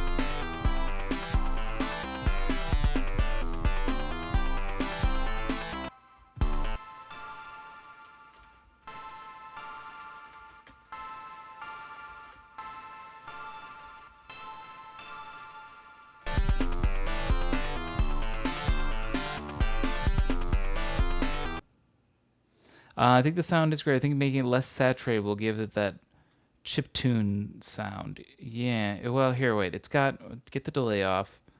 It's running through a phaser too, and it's got a chorus. That's just what they put on it. So if we get rid of that.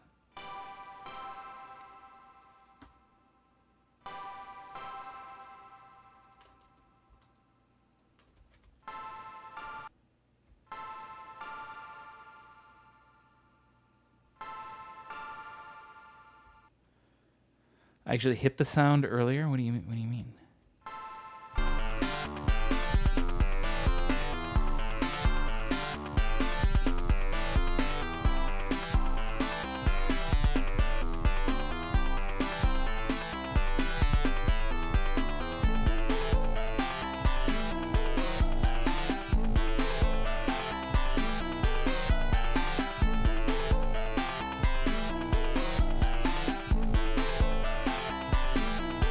This one you use Sega Genesis sample or Sega Mega Drive. I guess these are Genesis ones.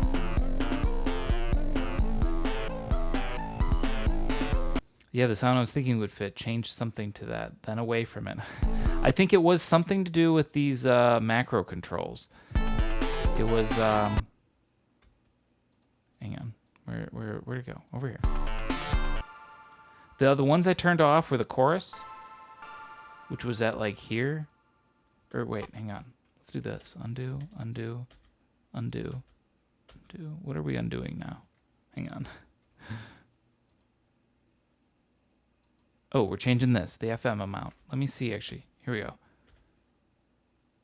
Here are all the things that were on for the original. It's got this delay, a phaser, and chorus. So maybe turn the delay off.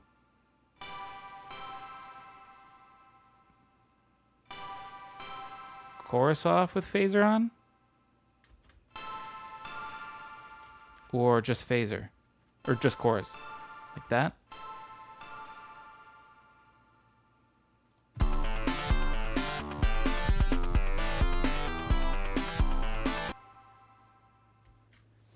Something else I changed on the left part. Maybe it was with the FM amount. I think it was maybe with that, actually. Because I do also...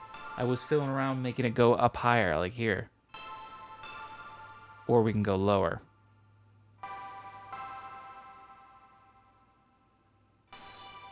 How crispy we want it.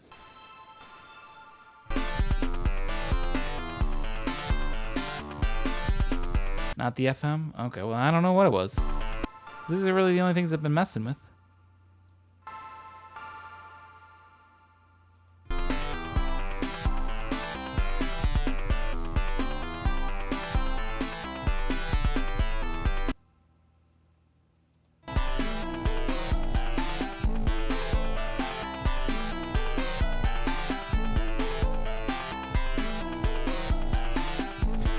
Just cutting off in some echo.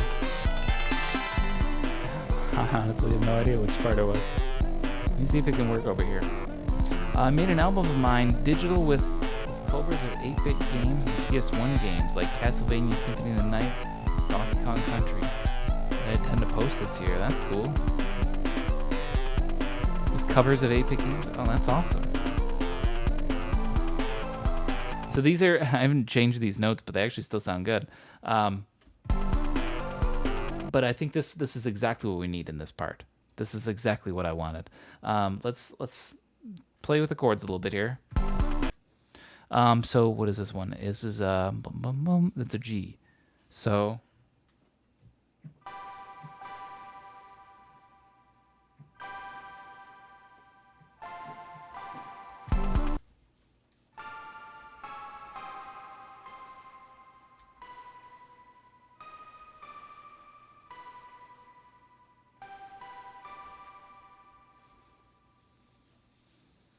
how about turning the lead off but keeping the chords for that section to create the variety?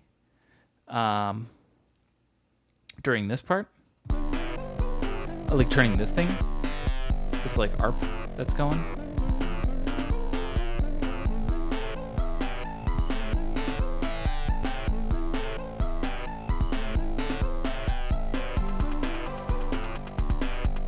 Because we could have it do this, you know. Maybe we're gonna change these.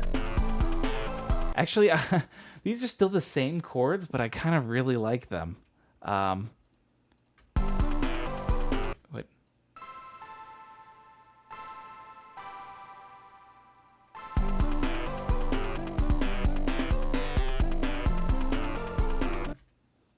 So then we go to an F.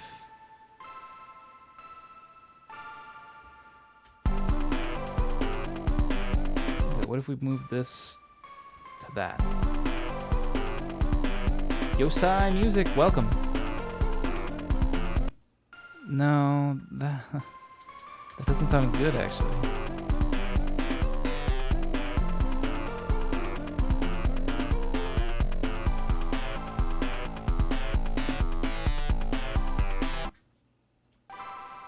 Actually...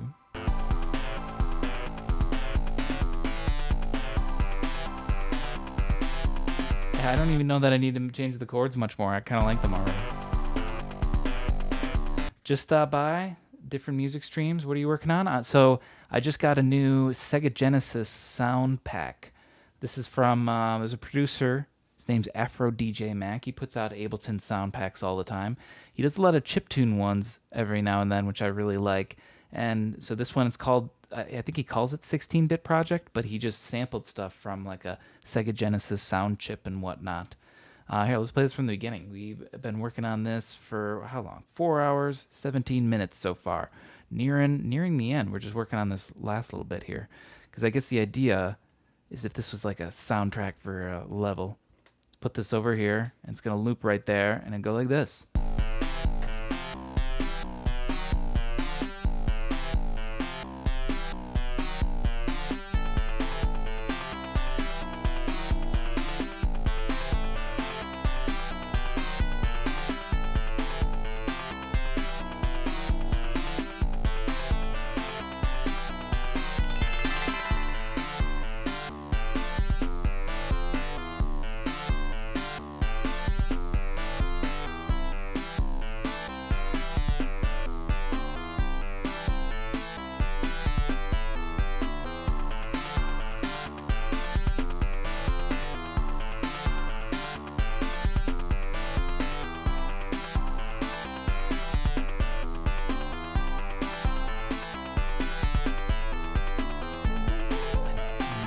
I think I might understand. She's talking about making more interesting rhythm out of it, right?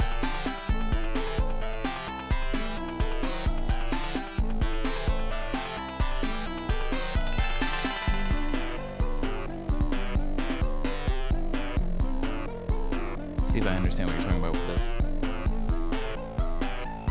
Interesting sounds, I think. I think I might want to keep this harp still playing though.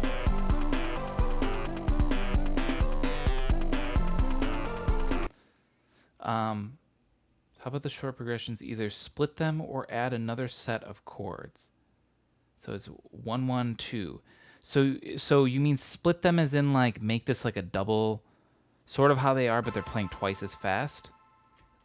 So like this.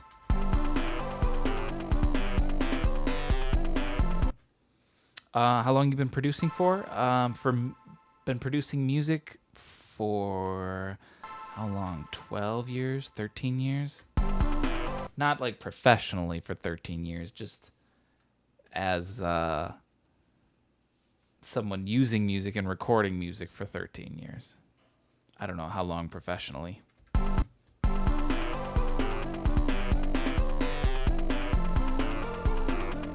kind of like this. Well, I don't know. Hang on. Because now when I hear that, there's something about the simplicity of just the one note.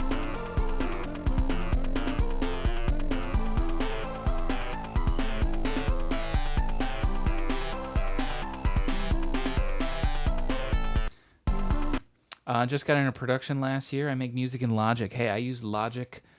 Was it Logic 9? I don't know what Logic we're on right now. But I used Logic for a long time. My very, very, very first DAW that I started with was GarageBand. I think GarageBand's a fantastic starter for anyone that has no idea about music production but wants to use it. We're on Logic 10 now? Okay.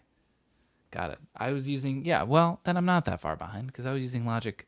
Maybe I was on 8, actually. It has been a while. I don't know.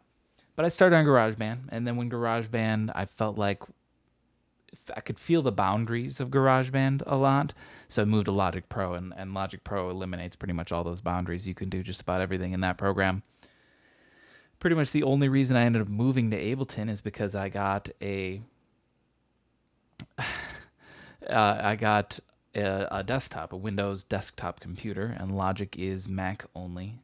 I couldn't justify buying a Mac desktop computer. I wanted a really powerful desktop, and I couldn't justify buying a Mac one just because it's just too expensive. So I had to get a program, and I went with Logic as well.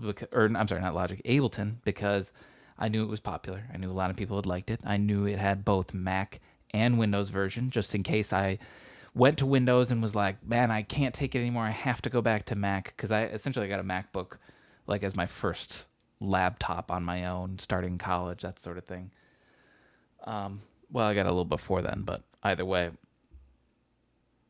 Um, I haven't regretted going to Ableton. Ableton's fantastic. Ableton loves Slamhaus a long time. Yes. Oh, Ableton's good to me. I mean, sometimes Ableton can be a little. You got to fight it a little bit. It wants to sass you, but in general, I don't know. I feel like Ableton just makes music making like idiot proof. Sometimes it does so much of the hard work for you, and I love it. It does make it easy for anyone to then make music. I think if anyone at all just wants to just try to make music, Ableton is gonna do so many steps for you. But I love it then because then it allows me to finish this entire track like I'm doing right now. Thank you so much for the follow, Yosai Music. You guys like my follow notification now? It's newer. It's good. Tried Ableton a bit, but my preference is Logic. But apparently Ableton is very efficient. That's the best way of describing it. You're right. Efficient. It's the reason I've been able to do these Tunesdays, where I'll write a piece of music completely from scratch all in one sitting. This whole thing that we've got right now has taken 4 hours and 15 minutes, and maybe that's a little longer than usual, but I think it's because I've been chatting with you guys. Not to say don't chat. I love it. That's the whole reason I'm streaming. But I think if I wasn't using Ableton, we wouldn't have anywhere near this amount of progress at this rate. I'm more of a tracker guy, but I've used other music producing programs. I tried using FamaTracker. If you guys have ever heard of that, that's also a chiptune maker. I can't really tell you much more about that because I wasn't really I don't know. It didn't sink in with me that good. It takes a little learning for FamaTracker. It's not a traditional DAW UI and all that. It takes some learning. That said, plug to a friend of mine, Ben Burns. He has a tutorial series on FamaTracker. So if you ever want to learn how to use it, search Ben Burns FamaTracker. Actually, I bet if you search FamaTracker tutorial, I think he has the #1 FamaTracker tutorial. I think. Maybe I'm just spouting bullshit. But if he doesn't, he should. That's how I started to learn it and then gave up because I was like, I don't want to do this. My own laziness. You know what? I understand the double note, but I kind of like just the single. Sometimes it's just about the simplicity of it. Or maybe, hang on, what if maybe I had the double in the wrong spot?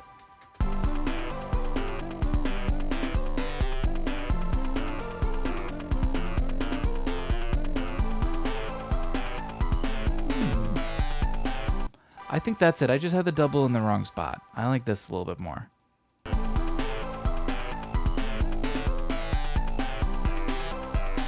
It's funny because this one's... Uh-oh. Am I still live? Oh, we might have hit a bit of lag. May have lagged there. I might be back, though. I saw my internet meter go zoop, and then it went slowly back up there. So I think I lagged out a little. That was also what you had in mind. Perfect. Okay, I am live. Good. Just saw my kilobytes drop to literally 0 for about a full second. I'm deleting this for no reason. We're just going to copy and paste this again. I think we might actually be done. This, here, let me, I guess I wouldn't need this far. I'd probably just need, like, this much. I'm going to pop open the master. And, well, here, let's do this. I'm going to put a utility on the master. Put that on our master track, and with our utility, we're going to make the volume fade out. Right. Where are we? I'm getting confused. Hang on. Right here. And then this is the start of it again. This is where it loops. So,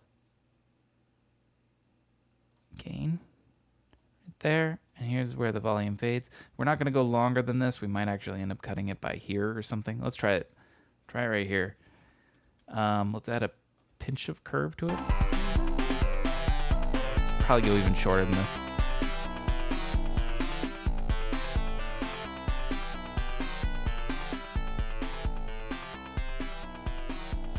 Yeah, because this is a pretty long fade out right now. We're getting fully into the next part of the song. Let's fade it out a little faster than that, eh? Come on, buddy. Maybe by this? This might be too quick. We'll see. We'll split the difference if this is too quick.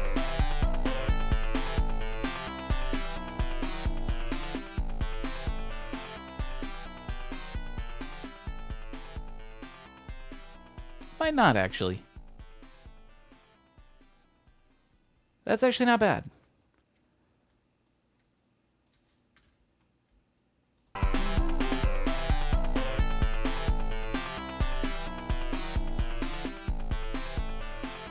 think that's not too fast, not too slow. Adequate little fade out. That would make our track about 3 minutes, 20 seconds long. Not too shabby. And I am going to keep this like clean Genesis style. It is just a copy paste. I'm not, if I was doing this on my own synthwave or whatever, I would be like, okay, we got to add variety because this part's got to be different than this part. And this part, while it's copy paste, has to be different than this. This one, we're going to go traditional Genesis style, and it would be you just loop it twice, and on the third one, it fades out. And that's how you put up your track on YouTube, your Genesis track. Because otherwise it'd loop forever in your level. That's going to do it for today. Pretty successful Tunesday. 4 hours and 22 minutes. Just barely overblazing it. Thanks for watching, guys. Thanks for hanging out. New folks today. We had a lot of folks today. A lot of folks in general here chatting. I don't often have my stream viewer counter open. I usually have that minimized, but I saw it up to 14 people here today, which is a lot. I'm a little baby boy streamer. Okay, I don't get that many people watching me a lot, so I really appreciate you guys hanging out. If you had a lot of fun, if you want to stop by again, we'll go live again tomorrow. And like I said, I'm working on a synthwave album, so you can hear how those are going. We're making a lot of great progress on that synthwave album, so we might be able to take a good session to listen to them all and hear how they all link into one another.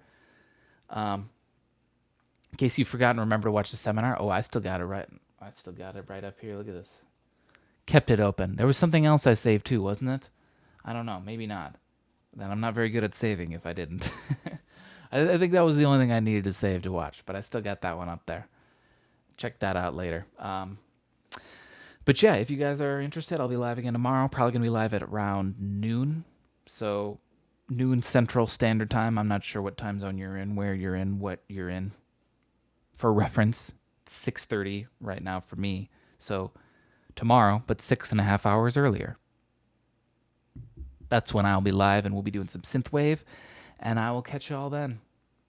Thank you guys for hanging out, watching. Thank you for following, and I hope to catch you again more. Otherwise, I'm also here always every Tuesday. Every Tuesday, I write a brand new song completely from scratch. So come on by another Tuesday, and I'll write another beautiful piece of music for you. Goodbye, everybody. Thanks for watching.